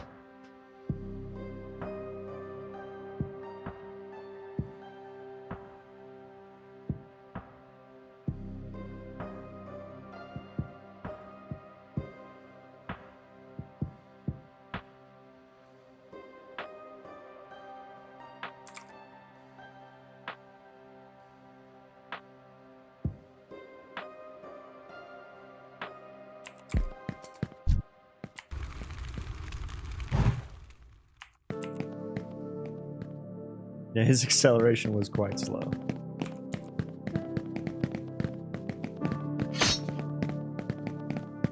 Okay, so now his range is an issue. Okay, so let's turn acceleration back up now. We'll actually rebuild here. Turn acceleration back to what it should have been. Yeah, this thing. Turn that back. You know what I was sad to not see any updates to in 5.6? Live coding. Justice for live coding.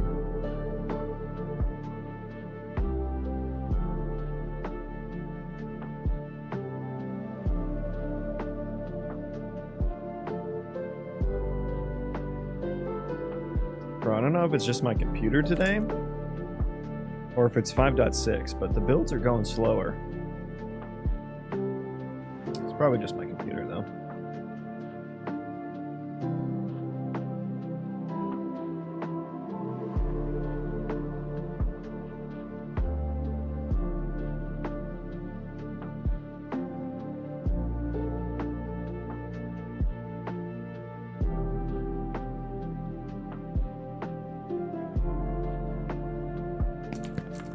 Try that again. Movers.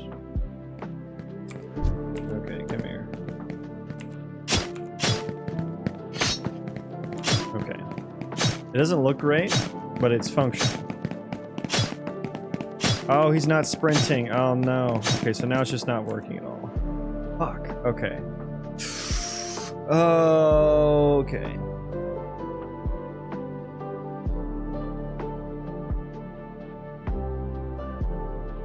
I guess it could be like the halfway point in between the two tags. That could be a solution, because I'm guessing he never gets. I'm guessing he never gets all the way up to 700, and that's why. That's why that doesn't do it. Okay. Okay. Yeah, let's pick, like, if he's over the halfway point in between two tags, then add the tag. IDS Ghost, welcome in. How was the stream, mate? How was the stream? Okay, shout out. Let me see. Can I do a shout out? Shout out IGS Ghost. Which I don't know. Do you say IGS Ghost? Probably not. What were you up to? How was the stream? Welcome in. We're just fixing random shit right now. And specifically, we're trying to add movement tags, like gameplay tags, to entities. So in my velocity processor, I'm like iterating through all their different move settings, which are these things here. We got walking, running, sprinting, which have different accelerations, different braking distances, different speeds. So I'm trying to figure out like some good logic, because I want the sprinting to get applied, and sprinting should cancel their like auto attack basically. But I still want them to be able to hit me while we're just running. And so I'm trying to figure out some good logic for that. And I think what I'm going to do is, like, once it crosses over the halfway point in between the two speeds, then that's when it'll apply the next tag level. I think that's what I'm going to try now. Pretty good, just working on weapons. Nice. Yeah, you're making a hunting game, from what I saw. So weapons are fun. You're working on like the Spartan lasers and the rocket launchers and stuff, I presume.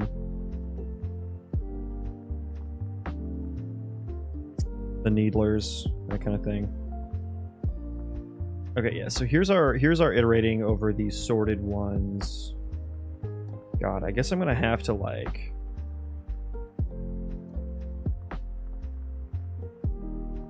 Yeah, I guess I'm gonna have to iterate over this with a 4i, because I'll need to get the previous one. 4i. Sorted. Sorted, ascending, move speed tags, none. F, gameplay tag, move tag, the current tag.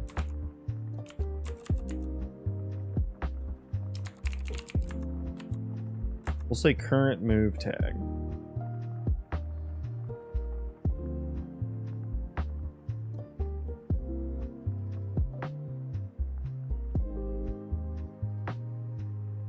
Now there's a special case at the beginning, right?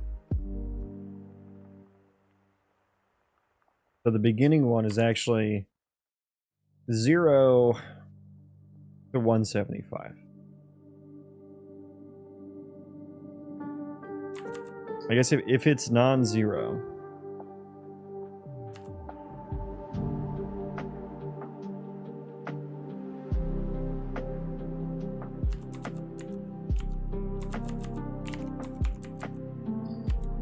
oh, this logic is getting more complicated than I would like it to be. So I essentially need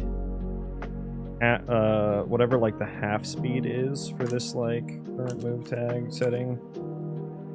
Move settings, okay. Current move tag, current move setting.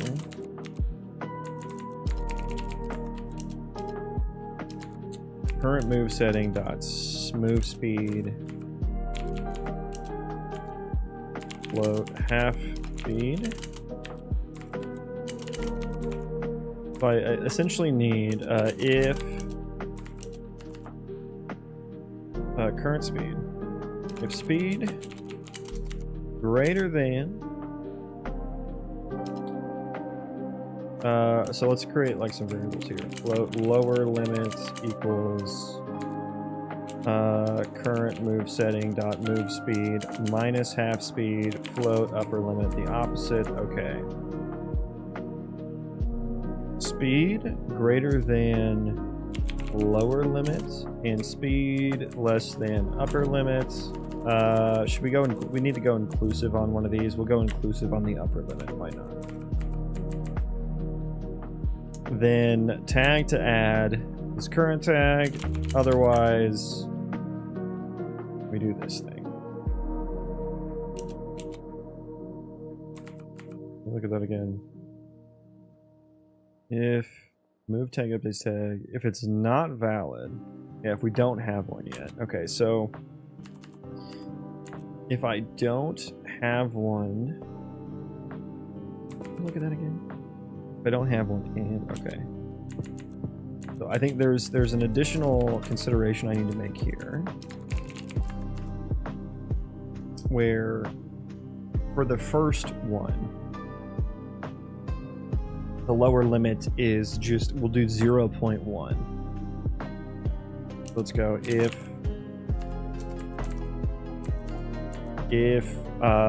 littering and if I equal to 0, the lower limit equals 0.1.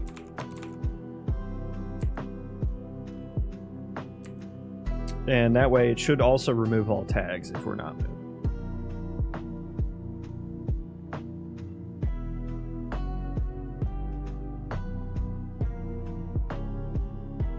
And still will give us some leeway. Okay, fuck it. Let's just try it.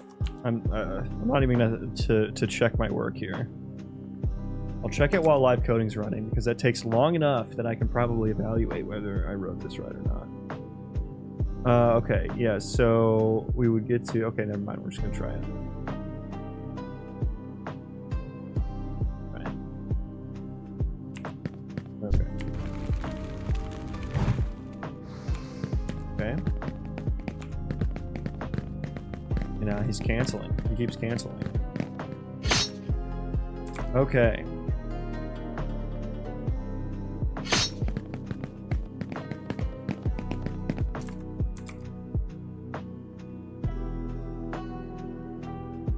Show me your speed, brother. 51.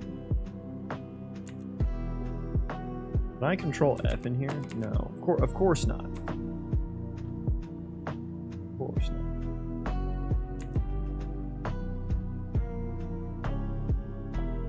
Ask. Started. Activated. So what's halfway between... Probably have divided by 2.f, right? But anyway, let's half of 400 would be 200, so oh no, I'm not doing that right. I just did half of the current one. Yeah, there's overlap there actually. So it should actually, it's halfway between the two of the next one and the previous one. So that was just all wrong.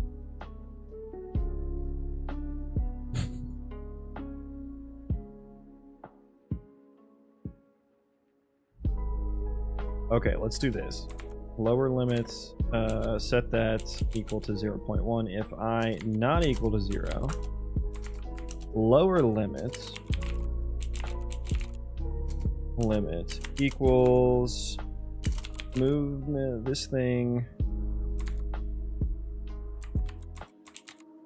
movement settings, current move tag, sorted ascending move speed tags, and this should be I minus 1 dot move speed. Okay, let's just call this prev tag. Reprieve auto prev move setting. Previous move setting. If we're not equal to 1, lower limit is yeah, that. The average of the two. That gets the midpoint, right? Yeah, I think that gets midpoint. Upper limit. Upper limit.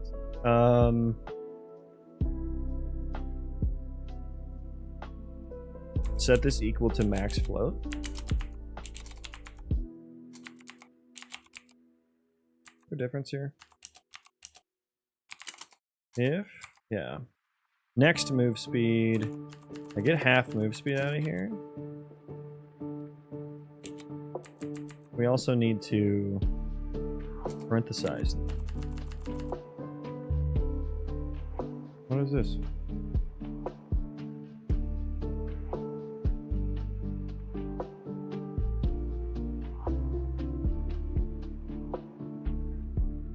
Oh, yeah. Current.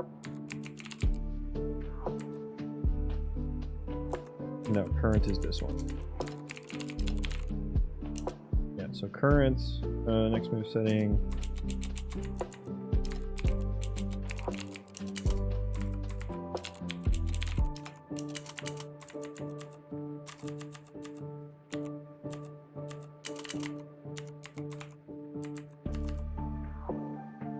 Dot move speed.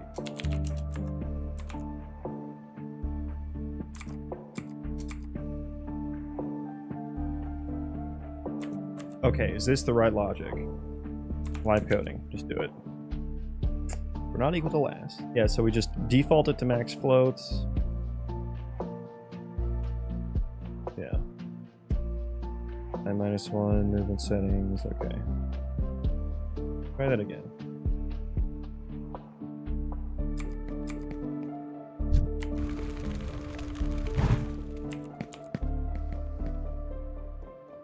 Come on, Basie. You're still getting fucking canceled. Oh my god, I hate my life. What's happening here?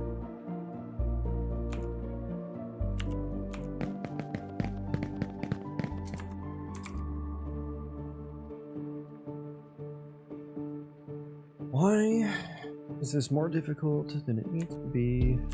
Because it's me and I'm making it that way. What's the add loose velocity processor? So I'm looking for a velocity processor.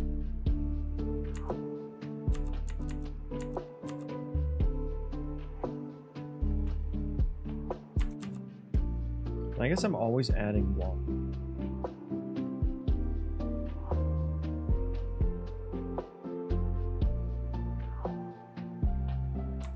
Yeah, with this I should be doing this. If there is no valid tag.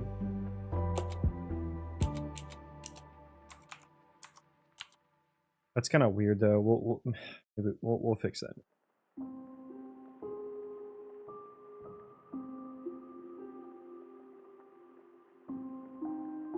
We'll fix that in a sec. Okay, I guess let's throw a breakpoint.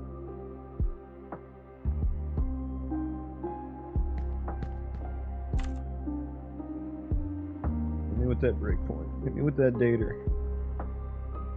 Okay, so yeah, lower limit just 0.1, upper limit 287. Is that halfway between, what was it, 175? 175 plus 400 divided by 2? Yeah. So that's right.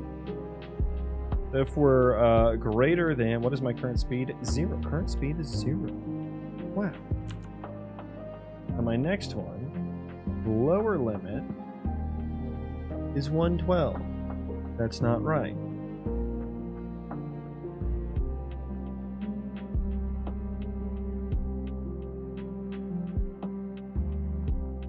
$400 minus 175. Yeah, that's not right.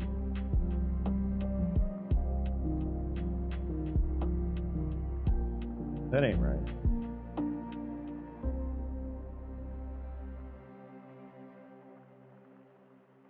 Why am I'm gonna have to MS paint this in my head. Give me a number line. 0, infinity. So we got like, we'll throw like, this is 700. Yeah, 700 to infinity. Yeah, it's a lot shorter than you'd think. 700, that's sprinting. Then we got like 400 here. And then 175. And so the limit should be 287.5. Then this one. And so I did 175 plus 400 divided by 2. Yeah, that's right. But then I did, for the lower limit, that's not right. I did current move setting. It should be 400 minus 175. It's 225 divided by 2. It's not right. I still have to add it. Okay, I'm adding it either way. I'm adding it either way. I don't know why I thought subtracting would be the move there.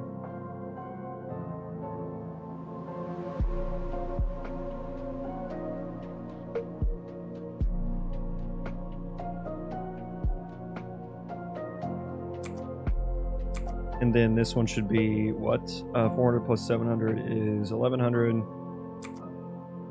What's that divided by 2? Well, that was rude. 400 plus 700 divided by 2, 550, which is exactly how you say that number. Okay. Come here.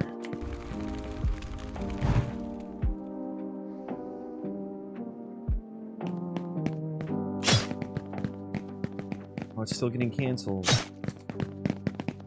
Okay, he's properly not swinging. I think he keeps trying to for like a hot second.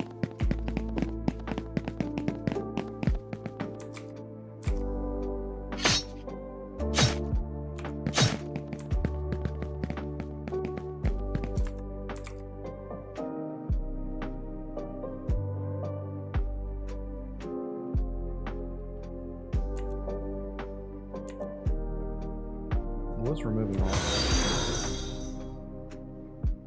Levy, thank you for the follow. Welcome in. Welcome in. We're like we're adding walking here.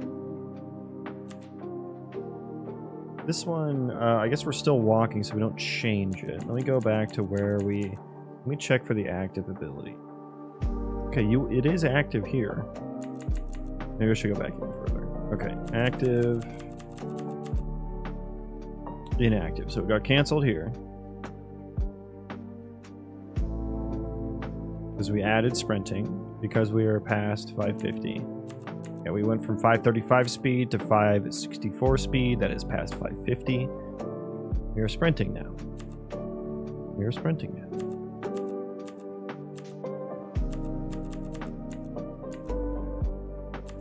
We go here, so it should be activating there.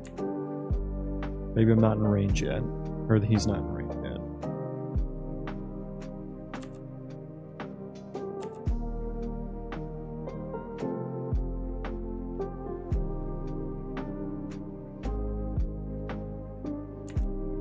Got activated this frame. Tobatale. Tail. Thank you. Welcome in, guys. Yeah, so we're just kind of fixing random shit today. Right now I'm working on adding gate tags to my entity system. They're like my entities. And so I have this velocity processor that kind of takes the velocity of each entity on the background thread and like moves it to where it needs to go based on that velocity. That's the entity location.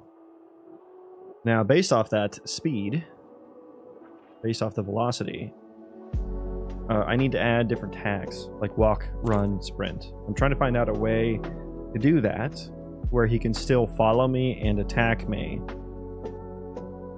without canceling his auto attack, because sprint could cancel your auto attack. You shouldn't be able to auto attack while you're sprinting.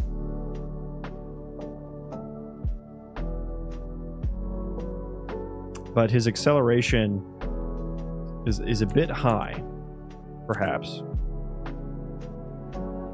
What's the name of the background music? It's there in the bottom left. It'll be bits and hits. I hope that's working correctly.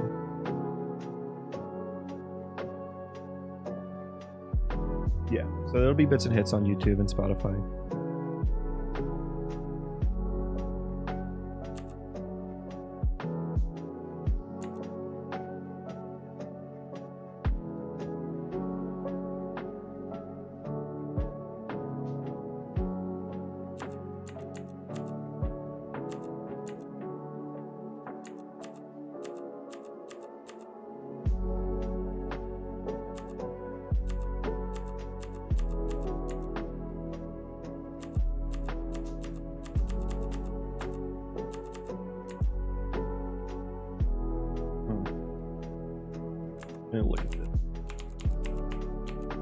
Let me look at this.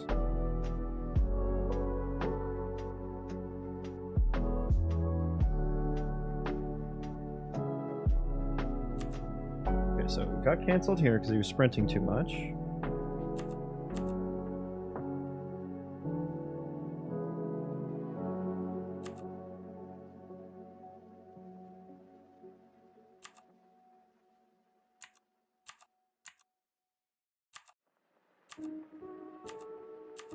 Okay, he's in range, so he's swinging.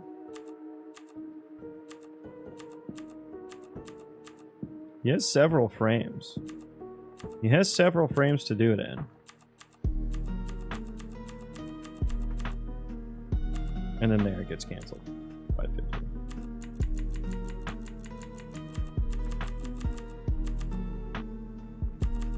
And if I turn the acceleration down, such a fine balance. Such a fine balance. Turn the acceleration down just a touch. If we turn the acceleration down, maybe he won't speed up fast enough to break the threshold of the next move gate. Because he wants to sprint into range, right? He wants to sprint into melee range. And he wants to start swinging. Ideally, as soon as he's in range, regardless of move speed. What are you doing now? Yeah, so I'm working on some entity, some AI system stuff, essentially.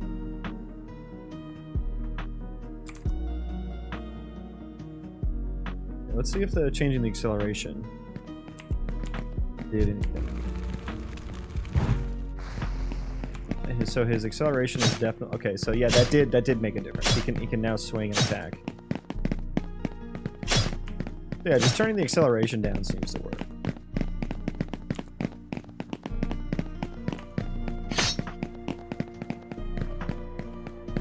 Oh, now it's not. That was working. What?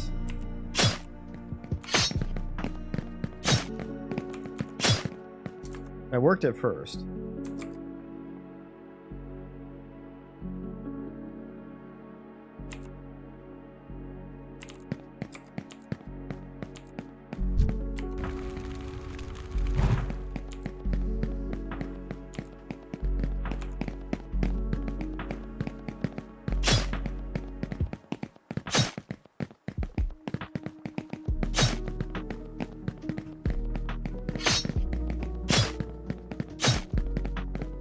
Very inconsistent.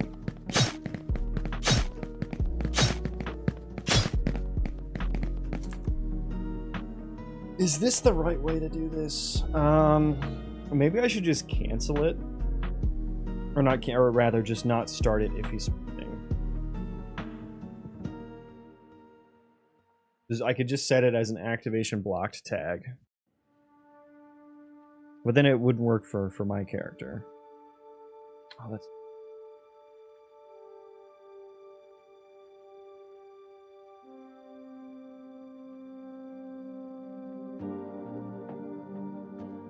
That's annoying. Yeah, I could change the acceleration even more, but I don't want it to. I really don't want it to go lower than this.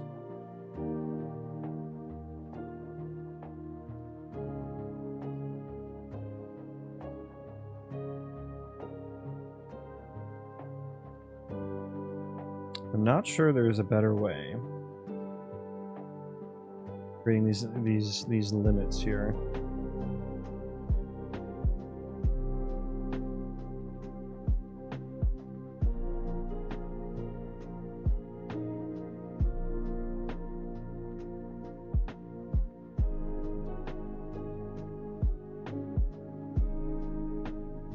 Let me think. What else can we do? What else can we do?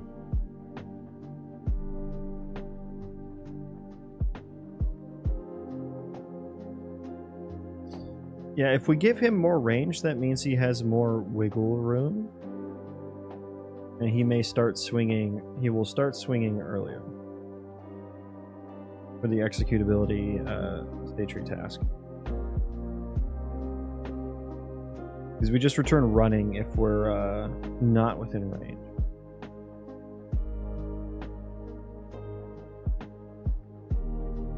But like for the melee ability, you don't need to be in range to like. You just need to be in range when it you know, when the swing follows through, not necessarily when it starts. At least for the auto attack ability.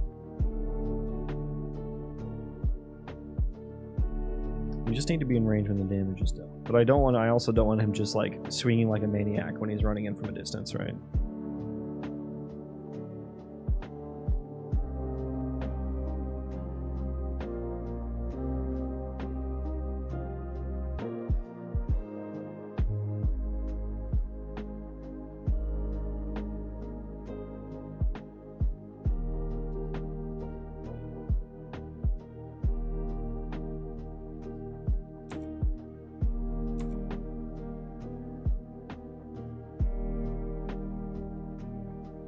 God, and then like overriding some of my get range functions just for entities would be kind of annoying and messy.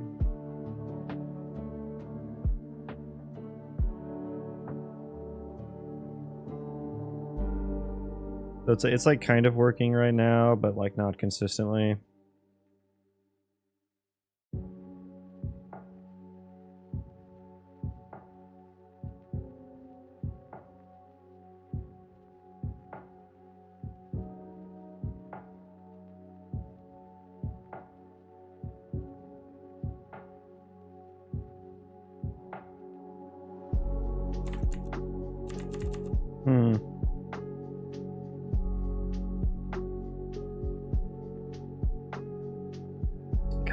Do about this? I mean, yeah, I could take acceleration down even more.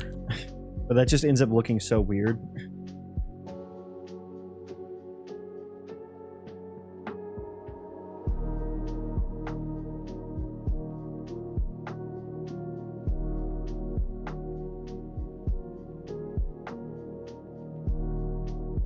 Come on, live coding, you can do it. Okay.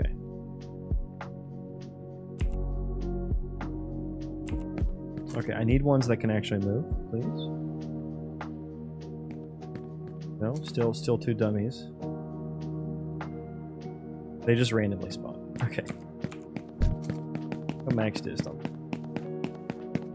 Well, what did I make my max target distance?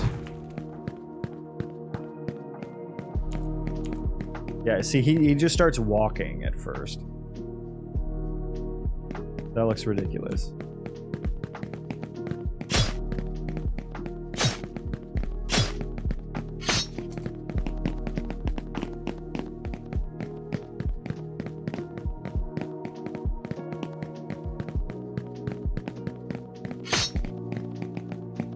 And then his lack of acceleration prevents him from staying within range.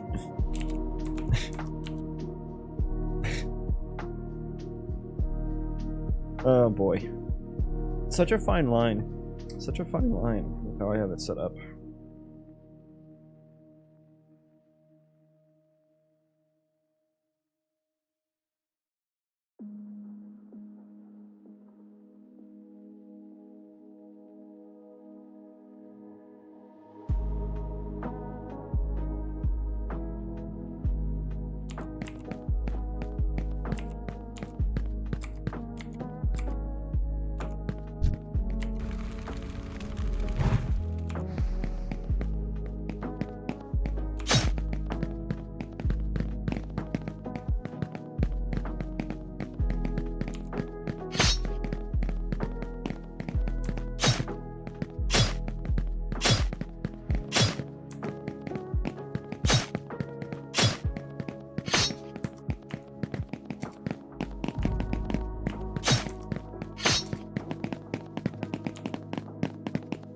Okay, I gotta take the doggies outside, so I will be right back. Here be.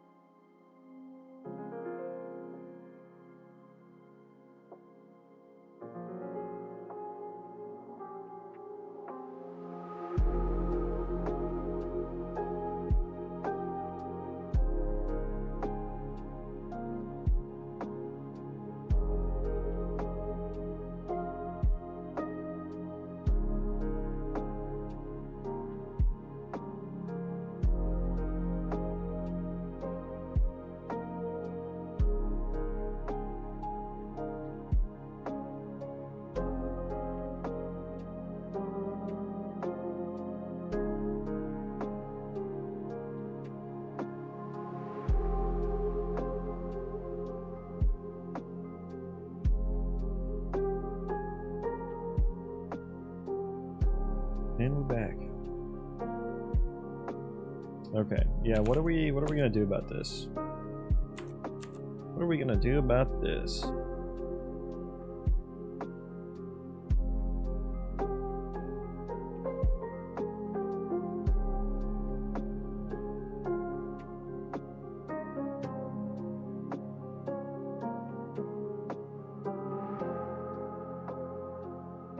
Could like wait a certain number of frames to actually apply the tag. That feels messy too.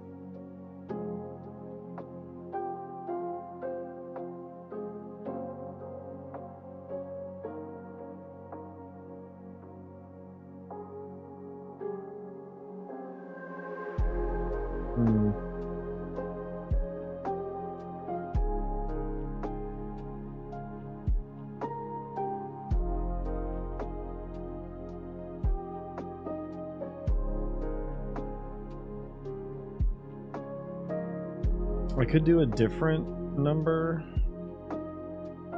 for the upper limit. Rather than divide by 2, divide by like 1.5. It just seems so weird though. Feels weird for them to not be like even, you know, like whatever. What, 550?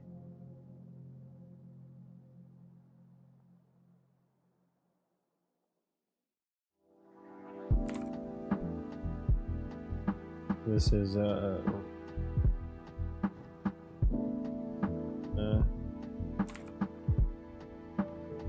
print.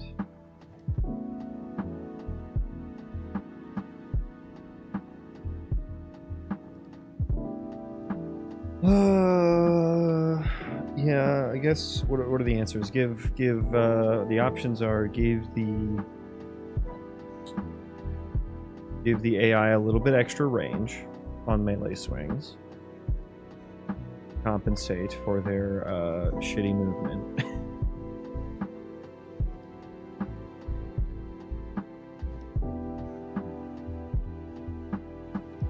I wonder if I should like lock. I could also lock movement when he's already attacking, when he's already melee attacking. Because he probably, he doesn't need to accelerate that much, right? He doesn't need to get up to sprinting speed to get back in range, I think.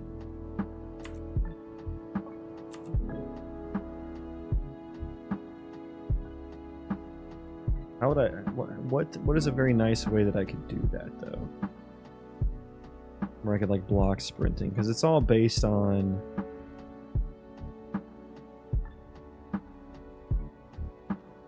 the state tree right now.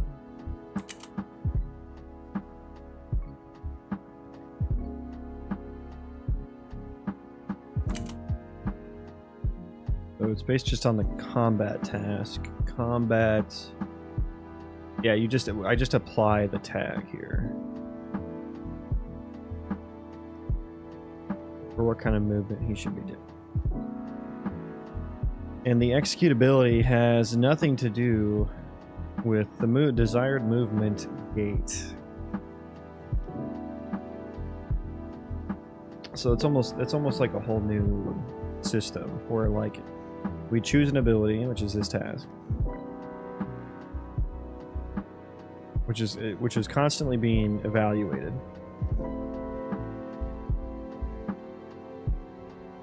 You know, in case he gets like interrupted or whatever, or a better ability comes off cooldown, he switches to that.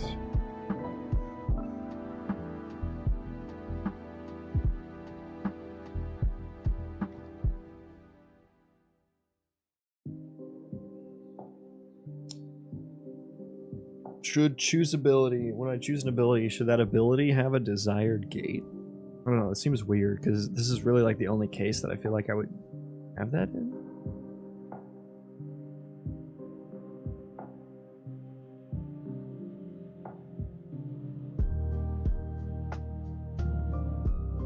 Because, I mean, it's either like, you know, cast...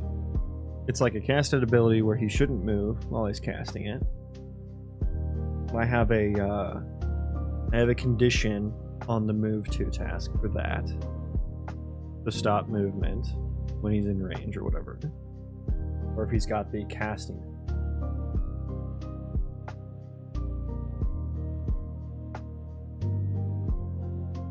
I guess I can throw in another special consideration in there.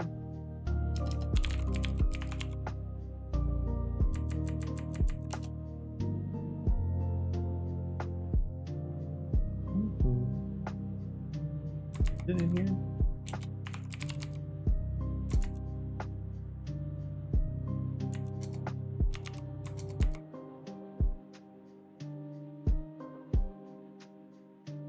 It's in, oh, it's in the ability location. Okay. So no, I wouldn't just be able to extend this. Okay.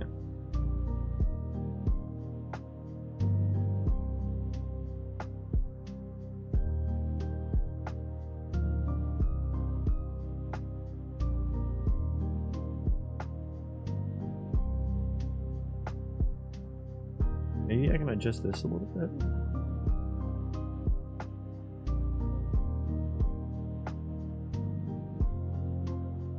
Maybe that should be more percentage based. But if let's lower this. Let's lower this to, we'll just go 10 by 10, go 40. Because yeah, I am subtracting a little bit from the max range when calculating the place to move to, and it's just a flat number right now. So maybe it should be more like 10% from max range or something.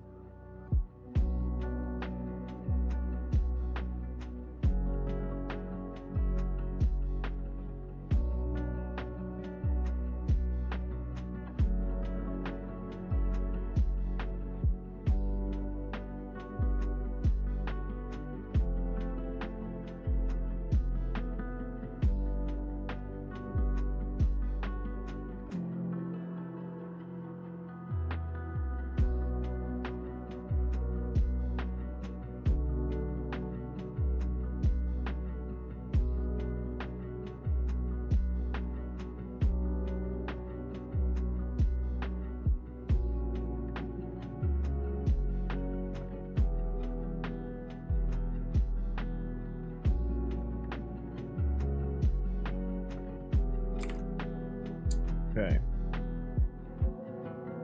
Okay. Let's close out those. Alright, we'll just close that out. Alright. Does this make it any better?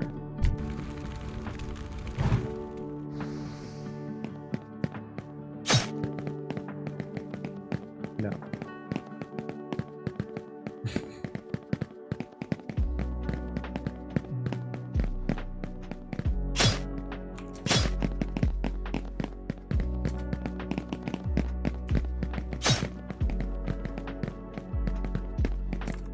Okay, so no. Now did I, is the acceleration lowered still? I forget. What state are we in there? Where is it? Yeah, it's slightly lowered. Slightly lowered. Okay.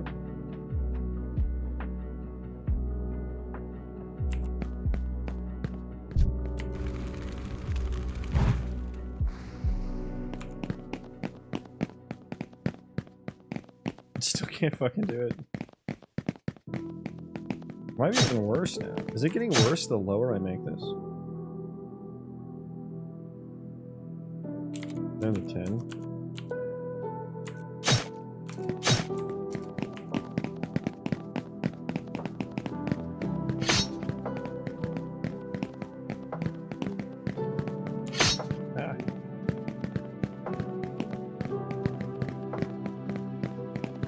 Let me restart and make sure that that's good.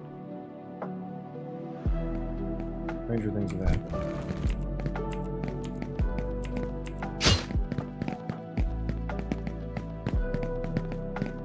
Yeah, I feel like it's actually kind of worse. It should actually maybe be higher than 50. Go 60.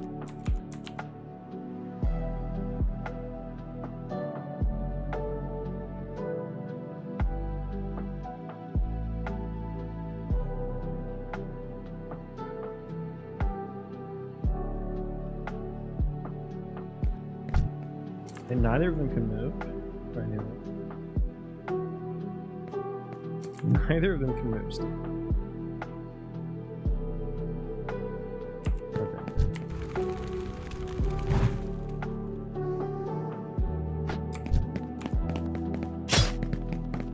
There we go.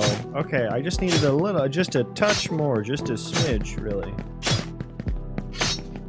The movement also just generally looks better.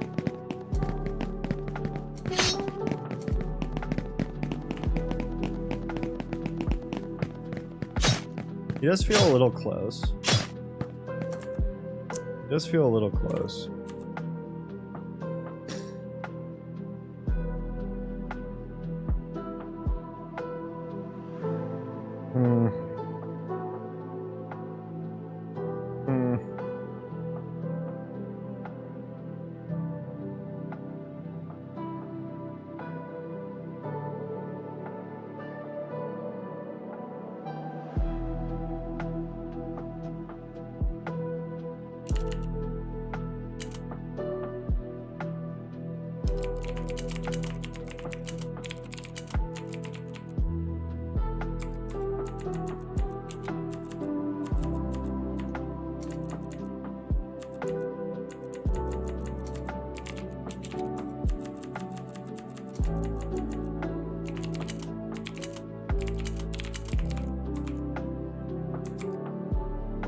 Yeah, he felt a little close. Yeah, maybe I should add a little bit of extra range. Maybe I should just add some more range to the melee attacks in general.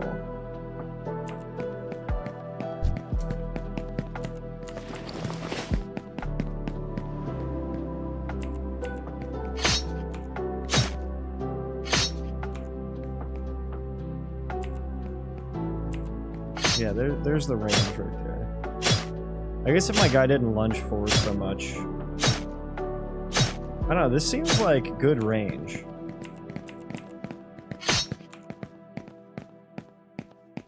That does feel like a good range for the weapon.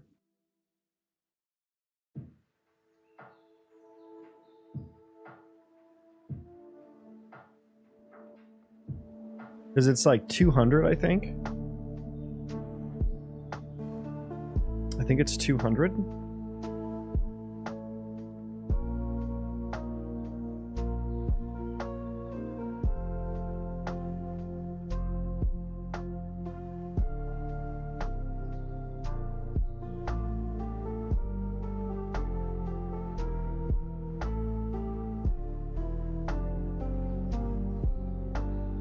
Ability min range is the minimum between target avatar radius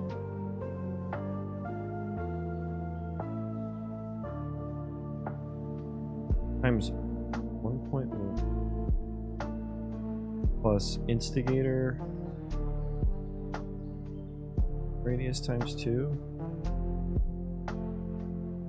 which they should both be 30. So what is this? Hang on, I can just see what this is.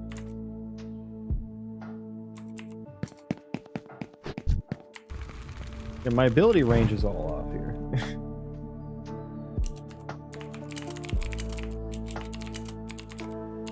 I'm gonna write that one down. Okay, so this is 93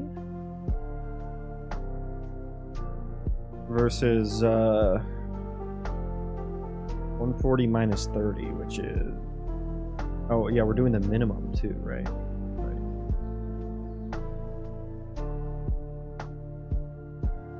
Ability max range was 150. 150 minus 30 was 120. Wait, how would this change? Changing it to 60 shouldn't have fixed that, because this should have been the same actually. It should have been 93 every time.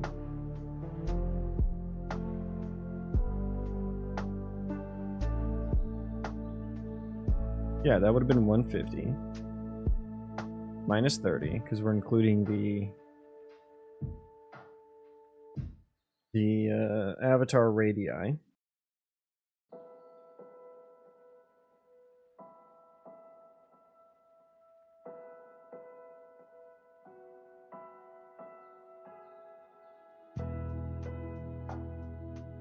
Would have been 120. Yeah, wait, this wouldn't have, oh, it's 111. Yeah, this shouldn't have actually made a difference. Does this work the way? Or was it just one of those inconsistent times where it was working? Here he a lot, he coming.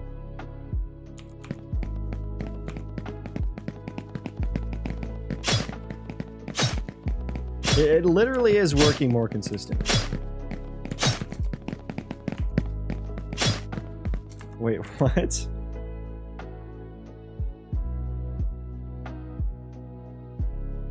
Why did I do this? I forgot why I did this. Like, I understand I don't want to stand on top of the, like the target. I don't want the AI to stand on top of the target. It should be 30 times 1.1, 33, plus instigator avatar radius times 2, 30 times 2 is 60, yeah, so 93.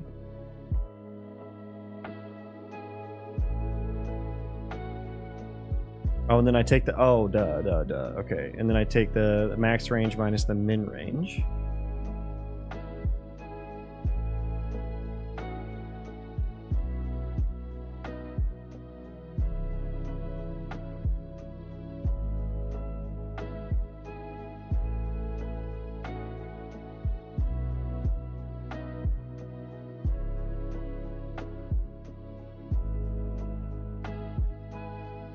Ability max range, it was 140 minus ability min range, which is 93.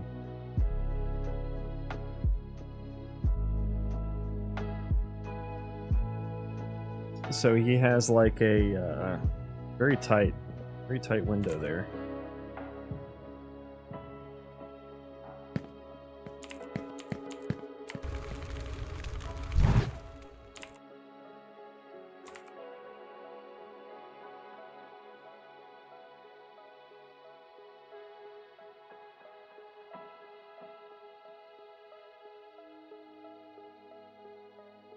Acceptance radius 23.5. That is a pretty small acceptance radius.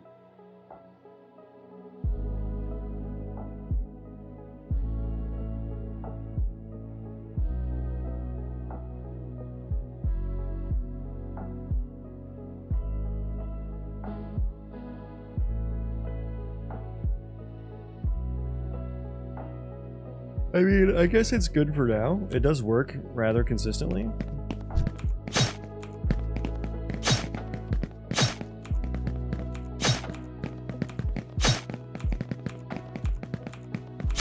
You can kind of cheese it though.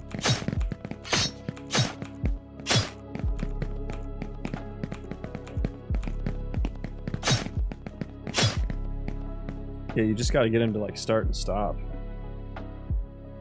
It's still kind of annoying. Which is still kind of annoying.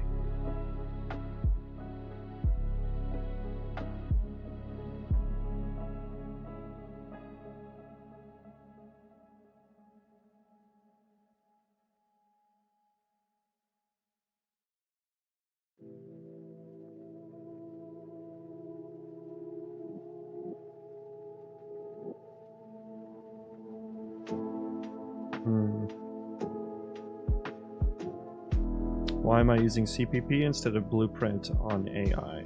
So this is from my entity system, my ECS system, which runs on the background threads.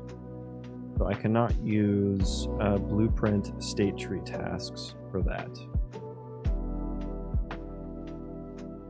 So no, Blueprint functions cannot be executed on a background thread. You have to use C++ for that. So unfortunately, all of my... Although in 5.6 they did say they improved some of the async support for state tree tasks. So maybe I can now, in some regard. But yeah, all my state tree tasks are in C++ because of that.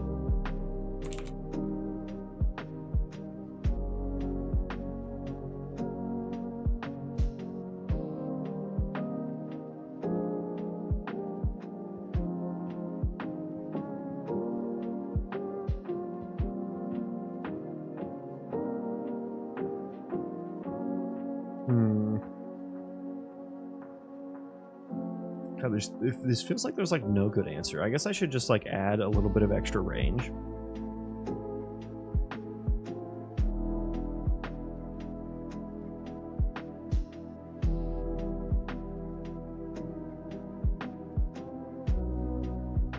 I feel like actually the nice fix is to have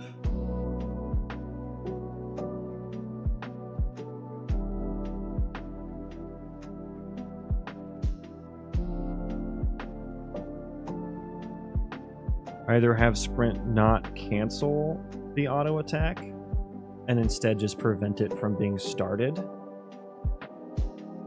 But the issue is it's the same auto attack that my player uses, so that's kind of annoying that I would have to change it. Rather than just both work the same.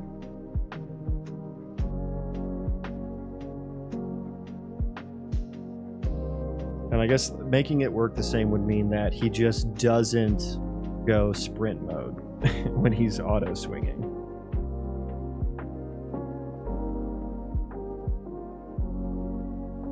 Which is like a whole nother thing. I don't know. This is better, though.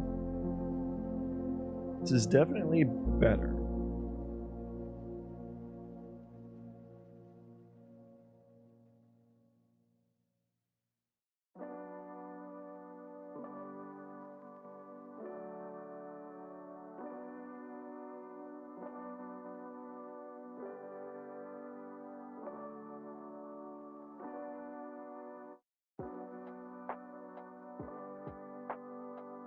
I think I'm going to commit this for now. Kind of at a good stopping point.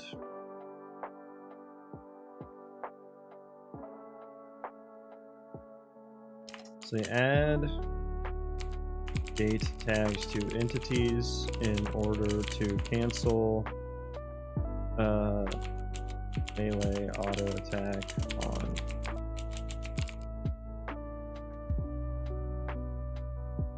I've had a good stopping point here. I do have a meeting in a little bit.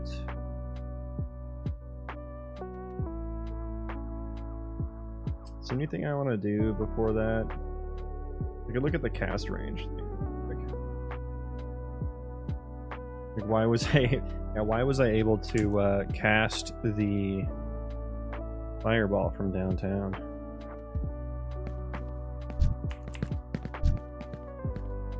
What is the range on the fireball? Well, let me just open up the...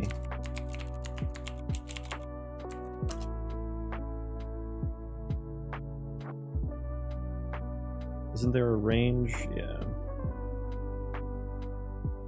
2000. I should be checking in the...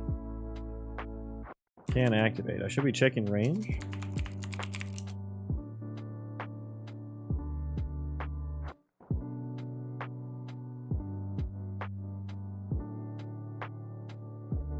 I guess I don't.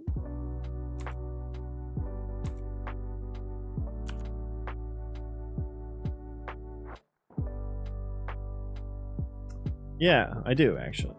If it requires a target, which Fireball does not. Okay, so Fireball just needs, I need adjustment on that. So the problem with Fireball is just that Fireball, I'll say fix Fireball homing to targets farther than. Now, I'm quite sure that the dot ability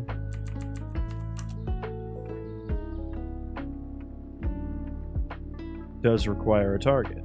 Requires target, so we should be paying attention to the range there, which is 3000.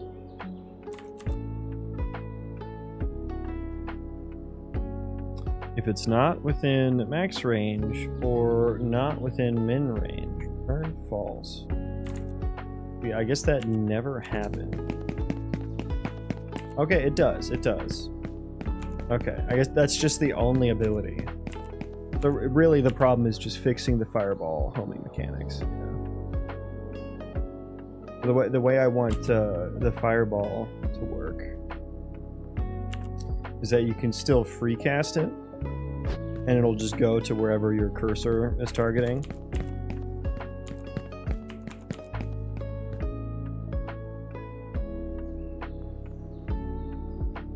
But if you're within range, a certain, range of it, which I guess I have is 2000, then it'll have the homing effect onto your target. Right now that just means you can cast it from wherever.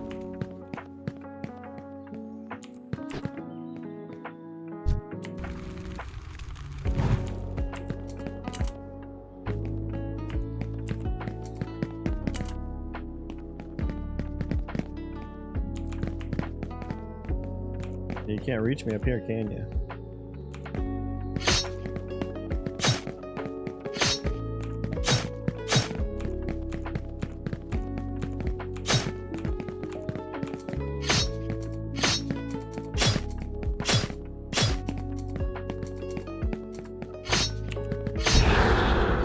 Bro, oh, you didn't slow down. What was that? What was that? You should have had your move speed slowed, my dude. You should have been frozen.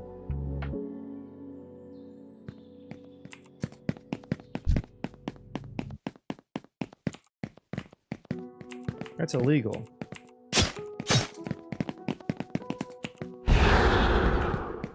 I guess was it because I died? Is it because I died? Maybe.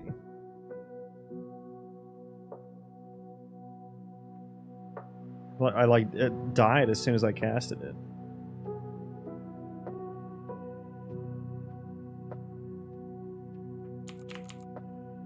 Cancel when dead. I'm gonna go false on that. It's an instant ability, so it should kind of always go off. Although I guess there is some like latency to it. So yeah, maybe we should cancel when.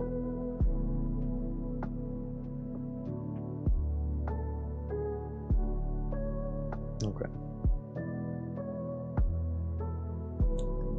Okay, so really what I need is fireball, projectile. On shoot. As projectile, here we go. I need... Wait, where do I do the... Aha, forgot, there's a C++ class. So... Cast spell or shoot at tick, and then we have velocity interp. Okay, yeah. So the velocity interpolation is actually what we should be doing here.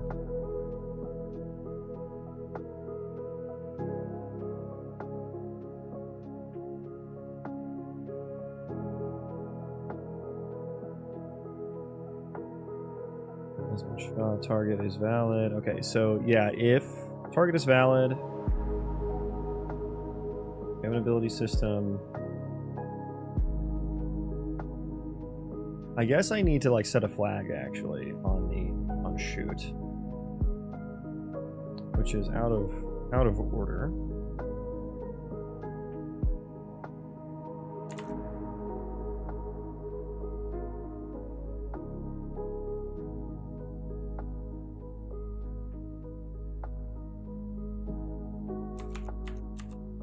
On shoot.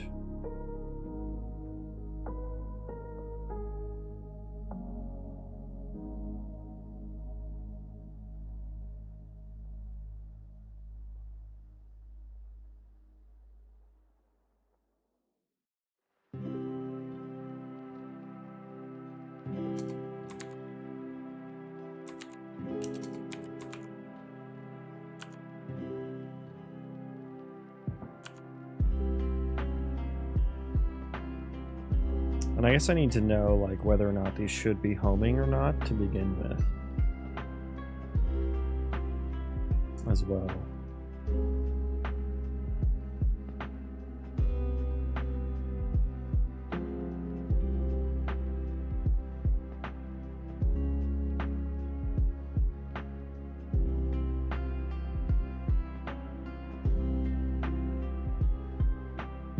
How do I want to do that? Most abilities, I think, before I actually call on shoot, I cancel it if it's not in range.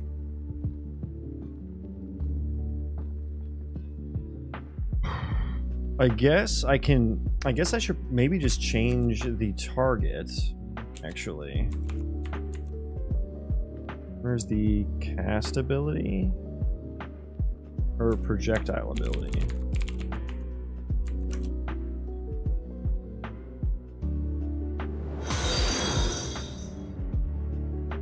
you for the follow. Welcome in. Trying to finish up a few things here. One cast. Bell has been shot.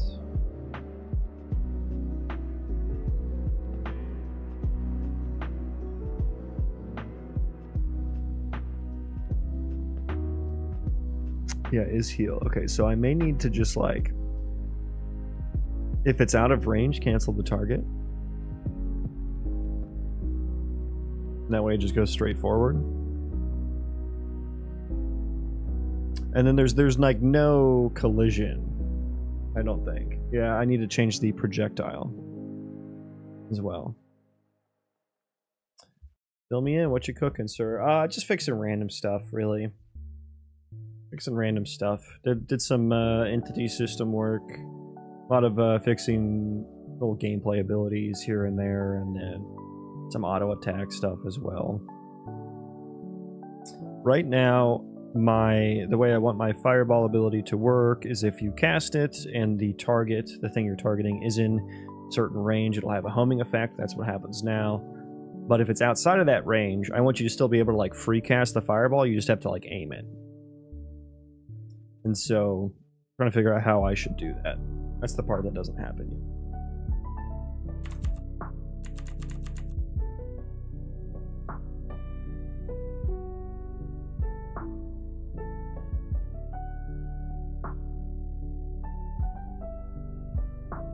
But I do have to go soon. I do have to go soon. Yeah, the cast projectile, where do I check? I check in the C++ class, right. Take velocity interp, is colliding with cylinder if it has a target. So yeah, it's not even, it doesn't even have collision on it, which, that's gonna be a whole thing. Yeah, that's gonna be a whole thing. Collision for the entity system, yeah.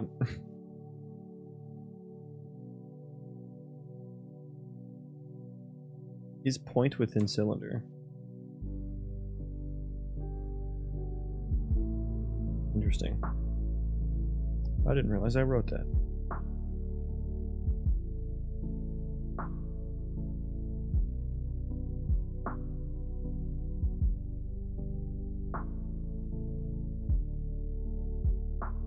Yeah. Oh, that's gonna be, yeah, let's write that down. That's gonna be a whole thing. I want to make it collide with other stuff as well. So, and I'll just write a sub point here. It's really going to be the, well, this is done actually now too. Cross this one off. That's done. Fix fireball homing to targets farther than max range. Yeah, I mean, this is really just like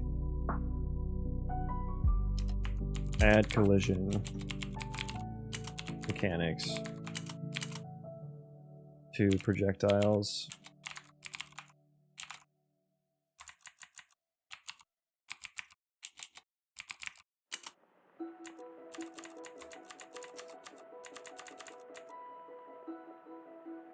Which is actually going to be kind of a problem. That's going to be kind of a problem. Because I literally have 3 different collision systems. I have just like the, you know, the base built-in Unreal Engine collision. I have entities which don't have collision on them at all, and I just have to iterate through them and check their bounding cylinder, you know, their pawn capsule, kind of. And then I have my terrain, which is on a separate one. I should probably, you know what I should probably do? Oof. Yeah, because that's going to be a lot to do on tick for every projectile, especially in large battles. That's not going to be... It's not going to be fun.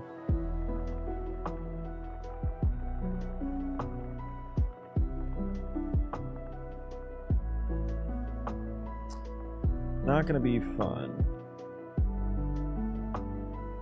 Should probably make them entities. I should probably make the projectiles entities.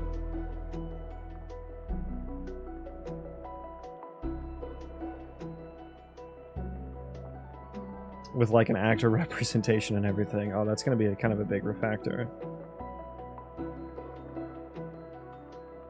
Because I can't just spawn an actor anymore. I'll have to spawn an entity. Like a velocity. The move to processor.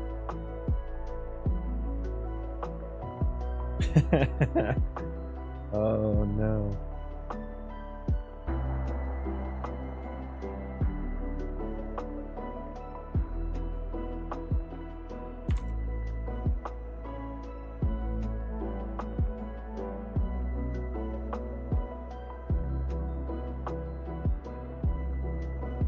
Yeah, I guess I'll just come up with a throwaway tag for the gate.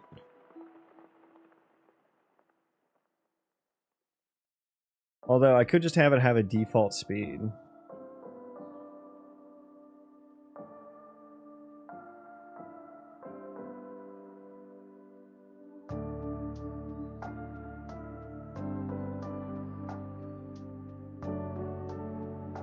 Let's see how much of this would apply. Yeah, because there's like an acceptance radius and everything. I guess the acceptance radius would be 0.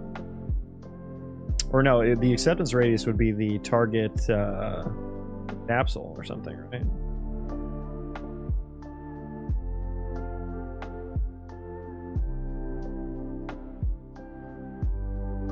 Acceleration and deceleration would be like max.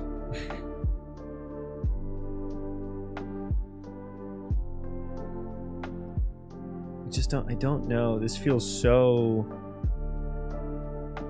weird to, because the move to processor is so much more complicated than the cast projectile actually needs to be. Because all I just do is fucking just go forward with the current velocity, whatever it is. Forward times speed, that's it. That's it. I mean, I guess I wouldn't really need to give it a move to, because I guess I would be checking for collision on it.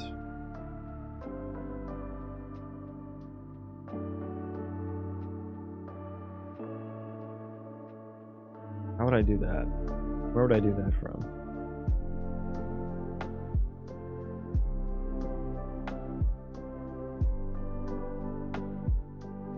I don't know. That would seem so messy to do.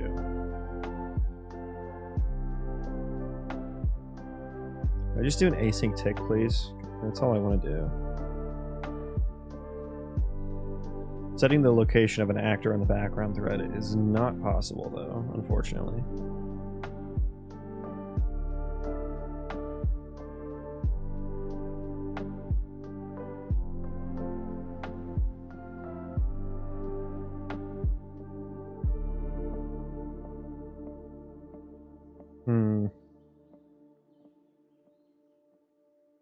Yeah, I may need to think about that one harder, but yeah, we need to, I definitely want like the fireballs and arrows and stuff, like those need to collide with like buildings and stuff, walls, you know. That's gonna be rough. It's gonna be rough.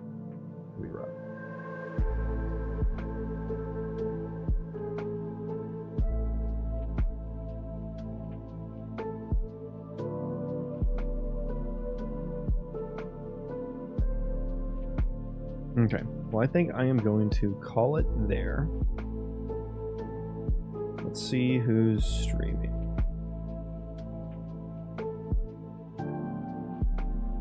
And I can send you guys off to.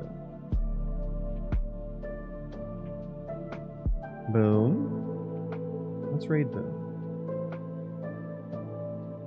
So yeah, thanks everyone for hanging out today. I appreciate that. Thank you for all the follows. I appreciate that as well. Hope to see you guys again soon. I don't really know when I stream, honestly. I don't have a schedule. I don't. I have to go to work now, basically, so. I'll see you guys when I see you next. Got a lot done this stream. I'm happy about that. not exactly the most exciting streams lately, just because we're fixing stuff. But we'll get to the exciting stuff soon. I'm thinking at least it'll probably be a few streams away, but I do want to get into like spawning POIs and entity spawn points, so we can actually get some, you know, make the world alive, the procedural terrain world alive.